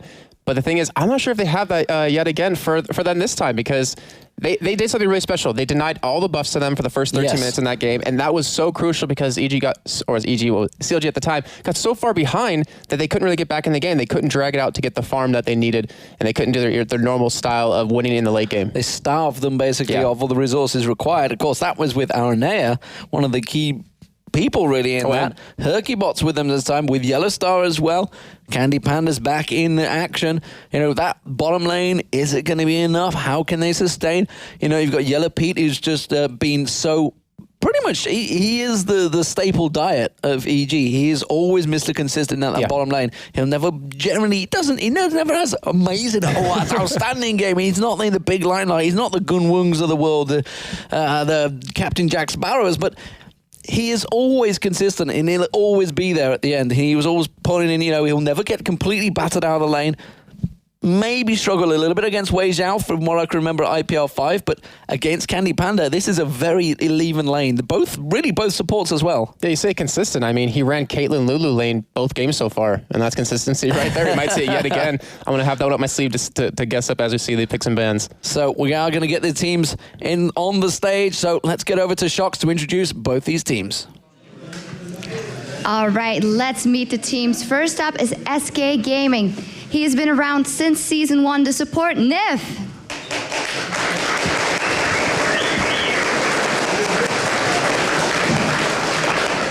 And of course, he's teamed up with his old buddy, the AD carry Candy Panda.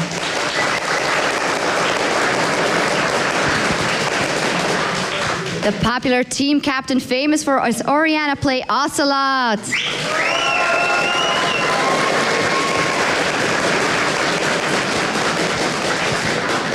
And in the jungle, he seduced the community yesterday with his wink. It's Herkybot.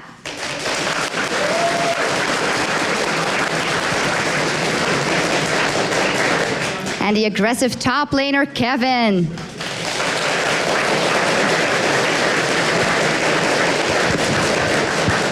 On the other side, we have Evil Geniuses with, on support, can I say scumbag, Crepo.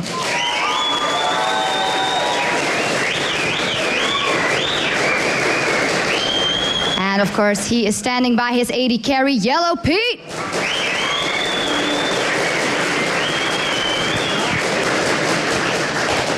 He's famous for his Anivia play. You know who it is, the mid Froggen.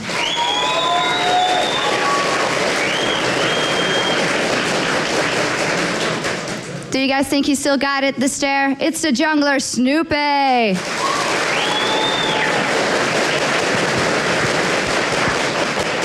And finally, top laner, Wicked.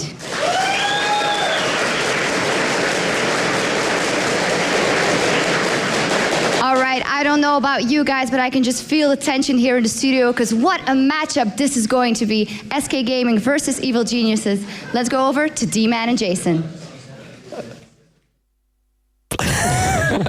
We just had to. It's those intros. I feel like it's a game show host. Sometimes they're coming on. Sometimes some players love it, some players don't. It's pretty easy to tell, but they are really the superstar lineups. SK Gaming versus Evil Geniuses.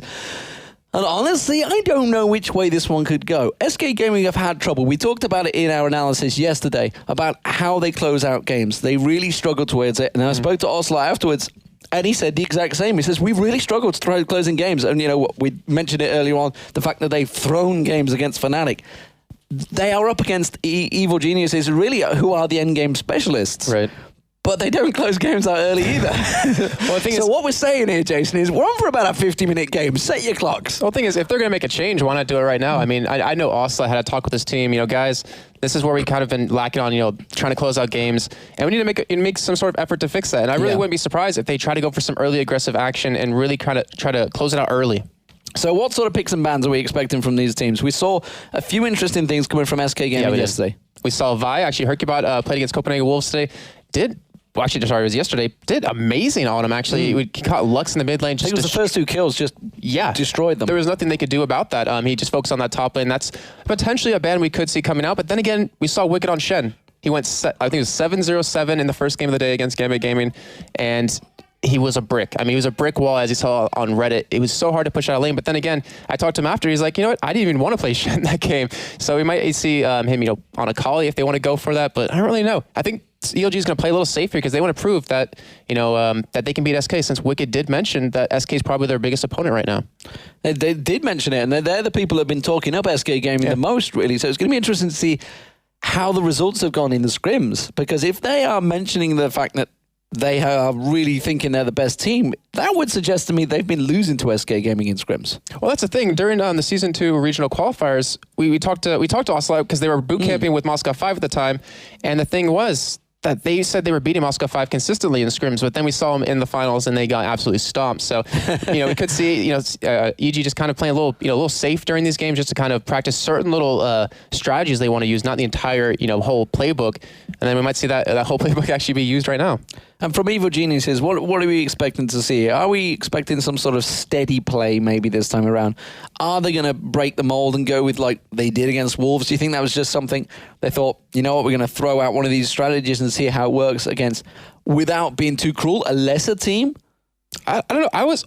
They changed up their champions. Well, I can't really contest that at all, but I actually really enjoyed seeing Snoopy finally on an aggressive jungler, more of a DPS jungler, because he's all about the support. And he did exceptionally well. His ultimates on Kayle were so spot on. He kept Wicked alive in that last team fight, which made them pretty much win the game from that. I would really be happy to see him start, you know, branching out his jungling, his champion pool. And Froggen, I mean, what can't he play in the mid lane? That's the real question, because we've seen him on Lux and Nivea, Karthus. I mean, you name it, he's played it. Wicked, though, that's the real wild card, because, you know, we've known in the past of having a very limited champion pool of, I believe it was Malphite, Rumble, and Aurelia.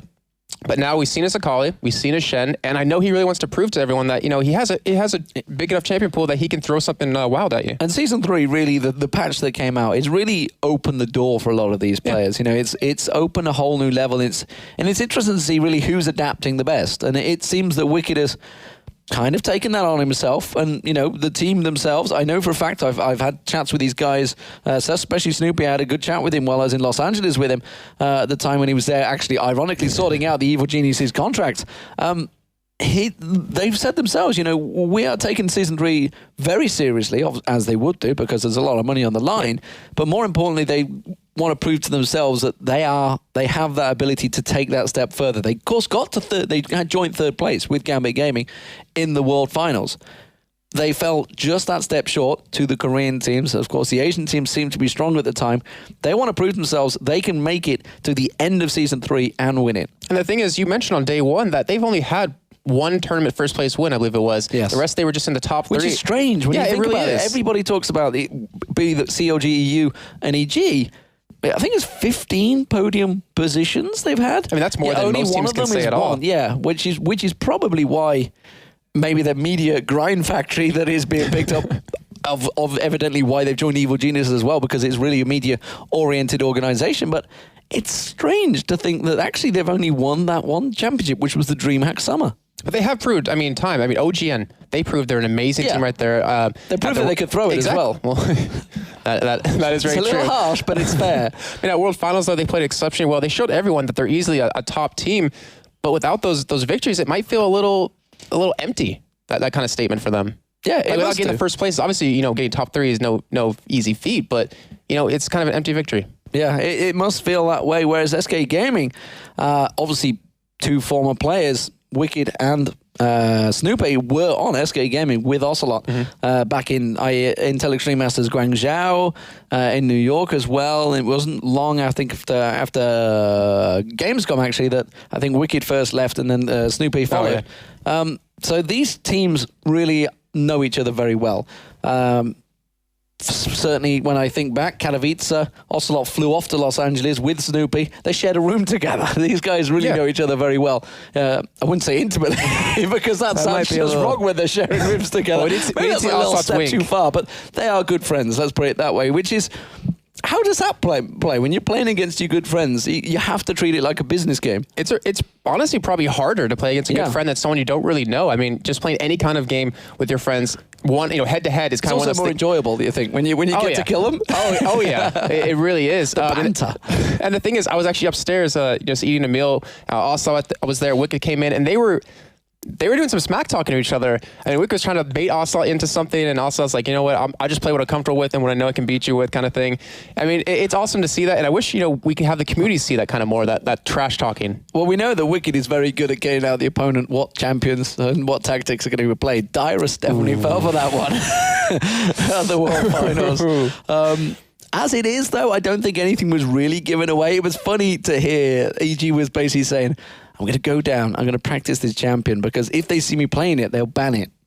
Yeah, it's a good just point. Using it as bait, trying the mind games that are going on between these teams. Froggen was saying, I think, actually, I tell you like it was Wicked. Wicked was playing, what did he get banned yesterday against him?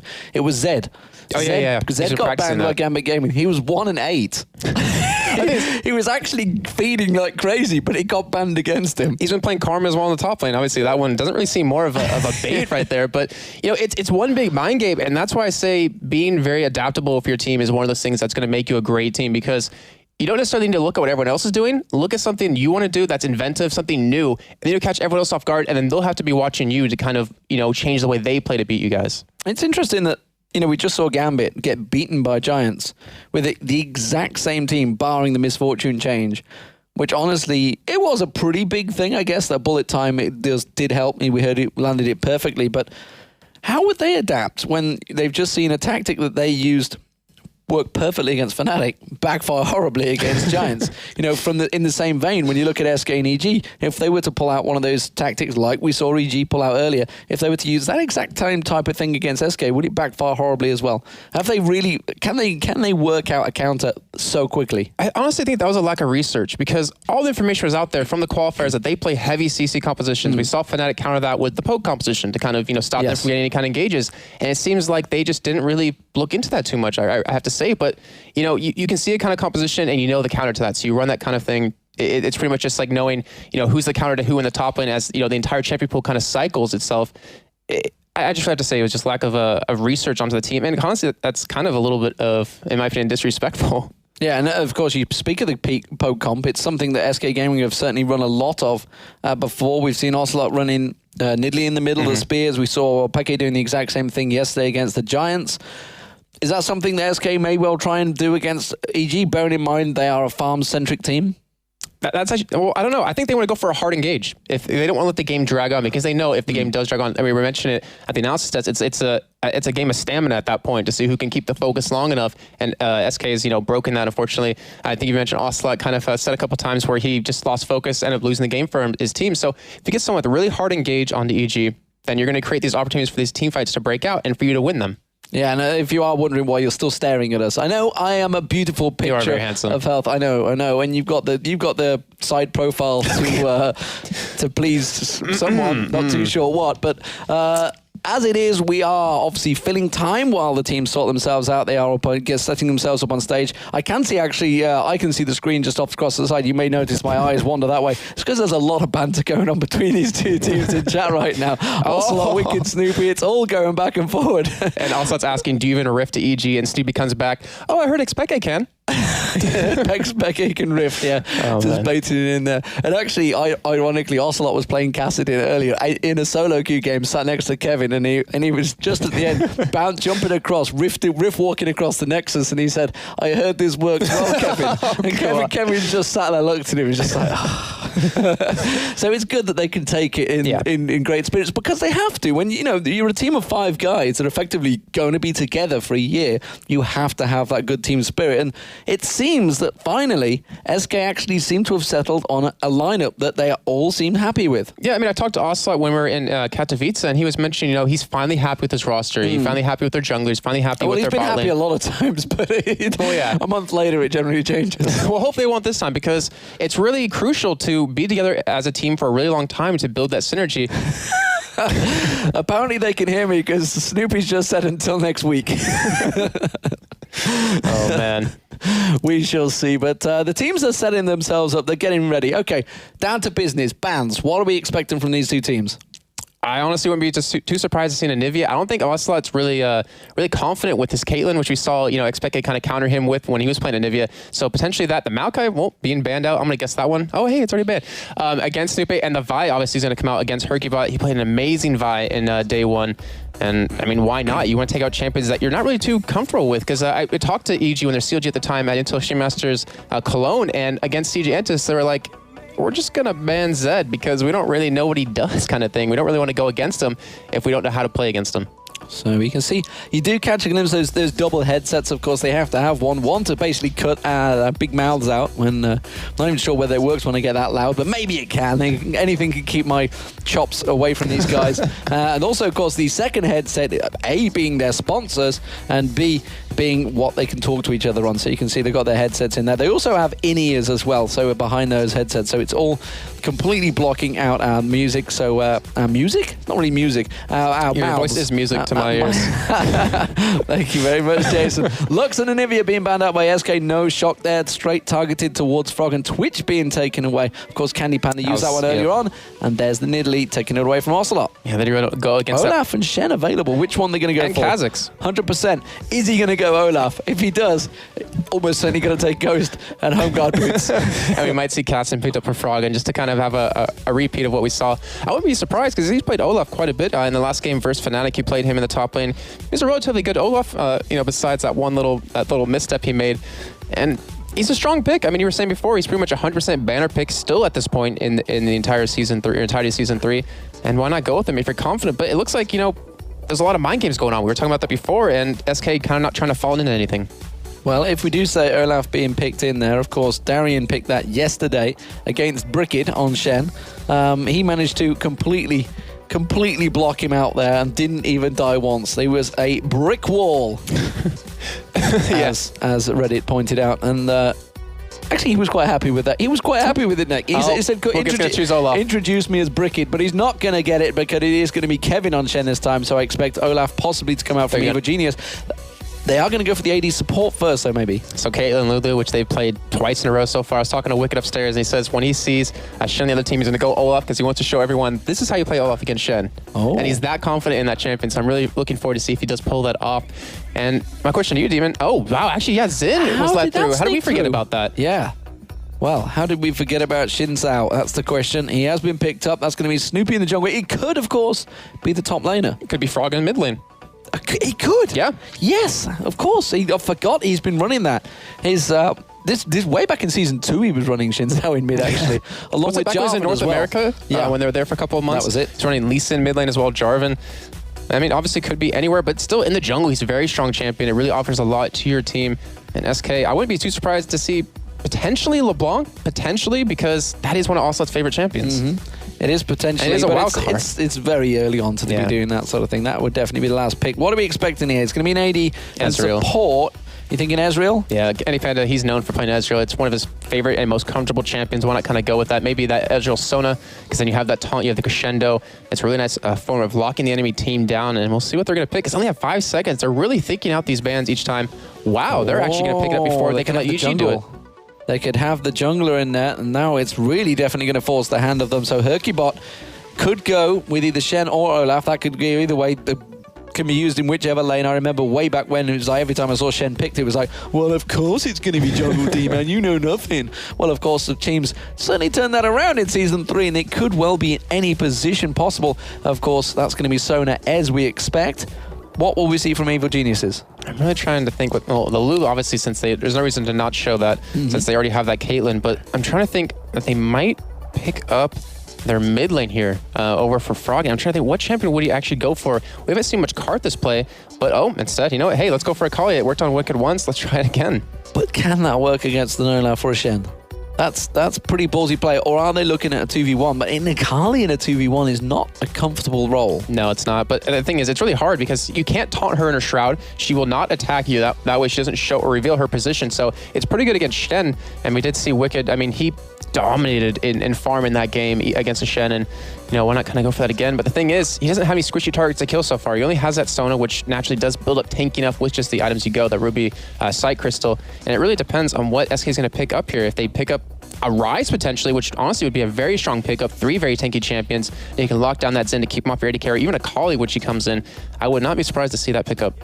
So we see what they do get in there. You can see the chat back and forth. It will be Ocelot making the calls. Candy Panda. It's not going to be Teemo, is it? We don't think so. I think Freak's getting excited right now. I think back home maybe he would be. Be surprised at an Ashe. It's possible, but no. It's going to be Ezreal. It's got to be. I mean, you have a Sun as a support. It's a good lineup. You have a lot of AoE in this, but still, what's their AP mid going to be? And he's going for the Kassadin. Well, this time, at least Kevin won't be getting nightmares about it. It will be Kassadin in there. Definitely could work out very well here, actually. That's a nice lineup. Jace. Now that is going to be mid lane Jace. Yep. That is going to be frogging on Jace. Yeah, during the qualifiers for LCS Season 3, we actually saw quite a bit of Jace in the mid lane and did exceptionally well against, APs or even the assassin ADs. Look at that. You see the book being put away? That's Ocelot's key book. I tell you what, that's probably worth a lot of money. I kind of want to go steal it. It's interesting. He used to have a little scrap of paper. I remember in Katowice, he just had a little scrap of paper. He's obviously upgraded. He hasn't quite made it to an iPad or some sort of peripheral like that yet. It's still a notebook. Well, yeah, I mean, then again, that things can get hacked, I suppose. But then again, if you get it stolen, you're into all sorts of trouble. Yeah, that's very true. But I honestly kind of really respect that because it kind of, it makes you can look back on your past and see what you picked, what you banned, and kind of maybe set you up for a slight advantage that you can use and win a game. But still, Ocelot on Kassadin with teleport, that's honestly a really interesting thing because he's already very mobile. He can roam around quite easily, but with a teleport on top of that, we might see some early ganks, actually like some pre-6 ganks out of him. So what are you seeing from these two team comps? Anything particular in there? I do see a last-second switch. Olaf going to top lane, Shen going to jungle. I'm honestly looking at these two lineups. I'm going to have to give it to EG. They have so much damage. I mean, Caitlyn's going to fall off mid-game, obviously, but you have so much damage from the Jace. You have a Kali who can pretty much burst down Ezreal or Sona if he gets to even Kassadin. And a last-second switch with the teleport. Oh, yeah, he was. Okay, so he was running teleport. Now he's going for that Ignite, so we're maybe not going to see any of those early ganks. But, having Zinzao to get in there, you have Lulu to knock him up, you have the ultimate out of him to knock them away, and it really creates an opportunity for, Wicked to get in there with the Kali, Frog to get in there with Jace, and Yellow Pete to just sit back with Caitlyn, and, I'm doing an arm movement, you can't see it, but that's what Caitlyn does, the shots. I thought for a moment you were doing the rift hit. The one hit. Do you even rift, bro? That's the question. Hey, on your screens, it is the Evil Geniuses as the red team and the blue team as SK Gaming, playing from bottom to top, and red playing from top to bottom. The question is, whose Nexus turret will go down? Will it be EG's or will it be SK Gaming's? And Jason, you'll find out in about 70 minutes. It could potentially be a long one. We're settling ourselves down. Will we see any level 1 fights from these teams? We haven't really seen a great deal of level 1 activity just yet here in the League Championship Series. Well, no one has any kind of heavy CC-oriented level 1 team fights, so I don't really expect them to kind of go for that. We want to see, EG get up to not a quick start, but a steady start, a really confident start, because they're not really a team that likes to fight level 1, in my opinion. They kind of want to just protect their own jungle, allow Stupid to get around from camp to camp so he can get a position to go for some ganks and really create some opportunities. But as you see right there, EG, as I say that, they actually are kind of going for an invade here, going for that blue buff to steal it away from Hercubot. Actually still, or even Olaf if they're trying to go for a lane switch. Or are they expecting the counter now? They went in, baited it. Maybe they're going to see and have a poke around. They could go for the late invade, or they could go for an counter invade, a counter of the counter. A counter of a counter of a counter. And it seems to be the counter of the counter of the counter. The shock blast goes out from Froggen, forces them away and says, no, you're not going to take our own blue buff. Instead, SK Gaming kept on the hop. Yellow Pete taken down very low by Candy Panda. Could he try and switch this one on? Has got the Q to come through and is definitely going to force Yellow Pete back to base. Yeah, there's no way he's going to win any of these early fights against him. He's going to need that farm to really keep up against Candy Panda. Not to mention, I mean, CP has the ability to have that extra attack from his Q, so he has a lot more sustained damage. And one thing that's kind of really interesting, Yellow Pete not running that flat armor pen this time. He only has 5 flat 8%, so he changed up his runes a little bit to go against his composition. Interesting start build as well. He's just got 3 health pots on him, so he hasn't actually bought boots yet. He had a red pot. He had a red pot. Yes, he has. He's popped the Brilliance pot. Wow, he's had to use that already. That's actually pretty key. Yeah, I mean, that was trying to give him that little bit of a lane dominance, especially against a lane that can poke like this when you have no sustain. That's going to create a big problem. But then having that Lulu, who actually, Crepo roaming around right now, going into this mid lane, was spotted by a ward, though. Well spotted by Ward, but he's coming around towards the bottom, just off the corner of your screen there, and towards Ocelot. He's going to put the Glitterlance across, and he's actually going to keep the roam on. This is almost like we saw Dignitas trying to do in the Season 2 World Finals. That support roaming around, and the invade is on. We do see Snoopy on the blue buff. Yeah, and that red pot making more sense now, as that since he was going to be going 1v2 in that bottom lane, get the extra health, extra damage, and we might see him actually go for a 3-man gank on this top lane. Olaf, he's very easy to lock down pre-6. He only has that Ghost Ending Night, and he's sitting there at level 2. Get a nice 3 talent strike. You can easily knock him up. We do have Cripple yet again in the middle lane. He really is roaming around trying to create some opportunities. So I didn't notice that, and I didn't hear whether you had actually spotted it, the fact that Froggen did have that blue buff from the very start. So you can see he's going to put a lot of damage, a lot of pressure on towards Ocelot. Crepo in there, as you mentioned, in the top lane. We also see Xin Zhao putting pressure down on towards Kevin. Snoopy desperately backing away, has got that double buff, doesn't want to lose it yet. And Yellow Pete down the bottom, he's trying to 2v1 it. We do have the jungler coming around off Hercubot. They're going to dive on towards Yellow Pete. Surely First Blood will come out here. It is going to be First Blood. Meanwhile, in the top lane, Snoopy goes down. Yellow Pete now laying down the damage back on towards Hercubot. They couldn't finish him off. Barrier was used, kept them away. Ocelot taken low in that middle lane. They are really pressuring this middle turret. It's already half health. And the thing is, in that top lane, we did see Olaf pick up that First Blood, but then he died right over to Wicked, gave that double buff away that he just picked up, and now Wicked might be so strong in this lane. He was already down in CS. The mid turret now going to fall here, and EG, this is not very like them. They're playing very aggressive early on, and we kind of almost expected that, to see something new out of them. Yeah, they are switching it up here. We did wonder what we'd see in Season 3, and well, with Jace, they are basically playing it like a second AD in the mid lane. We saw it from Fnatic before, and now we do see Hercubot going to come in. He's going to try and maybe Shadow Dash, try and keep someone at bay, but no, the Shock Blast comes back on towards Ocelot. Nice Look at that, uses the acceleration, tries to bash them back, puts the damage down on towards Hercubot instead. Snoopy was around there as well, seeing if he could get a poke around. We do see Crepo taking some poke from Nif, and this has actually left the bottom lane exposed. It's just straight 1v1, straight CS battle. Yeah, and that whole switch that happened, it really catches the other team off guard. You saw SK, we had so much... They're going for this turret here. Yeah, they're going to get it. I mean, there's no way SK can defend this, but the whole switch like that, having Lulu in the middle lane, it threw SK off. We had Nif sitting in that bottom lane, trying to go for that 3-man gank. It failed, and now they're paying the price for that because that middle turret's down. They're even pushing the second turret, and Hercubot, he's going to have to come. He's going to have to help them out because Evil Geniuses, they have the opportunity to completely take this turret. They are driving down this turret. They've nearly took a third of health off it already. Snoopy is just bashing away. They don't care about Ocelot. They don't care about Nif. They don't care about the pressure being put on them. This time it's forcing Kevin to come down the river. So that's actually going to leave the top lane exposed. Evil Genius is switching it up here. 4.5-minute middle turret. That's something you never see from Evil Geniuses. Yeah, very true. And this is the key point, though, as we do have Snoopy. He might get caught here by Kevin. He's going to walk straight in. Kevin pointing the damage down on towards Snoopy. He's no escape at the moment. Has to flash away. Kevin's not going to bother chasing it. Did have Ghost available. And one problem right now is Evil Genius. They caught him off guard. They got this early advantage. The thing is, if they can't keep that flow, that craziness that they're throwing at the team right now, then they're going to lose that advantage, and they need that to really drag it on, and well, not drag it on, but to really close out this game. And as long as SK can stall it out and kind of normalize the game a little bit in their sense, then they easily will be able to, kind of get back in here and even up the gold, because that is a huge advantage for EG at 5.5 minutes. As it is, Wicked has managed to buy himself an advantage in the CS at the top. Still, of course, got that double buff like you mentioned earlier on, so he's a kill up as well. Hercubot coming up towards his top lane to try and even things out a little bit here, but Wicked is not going aggressive enough, and instead is just going to buy him time. He isn't backing away just yet. We saw the bottom lane is also backed off there. 41 CS to 35. Slight advantage for Yellow Pete over Candy Panda. He has gone back and got himself a Doran's Blade and that longsword. Double longsword picked up, of course, by Froggen along with that Tear of the Goddess. And well, you can see that Brutalizer may come out soon. They're immediately heading back around. They're going to go and try towards this top lane. Wicked is hanging around. Kevin is up there. They're going to 3-man stack on the top here by the looks of it. Yeah, and he knows it's coming because they do have a ward in that river. He's sticking around though.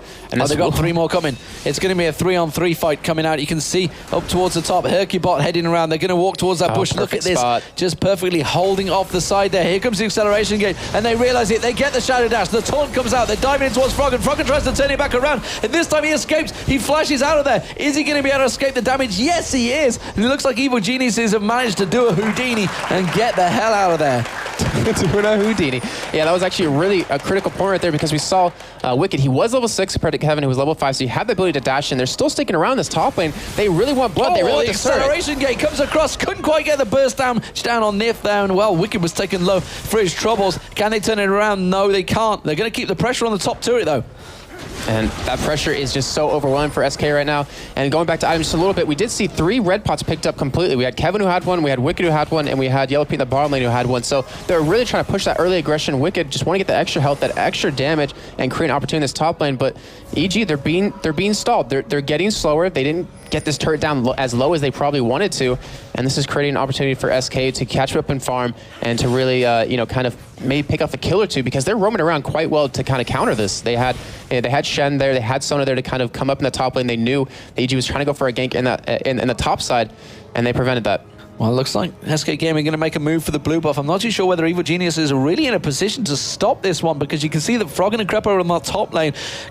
Snoopy in the jungle is on the red buff right now, and nobody but is anywhere near this one. They could pick up the blue buff and then realistically rotate round down to Yellow Pete. Yellow Pete on that turret, of course, you can see doing a 1v1 with Candy Panda. I would expect Ocelot to make moves down there. They are going to try and 4-man stack to counter this on towards the top turret. And whoa, no, Niv's going to walk straight into that wall. They're going to audacious charge straight in. The shock blast comes out. They're going to get the knock up, and that's going to be a dead Niv going down. It's Snoopy. It is the bot lane. They are going to 3-man stack towards Yellow Pete. Barrier comes out, but he's not going to be enough. He's trying to hold out as long as he can. He's going to go down, and they are going to counter and steal away the blue buff for their own. If I was Kevin, I would not be staying in that top lane right now. And if I was SK at that bottom lane, I'd be pushing up, because you do have wards to actually spot them, going back up into the top lane, trying to get the aggression there, trying to get that turret down. As you do finally have Candy Penny's going to stick around, go for that turret.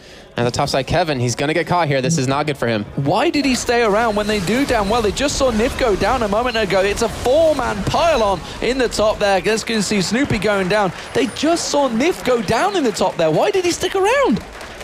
I wish I could tell you that, because there was no reason for it. I mean, I guess he has really big axes. We do have also coming to the top side. Might be able to get Froggen down here. Oh, I'm waiting to see Froggen trying to get away. I don't think his axes are big enough there for Ocelot, and he's going to force him away. So, turret apiece right now. That was the bottom turret going down. It was Candy Panda that picked that one up, and of course the kill on that bottom lane went across the Hercubot when they came for the invade on towards Yellow Pete.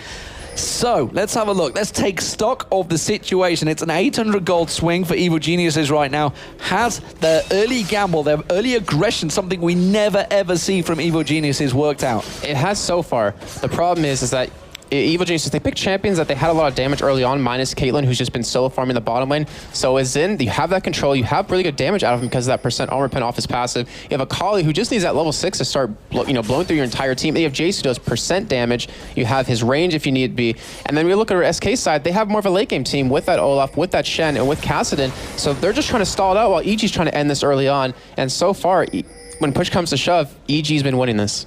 Snoopy Moa gets spotted out there by Ocelot. Ping's going down, Ward's going out, looking like a potential setup for the Dragon here, just defending off that mid lane. We do see SK Gaming stacking up in the middle at the moment. Who would really want this straight up fight in the mid for the Dragon? Thing is, I don't think SK wants to fight this, but they also don't want to let EG get this to get that gold income, because we have the health items coming out of SK right now. We do have also trying to go for a little bit of chip there. But going back to the items, I mean, we have Kevin, he has the Giant's Belt, he has Ruby Crystal, we see Shen, Hercubot, he has his Ruby Crystal as well, not to mention his Razor. And then we have Cass in the mid lane, Ocelot, he has his tier, and he has Ruby Crystal on top of that. They're all trying to build health to kind of counter this early game team that EG has. Okay, this is a trade right now. They're going to go for the Dragon area with Geniuses. They're definitely going to lose that top lane, I feel. You can see Kevin continuing to push there. Are they going to drive him towards the middle? No, instead they're going to try and come down and steal it maybe. Not even close to it. Going to be the first Dragon for Geniuses. That top turret is not going to go to Kevin. He's not going to be able to work that one down without someone getting up there. You can see Froggen already making a run for that top lane. I think he should get there just in time to keep it safe. And great time by EG to really realize that, because they had that top lane pushed up like you were mentioning. Kevin wasn't able to get that turret down. If it was a little bit more in his favor with the minions, he easily could have gotten that. But EG is trying to keep this aggression, this advantage that they have to build up and take it through the rest of these games. And the thing is, I mean, EG, they're so used to dragging the games out. They're so used to stalling it that we were amazed by how aggressive they've been. But can they continue that aggression and use it to their advantage? And that's kind of the real question we're going to see here. We see Ocelot maybe having a look towards there. He's in the Baron pit at the moment to see whether he can catch anyone out heading up that way. Snoopy's going to pick up the race. Golem's also going across to Wicked and Froggen. As it is, Ocelot has returned to that mid lane, so Wicked is going to rotate round, and all the lanes return to normality. 12 minutes in, Dragon or Wicked might catch onto us. Kevin stood on a ward there. He's like, nope, you're not going to recall in that bush right next to me. I'm not going to allow that one. How do we look between these two AD carries? They've pretty much had their own game down this bottom lane. Well, the thing is, the Ezreal's completely going to outdamage Caitlyn till that late game where Caitlyn has that huge drop-off in the mid game. But well, actually, Snoopy was coming around. So he can take him on right now, but the thing is, they're going to get baited into this fight. And if he might even potentially flash crescendo this, but they have Snoopy waiting on the sideline. Wicked and Kevin going head-to-head in the top lane. Going head-to-head, and Wicked looking like he's going to try and get out of this one. We do see Stan United coming in, and now Wicked is in desperate trouble. He's not going to be able to use that push. One more hit will be enough, and it's Kevin that picks up the kill, and that is going to make it 3 for 3. And all square once again. The gold advantage still just about with Evil Geniuses. It's only 1,200 gold difference, and now Evil Genius is starting to turn the pressure on the bottom lane. The problem is that advantage they built up, they have to make a decision right now. It's continue with the story, try to go for it. We do have Offset coming around for a game, but EG just going to back out instead with that ward. But the point is, the advantage they had is kind of blown right now. They have to make a decision. Are we going to continue this aggression? Are we going to continue trying to group up, pushing these turrets down? Or are we going to drag the game out a little bit, try to get farmed up, get a little bit tanky, get some damage on our carries, and then take the fight back at SK? And the decision so far, it seems kind of half and half. I mean, they grouped with the bot lane right there, as you saw, but now they're spreading back out. Wicked heading back towards the top lane. Froggen sitting at mid yet again, going head-to-head against Oslo here. Actually might be able to catch him. Interesting change around, and you can see Ocelot putting the damage on towards Froggen. Can he turn it back around? Kevin is going to come in, but Froggen should avoid the damage and will get away. Meanwhile, down the bottom turret, you see Ace in a hole coming out there. Landing, actually, he was going for Nif there, I think, but Candy Panda blocked it out, so Rolls reversed the AD carry, blocking out the support death. And they are just going to have to back away. There's no mana left on Yellow Pete. He may well just churn this one out and keep pushing it. As it is, we stare at a blank spot in that mid lane, but Candy Panda, he's keeping the waves at bay. I'm not too sure how much longer for, though. And he's pretty much just running from the mid lane to the top lane back and forth just to keep pushing that, keep that farm, because he was behind Wicked, but now he currently has the lead, has that Warmog done, and over to Wicked, who doesn't have his, Hextech Gunblade done just yet. The bot lane, we have Turkeybot coming in, but he's going to get caught by that Yordle trap. Oh, Crepo getting slowed. Is it going to be enough? One more shot. Oh, they both had to flash there. Crepo, quick reactions the moment he saw Candy Panda coming towards him. One more basic attack would have been enough to take his life, but he got away from it, so 2 flashes burn. And the thing is, looking at EG, they're not taking advantage anymore. It looks like they did just decide to just farm up. They are trying to control this blue buff as much as possible. I believe they've stolen away every single one so far. We did see Ocelot still one away from EG and had that blue buff for himself, but still denying that blue buff away. We do have Froggen to be catching over to Herkybot. Herkybot getting caught on. Froggen now in all sorts of trouble because Crepo is there. He tries to put the hammer down on towards Crepo, and he beats him close enough. The Wicked get in there. Stan United comes around. Audacious Charge comes back around for Snoopy, and they do pick up. It's a 2 for 1 though, and now they're on towards Kevin. Wicked goes diving in. The still blue buff hasn't gone down. Wicked's trying to bait him around. Snoopy's going to come around. Has he got enough? He hasn't got any mana really to bait with this one. And now Wicked's stuck around a little bit too long, baited by his teammates. He's going to go down. He should have pulled out of that fight long ago. And that went from an amazing play. Snoopy's in trouble as well. No. He's going to try and dive up towards it. Can he execute? Can he get out of there? The Audacious Charge isn't enough. Instead, he's going to take... Oh, the axe came in! That was a whisker away. First, he felt that on his backside, just kind of hit a couple of hairs or something like that. But still, that trade there, it really shouldn't have happened. That was such an amazing play by EG to turn into such a failure. Froggen with that knockback into the wall, like you were mentioning, to get Wicked over that wall to help out, picking up that nice double kill, losing, only Froggen since we did see Kevin pick him up. But still, it's like we saw earlier with EG in their game before. They lost 2 members, they backed away, but then they turned it around against the Wolves, I believe it was. Or actually, it was against Giants. No, it was Wolves. Sorry, it's Wolves. Turned it around and picked up a couple kills. So it's really unfortunate for EG, but still, they are not going to secure this blue buff. Ocelot does take it, does get that extra sustain now. He has that catalyst done. He's starting to build up towards the items he needs. He's tanky enough now to deal with EG's damage, and EG's really in a tough spot at this point. He saw how low Nif was and just tried to take a shock blast through, see if they can pick up anything from it, but it wasn't to be. Wicked now almost built up that Hextech revolver. Trying to get the Gunblade completed. He is just going to farm out. How is it working out for him? Because he's 2-2-2 right now, whereas Kevin at 4-2-0 and Olaf. Is that going to be a problem come late game? Crepo's going to finish off this bottom turret. That's going to even things up. In fact, it's going to give him a turret advantage and a 1,000 gold difference. That top turret should go down shortly, but Kevin's not going to follow this one off. Instead, he's going to head straight down. Dragon is going to be up in about 20 seconds time. We did see Wicked actually go 0-2 in his last Akali game, and then he kind of came back because he picked up some kills, and he snowballs really hard. She's a hyper carry, and as long as he can keep picking up some kills, keep picking up a couple of items here and there, they're easily going to be able to get him in the game. I mean, he's not even out of the game at this point. He's behind in farm, but it doesn't really matter at this point. Herkybot going aggressive. Thought about putting a Shadow Dash across the entire team there. Would have caught them all out.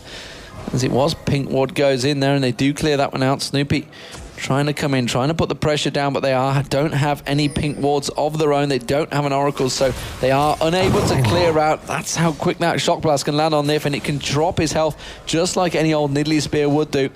And it is a dangerous, dangerous thing, especially now he's got that BF sword, and that lands it a second time. Froggen seems very accurate with that, and I guess no surprise by that when you think how accurate he can be on Anivia.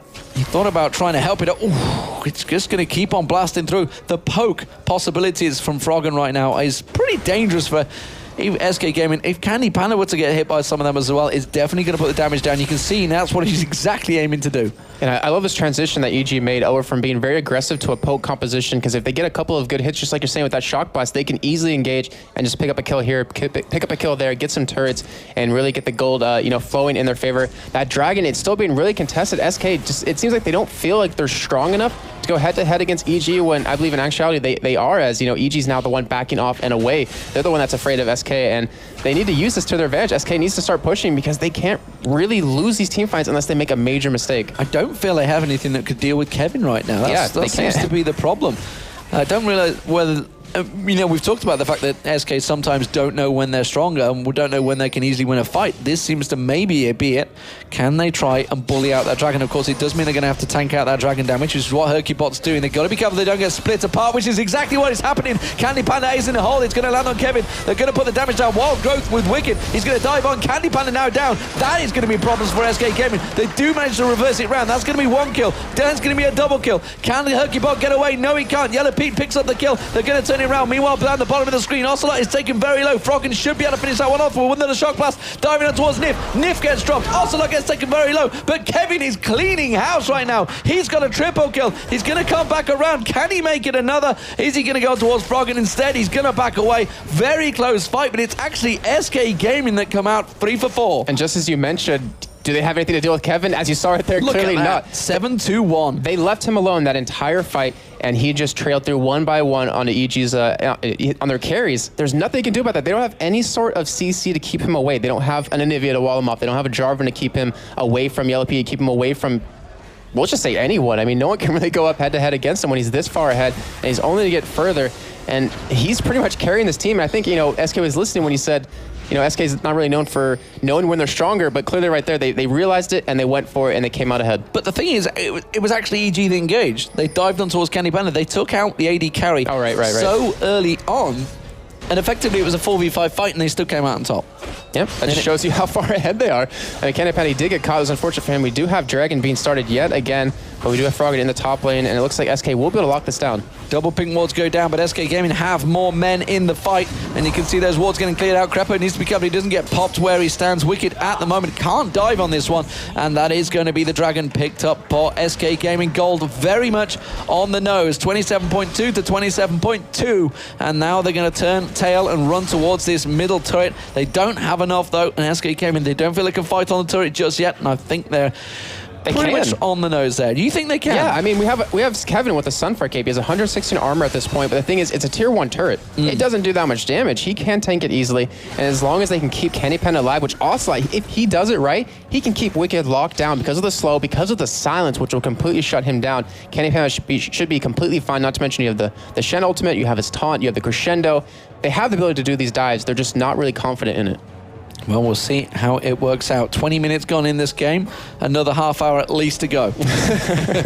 Just doing that one. Going by experience here, ladies and gentlemen. That's all that's cast as.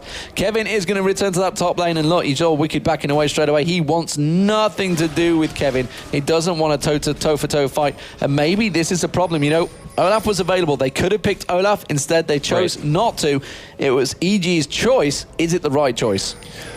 I mean, obviously it's not, but I love how they're being really experimental. They're really trying new things. You see Kevin tanking through Wicked's damage and turning around onto him, but we do have EG coming up. He's trying to bait it. They are going to have it. Is it going to be long enough, though? Here comes the audacious charge. He's going to get the knock-up. Kevin's going to get taken down. The damage coming in. Stan United. They go back on towards Kevin. Is it long enough? Stan Shadow Dash comes across. Trying to keep Kevin down. They have to drop him, but Wicked goes down. Now it's a 2v1, a 3v2. Sorry, the crescendo is perfect. Ocelot comes back around. Froggen goes down. Crepo's running for his life, and Snoopy will be left. No, they're going to come back around. Yellow Pete comes up. Can they turn this around? Ocelot's shaking very low. Ocelot's dropped, but a great Shadow Dash across there. Hercubot's going to get taken down. Crepo's taken low as well. We do see Yellow Pete coming across. Yellow Pete does take down, and now it's going to be Nif. Nif's going to get dropped down. It's a crazy fight back and forth, but it will be a 4-3 for Evil Geniuses. What a crazy turnaround fight. Candy Panda, meanwhile, continues shoving down that bottom lane. He may get a turret out of it. It was a 4 for 3 for EG, but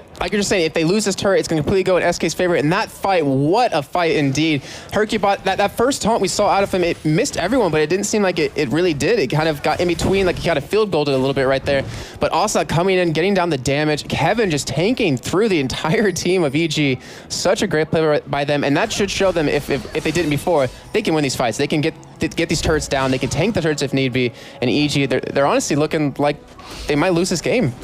Well, they came out on top in the fight, but it was a very much splattered one. Ezreal wasn't there, that's the thing. We had Yellow Pete there, but Candy Panda wasn't. Yeah, it was a 4v5. We do see the True Shot barrage going across there, clearing out the top there. He did manage to steal away that blue buff, so that was the advantage he gained, controlling that resource. Here's Snoopy. Well, he doesn't want to go 1v1 versus Kevin right now. Kevin, of course, with that Ninja Tab, he has got the Fortitude Potion as well this time, so he's going to get himself a bit of a heal should it be required. And of course, you know, you pop anything really on Kevin right now. He is so tanky. You saw how long 4 members of Evil Geniuses took to kill him there. That is a worry. Yeah, very true. And the thing is, it's at a crucial point again. We have Froggen. They're going for him again. They're going to go. Yellow Pete is lingering off the side. Yeah, he's not going to fall for it this time. He walks away. He had Ragnarok and Ghost. He baited it all in. He was expecting that fight. Yeah, I mean, he was pretty much baiting them. Or they were baiting him originally, but he turned it around into a bait for them. Fortunately, they did lose that fight overall.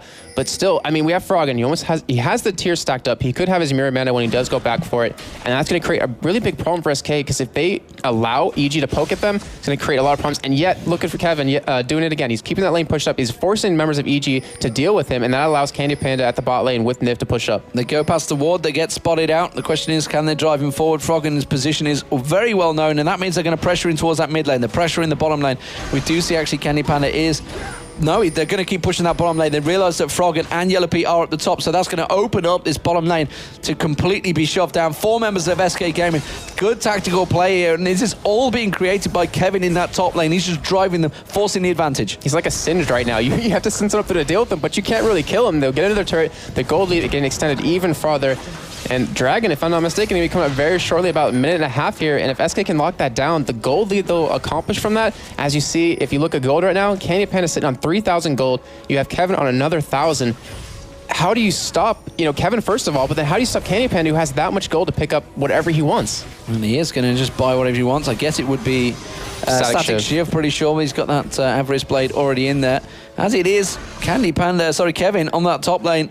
There's nothing really stopping him. They've had to put Yellow Pete up there to try and keep that minion waves at bay, because simply put, Wicked is wasting his time up there. He needs to be the damage man. He needs to be the one that's trying to stop off Candy Panda so he can dash straight onto him, try and burst him down. But honestly, has that moment now passed? Is Candy Panda too slippery and too strong to be able to be dealt with by Wicked? It just depends on how well SK plays it. As long as they keep him alive, they'll have Kevin going through the entire team, because they all have to die for him. Look at all those pink wards being picked up. Wow. Yeah. Oh my gosh. And they really want to make a play here. They have 5 pink wards total, and they're going to be going for Baron very shortly. Not to mention, going to go for the upper jungle side, I'm going to go ahead and say, because if they can put pink wards down, they can really give Kevin that opportunity to keep pushing that, because then he'll know if anyone's coming after him. And if SK sees that, they're like, hey, we'll go bottom or we'll go middle and take a couple more turrets. So pink ward gets placed in the bush. It's definitely going to be a dragon being picked up. Question is, can they drive any other advantage? Evil Genius is very much prepared for this one. We do see Snoopy coming down, putting that ward down. Shock Blast comes through. Pink ward of their own placed down. Wards getting placed everywhere. Oracle's being picked up by Crepo. They don't want to face check that bush. They are going to come around. Kevin, wow, look at that. Shock Blast doesn't even dent his backside. It was just like shrugging it off. I needed a bit of a massage. Thanks for hitting me right there. You just caught the spot beautifully. Froggen takes the damage. He gets the back away. Nobody right now can deal with Kevin romping through that front line. And he's pretty much 1v5 with them, keeping them pushed away. And the thing is, SK, they can go for Dragon and pretty much force the fight off that. and yet they're still being really hesitant.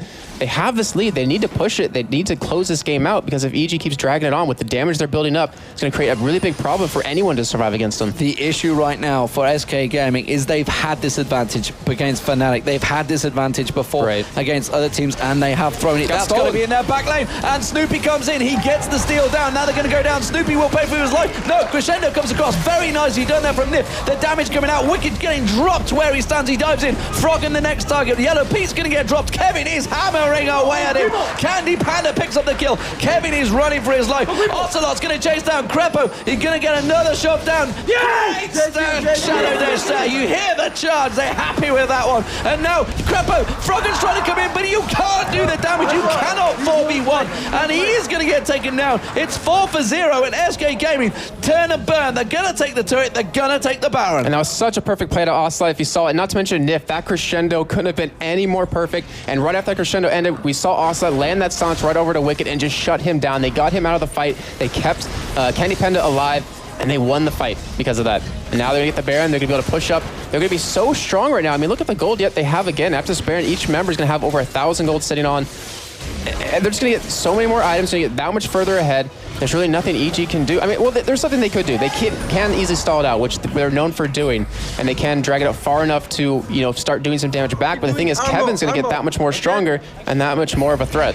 Well, we talked about it before. We talked about how the difference is, and the fact that AEG had been pointing out SK Gaming was so strong right now. This appears to be what they've learned from the scrims that they've had between them. They're shouting back and forth between the teams. You know, they are very much the blood pressure right now. I'd love to have some biometrics on these teams, because I reckon the heart rates in these team fights must go through the roof. They do for me, that's for sure. Yeah, especially when these fights break out. They're so insane and so much action happening everywhere. And I'm pretty sure Ocelot right now is feeling really good about himself, because his team is looking very strong to take this game and show everyone that this lineup they have finally, you know, built up can really do some serious damage against these top tier teams, which, you know, they clearly are. You know what? If SK Gaming were to land the win here, it is going to throw this league wide open in week one. There's going to be no one with clear run. We saw it without...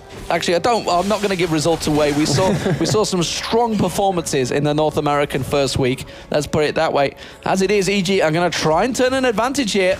They realize that a lot of people are backed away. Can they get the damage done towards this turret? Can they take an advantage? Can they take the middle inner turret down? They will do. And that was a good sneaky little run there from Evil Geniuses. Do not leave your mid lane open. Yeah, caught him off guard right there, but still SK, they're going to be on a pusher. We have Hercubot split pushing the bottom lane. They're countering. They're running. They're running. They haven't used Shirelias, but they're chasing. Yeah, I mean, as long as Kevin gets up there in time, we have the Stand United up for Hercubot, so he's going to keep that bot lane pushed up. He's going to force someone to deal with him, but he's so tanky enough right now. He's pretty much on Kevin's level with, you know, without the Shirelias, but still, he's so hard for anyone to deal with. I don't think anyone can really take him on 1v1, except maybe Yellow Pete, who finally has a couple of strong items, or maybe potentially Jace with that Mirror Mana and that Bloodthirster combo with the Brutalizer. But Nif, he's setting up. You see those wards over that wall. He really wants to get these crescendos landing. He has flash. Can be up fairly shortly. And if he creates an opportunity with that crescendo, you know SK is going to dogpile on top of that. Interesting build that Candy Panda's gone for that Warden's Mail. He's just, you know, obviously he realizes he's going to be the man that's dived on, and he's just built perfectly to counter it, yeah. He wants to keep, every time Wicked hits him, he's going to be slowed and gives him that little bit of room, that breathing room. Thing is, you know, Wicked only has those 3 charges. Once those are up, he's not going to be able to stick to him. He's not going to be able to get away either, and you can see the damage that Static Shiv is doing. The damage is being output from Candy Panda, and Kevin quite happy to take that turret hit. Look at that. Turret's just like, yeah, not even feeling it. It's another massage for Kevin. That's a second turret in a row. Actually, no, not the second turret, but what can they do against him? He's just so beefy. He has a Shrillies to jump on him. He has that cooldown reduction. They have the lockout on Solari over to Hercubot, and SK looking like they finally feel confident enough to take this turret down. They just pinged it. They just pinged it and said, Wicked is over here. They can't do anything. This is a 4v5. We can just tank this turret out, and they do just that. Using that Baron, maybe, just maybe they've learned overnight, okay, we know what we need to do. And the fact that we discussed it with them, and they basically said, we know what the problem is. have they addressed it this quick? They haven't taken an inhibitor yet, so let's not get ahead of ourselves, but they have a 5,000 gold advantage, a 2 turret advantage, a 3 kill advantage. And the thing is, you have to look back at what happened in this game so far. EG came out of the doors just running straight at them. They got that early turret. They were very aggressive in that top side as well, trying to go for a gank there. And yet SK held on. They kept their composure. They kept calm. They held on long enough that they could turn the game around, turn the tables onto EG, and start winning these fights, start winning this game. And they are starting to put some pressure onto this top side. But we still have Hercule pushing the bottom, and Kevin, oh, he's coming for blood, as you see him right there, coming into this top side, trying to catch Snoopy. As it is, they're going to keep in there. Snoopy got to be careful he doesn't get caught out. Kevin's going to come around the back there. Doesn't bother tanking it. There's no need. There's absolutely no need because they already disengaged. The sheer threat of Kevin coming nearby. Tell Peke that last week. I don't think he was feeling the threat, but as it is, the threat of Kevin was strong. Yeah, very, very true indeed. And they're going to be back in with a nice chunk of gold yet again. We're going to have that random Omen done for Candy Panda very shortly, as he's going to go back and buy it. And the thing is, SK, they're just getting that much stronger. You know, I had an interesting conversation with Ocelot. I've had a few of them over the course of the weekend. And actually, he said, you know, we can win the lane phases. We can be way ahead.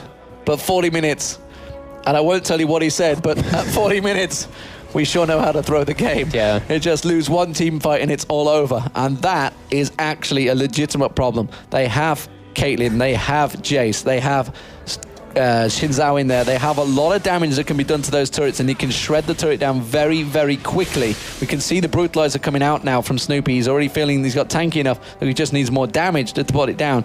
This is still a legitimate problem for SK Gaming. Yeah, I mean, and the thing is, the longer they drag out, the stronger Yellow Pete's going to get. That window of him being weak is starting to come to a close. He's going to have that Last Whisper done soon enough, and that way he can actually take Kevin on. SK can take another dragon. That is the second of the game for them since they got that last one stolen away. But still, it seems a little bit unnecessary, and that's kind of going into the whole fact of closing out a game. Do you really need that dragon when you should be making a push?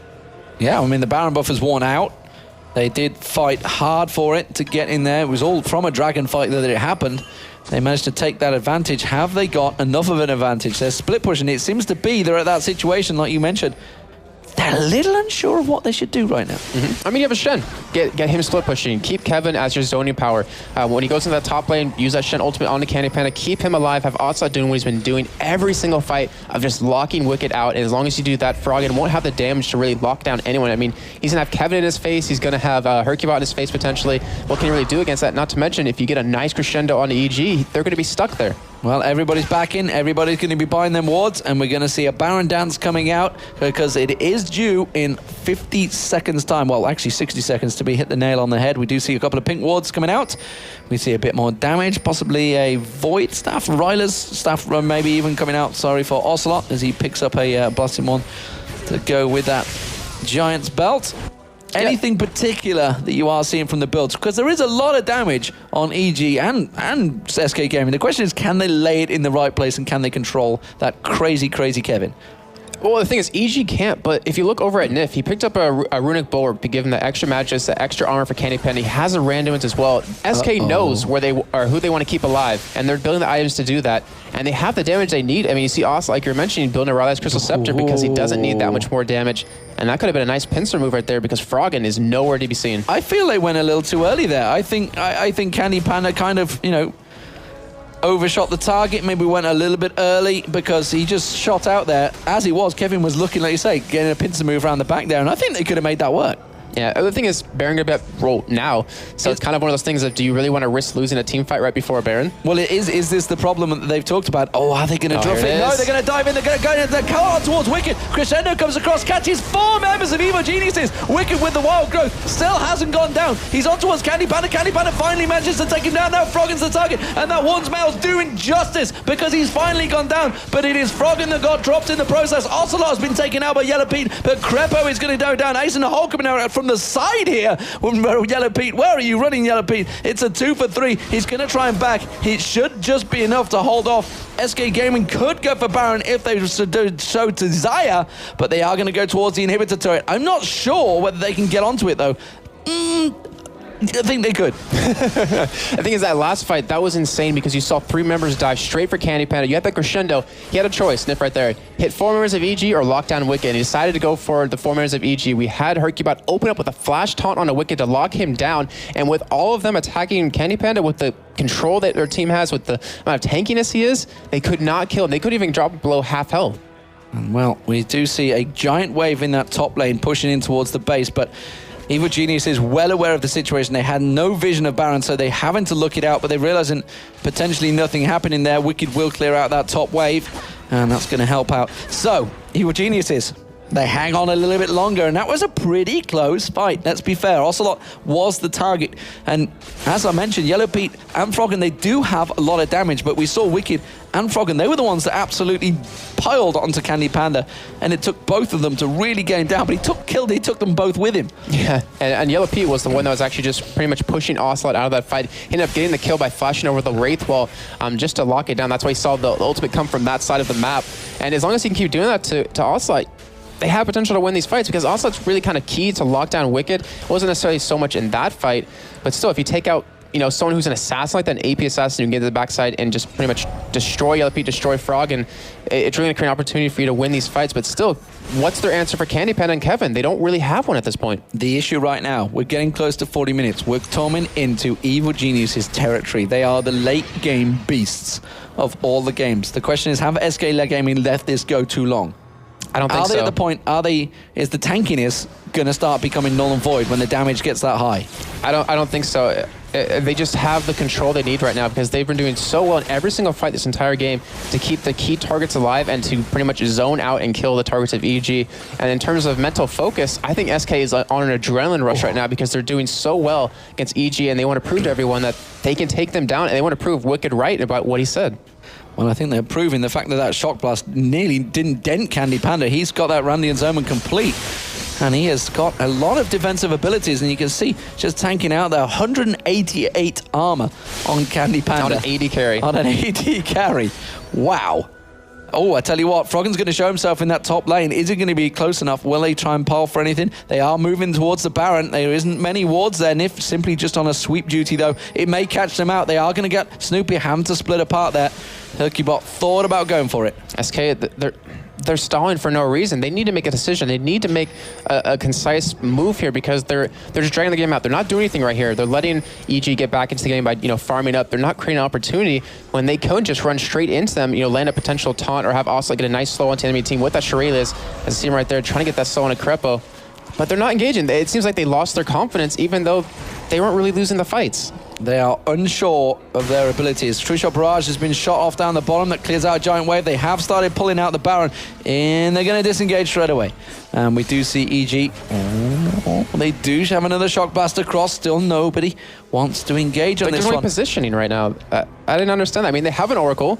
You're going to have EG limited on wards. If they use them all, they're going to have to back out, come in with new ones, and that creates a barren opportunity for you. And yet they're backing out for no real reason. Hercubot goes back, gets himself another Ruby Crystal. Was it worth it? Not too sure. That little bit of health could be the difference. We do see some backing as well coming from Yellow Pete and Crepo. They're going to try and take advantage. They realize that everybody is backed off, and well, the little Baron dance continues. Honestly, Jason, right now, if they were to go straight on 5v5 fight, who is really going to be the victor? And obviously, it depends heavily on how the engage works. Yeah, I mean, that is the key point. It really depends on where the positioning is and how well SK does at control. And we have just so much armor built up over to SK right now. Kevin finishing his random at Zoman, but it all comes down to pretty much Wicked and Yellow Pete in their positioning. If Wicked can kind of be tank enough, as he does finish off that Warmogs, and survive long enough to pretty much bait all the damage into him, then it allows Yellow Pete to just train through all of SK one by one. And you even see a Blade of the Rune King picked up on him right now just to get that extra damage. And the thing is, he has that Last Whisper. Black Cleaver is done on Frog, and so if they pair up and attack the same target, the armor they're going to have is not really going to matter as he's going to be chunking them down percent-wise. You got to feel that's the absolute best item right now for Yellow Pete. They could potentially rip someone apart if they can get onto the right person, like you mentioned. The question is, how much damage? I kind of feel that Wicked needs a Zhonya's Hourglass. I don't know, because he's the man that's been going piling in there, and everybody is focusing. If he can just bait them that much and just pop that, I don't know. I mean, it's not really an ideal item for Akali to have. It's a perfect situational item, though, because you're right. He's going to the back line. They're blowing so many cooldowns to kill him, to keep him off Candy Panda. And Yellow Pete's at that point with all these items that he's the one doing the damage. He's the one that needs protecting. He's They've gone for it. They've dived on towards Kevin. Stan United has been worth. Crescendo only used on Yellow Pete, and that's not going to be enough. Yellow Pete does manage to flash away. Shadow Dash comes across. Yellow Pete's going to get taken down. Wild Growth used on Yellow Pete. Yellow Pete, the focus. Can they turn it around? Yellow Pete's gone down. The damage line has gone. SK Gaming should turn this one on its face, but Wicked in around that back line. He's going to get dropped down. He can't escape because there's an Oracle on the team, and that's going to be a 2 for 0. SK Gaming could just pile straight through the middle. The damage front line has gone down, and SK Gaming should pick up an inhibitor off this one. I'd be amazed if EG can defend it. And that was EG engaging that fight for no reason. We saw Snoopy go in, and then he got completely turned around on. We saw Wicked, he went off to the side. He was trying to go into the back line, but the thing is, right when he came in, he got exhausted, and they just ran away from, they killed Yellow Panda, and then they pretty much just moved on to another target, and that way opened up that inhibitor. There's some Yellow Pandas on the map. Yellow Pete. It's a new anti-skin, I'm telling you. Candy Pete and Yellow Panda. It's a mix mash of everyone, but it doesn't matter because SK Gaming are looking like they're going to pick up a Baron here. And SK, well, could they even bait this one out? We see the Shock Blast coming in. They've got to be careful. Froggen is still a legitimate threat off the side. There they are at half health. Crepo coming around as well. They do see a ward in the bush there. They're going to clear that one out. Can they get the steal? Snoopy is there. No, instead they're going to turn it around. Ocelot's now the target. Froggen's taken down very low, but Snoopy's surely in all sorts of trouble. They can just shred his down. Oh, the audacious charge across. He manages to go towards Ocelot. It's only a knockup though. And well, Ocelot turns it back around on him and jukes him down for a 1v1. And the damage once again is done, but it does delay the Baron. Yeah, that was a great play actually by EG there too. They lost one member, but they kept off that Baron. They have that inhibitor down, so if SK did get that Baron, they can just split push the entire time and let those super minions push, forcing someone to deal with them. Overall, that was a perfect play by EG, and now it looks like they had the potential to go for it if they wanted to, even though they didn't have their jungler. Well, I don't think they really can do it anymore, as you do have, the entire enemy team of SK closing in on them. How quick can they take this down? If you can select the Baron, please. And so we will see the health, and we can see it's down to 9,400. And here comes SK Gaming. They're going to dive in. It's Wicked seems to be the target. The Crescendo comes across, scratches Crepo, but Froggen's now big on the fight. He's going towards the damage on towards Herkybot, but you can see Yellow Pete has already been taken down, and SK Gaming just back away. The Shock Blast comes in. They're just defending as much as they can humanly possible. Snoopy is down though, and a 3-man defense. I don't think they can stop it. Oh, but the Shock Blast once again. Candy Panda, they're going to turn it. They're going to turn straight on towards him. EG in all sorts of trouble. Wicked's trying to put the damage down, but they have been separated. Crepo's trying to get away. Wicked doing as much as he can to stealth around. Can he dash across? He was hoping he could see it, but no, he's going to get dropped. And well, Froggen, I don't think you can keep it off. It's got to be a sneaky steal. That's all they can hope for now. This is like the 4th time they're going for Baron here. And I didn't even notice that Austin actually picked up a random to open himself, and he popped it there just to keep him slow, keep him off Candy Panda. That's such a perfect itemization of him. Candy Panda on towards Crepo. Crepo, wow, look at that. He's just trying to keep them in there. He wants to get close. The Baron down to 5,000 hit points, 4,000 hit points. Here comes Froggen. He's going to try and get in. He's being picked off though, and his Candy Panda's going to take him down, and that is going to be the Baron eventually being picked up by SK Gaming. It's took them a hard-fought battle to get that buff. And that's a 64-second death time on Froggen. It's that late in the game where if you die, you're pretty much out of the fight for the rest of the game. We do have the Super Minions pushed up onto those Nexus turrets.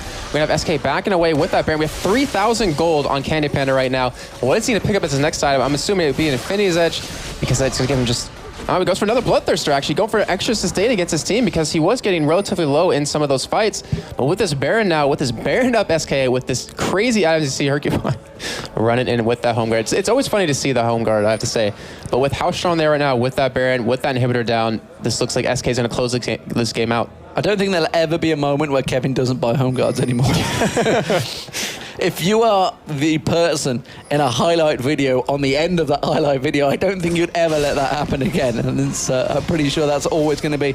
And SK Gaming, why? With the Baron buff, well, 70k is not quite enough gold. You got to have another dragon. The thing is, you're not going to spend that anytime soon, so what's the point? If anything, push that tower, get that inhibitor, get it on the way out. But, it seems like they're wasting a little bit of time, but still, they are grouping up, pushing this bottom side, and with those Supermans still pushing down this mid lane, inhibitor not going to be up for a little bit longer. They can create a lot of pressure here, and we still have, Yellow Pete on the top side, not really in position to defend this. And Kevin, He's just doing what he wants. He's basically a Mundi right now. He's going where he pleases. Kevin is going where he pleases. At 11-3-10, he certainly can do, and they are going to go in towards it. I tell you what, anyone on this team could tank up this turret right now, and it is going to be the inhibitor going down. One more shot will be enough to finish it off, and Candy Panda's going to come in and do the job.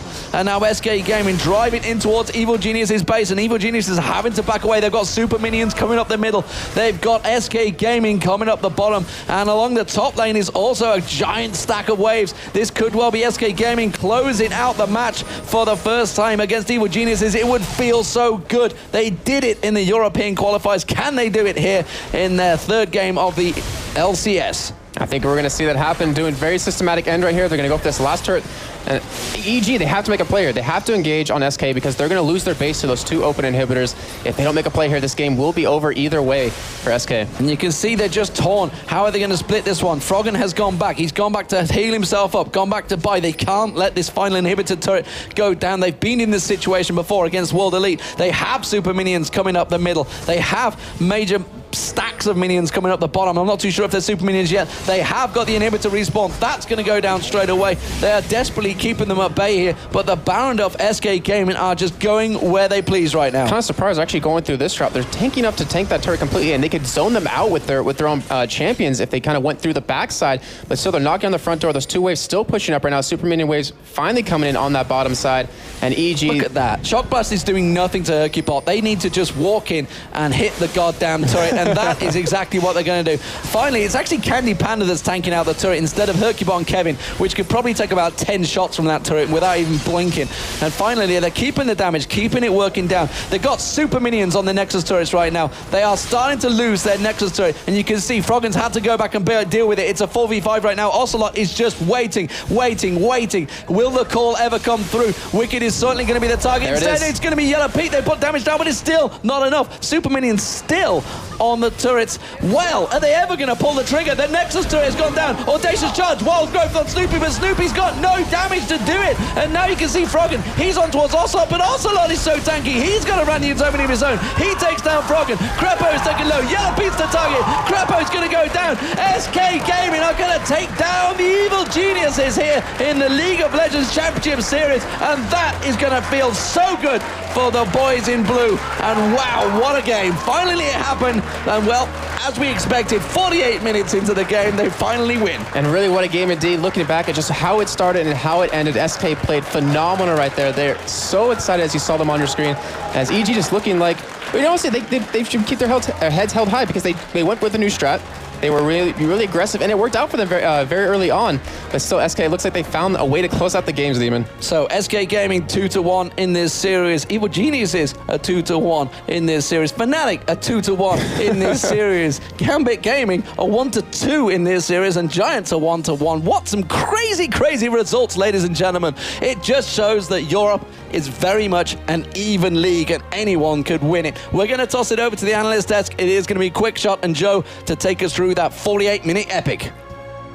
An epic is exactly what it was, Demon. An amazing game. I expected something special from this game, Quick Shot, but I'm not sure if I expected quite that. That was just an absolute beast. It was absolutely brilliant. From the very get-go today, we were talking about the matchups and we were talking about where we thought the most drama could happen. And, you know, we didn't even expect the Giants Gambit game to go the way that it did. And this EGSK, it did not disappoint.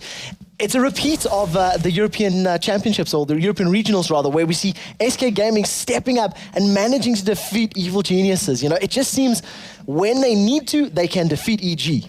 And as Demon said, that leaves us right now in such a crazy position. But before we move on to that, let's jump into the replays and have a look. One moment that we picked out, I mean, I kept a note of everything here. I've almost got 2 pages of timestamps from that game, which were just amazing things to watch. But we took one from about 26.5 minutes in there, that big fight at the Dragon, which led to a Baron. Well, up until this point, if you have a look at the replay, you'll see that it's completely even.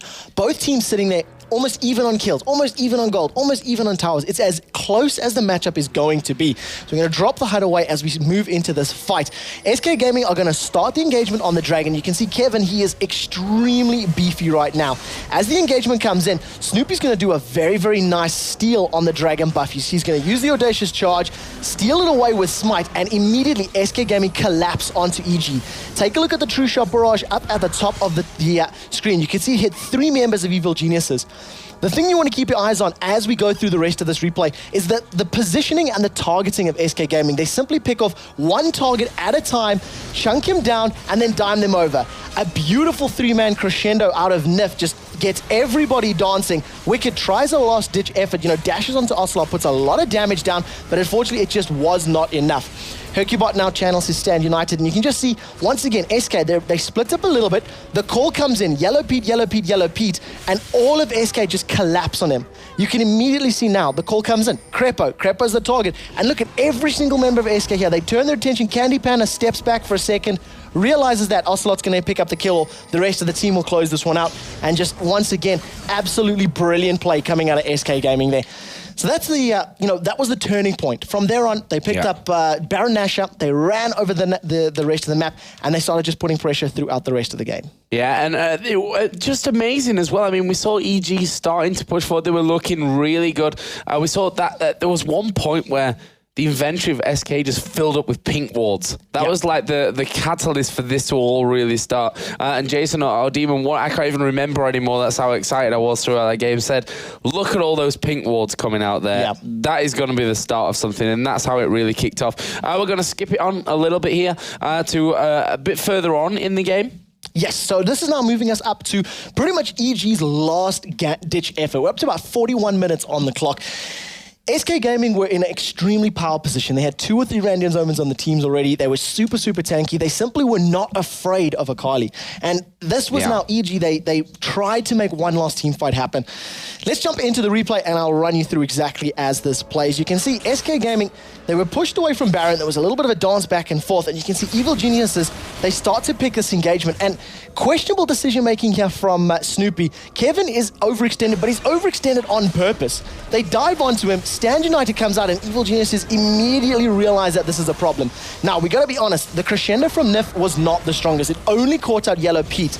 But because of the effect of Kevin in this team fight, everybody splits up. Evil Geniuses are everywhere. There's, Froggen's up on the side. He's just trying to rely on those Shock Blast combos, while the diving combo of Hercubot and Kevin are tanking up 3 or 4 members of SK Gaming. They close out Yellow Pete and just simply chase down. Snoopy's flash to safety. Hercubot locks up the rest of them, and it's just a complete decimation coming out of SK Gaming. They stamped their authority on the game at 26 minutes. They did not let it go, and unlike their matches against Fnatic, they knew how to close out the match. Yeah, and Demon asked yesterday, is this a legitimate problem that we're seeing from the likes of SK Gaming here? It was after the Wolves game where they were so comfortable in the lead that they had, but they couldn't finish that game off, and now we've seen that they can finish a game even when they're, on paper that bit behind as well. They come right into it. They make that power play that can really set them apart from their opponents. Drive it home for the win. Yeah, really, really well played. I do need to give massive props to Mr. D-Man, because at the beginning of the game, we hit that 20-minute mark and he said, it's going to be another 30. And I believe he was 1 minute over the estimation, because it was 29. But what a prediction indeed. Yeah, and again, credit to SK as a whole there. Yeah. Some of those crescendos out of NIF were pretty spectacular. The opening 35-40 minutes, I mean, I picked one fight where the crescendo was a fail, and I'm sorry about that. It hit one person. It hit one, and it hit the most important person, let's be honest, as well. Yellow Pete was the one they needed to lock down.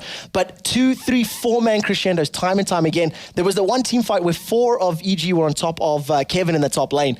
Crescendo came out, locked up 3 of them. It was absolutely brilliant from SK Gaming. You cannot speak higher of them. Well, that's one of those games where even if you watch it in its entirety, you should definitely head over to lolesports.com in a while and watch it all over again. It really was that good. That's it from us here on the analysis desk. We're going to throw it over to Shox for now, though, who's going to be waiting with a certainly very happy man from SK Gaming. Absolutely. I'm here with Kevin, a top laner for SK Gaming. They just beat Evil Geniuses. Kevin, it seems that you always bring your A game against Evil Geniuses or Axial GEU. Yeah, we try it. Like, they're good enemies, good friends especially. Like we scrimed a lot versus them. So we tried to give our best versus them just to prove ourselves. So yeah, that's the goal mainly, to prove versus them. So we prove versus other teams. All right, so yesterday you had the problem of not being able to finish the match when you had an advantage. How did you work on that today? Well, yesterday it was like a bit uncoordinated. Like we wanted to base but didn't go and stuff like that, got caught. This time it was like slowly. We were a bit hyped, of course, like always with a Spanish guy. So this time it was like slowly, like making laugh, you know? So just keep it down. Yeah, keep cool. All right, thank you very much. Okay, for the last time, let's go over to the commentators, D-Man and Jason, to take us through today's matches. Well, I never knew Kevin was slowly making love throughout that game. I thought he said laugh. I'm pretty sure he says like slowly making love. I don't know. All you ladies out there? I'm not too sure. He takes his time. His girlfriend's in the crowd. So I think he's safe on that one.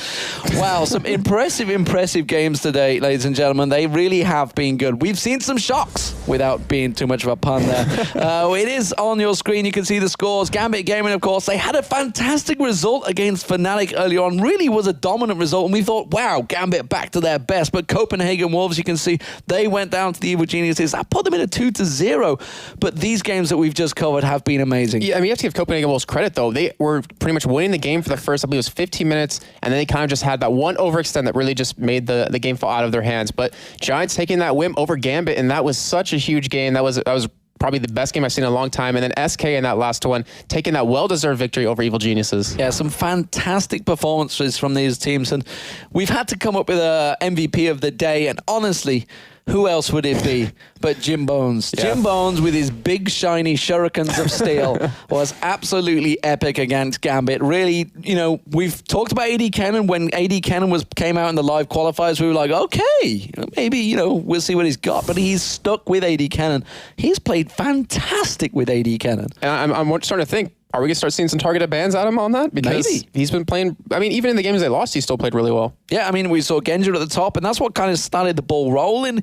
He managed to take him down. Every time Alex Hitch came in, wasn't scared. Every time Darian came in on Renekton, didn't give a monkeys, and just turned it around and managed to take him down every single time. He was really the split-pushing man for them. Fantastic performance from him. I mean, anything else you'd like to say about today? We've seen some fantastic games.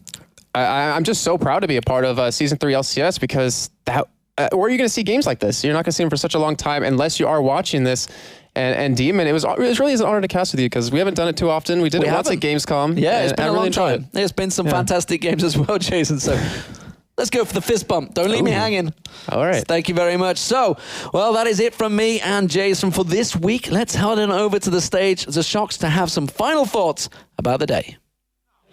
Wow, what a night it has been here in Cologne. What matches, and this is just the beginning.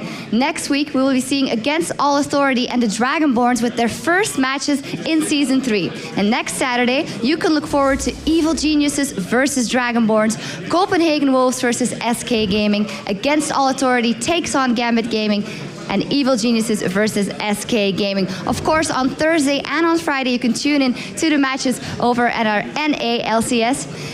That's what it is for here from our studio for tonight. I want to thank all of you over here who came to the studio to watch, the viewers at home, and we hope to see you next week.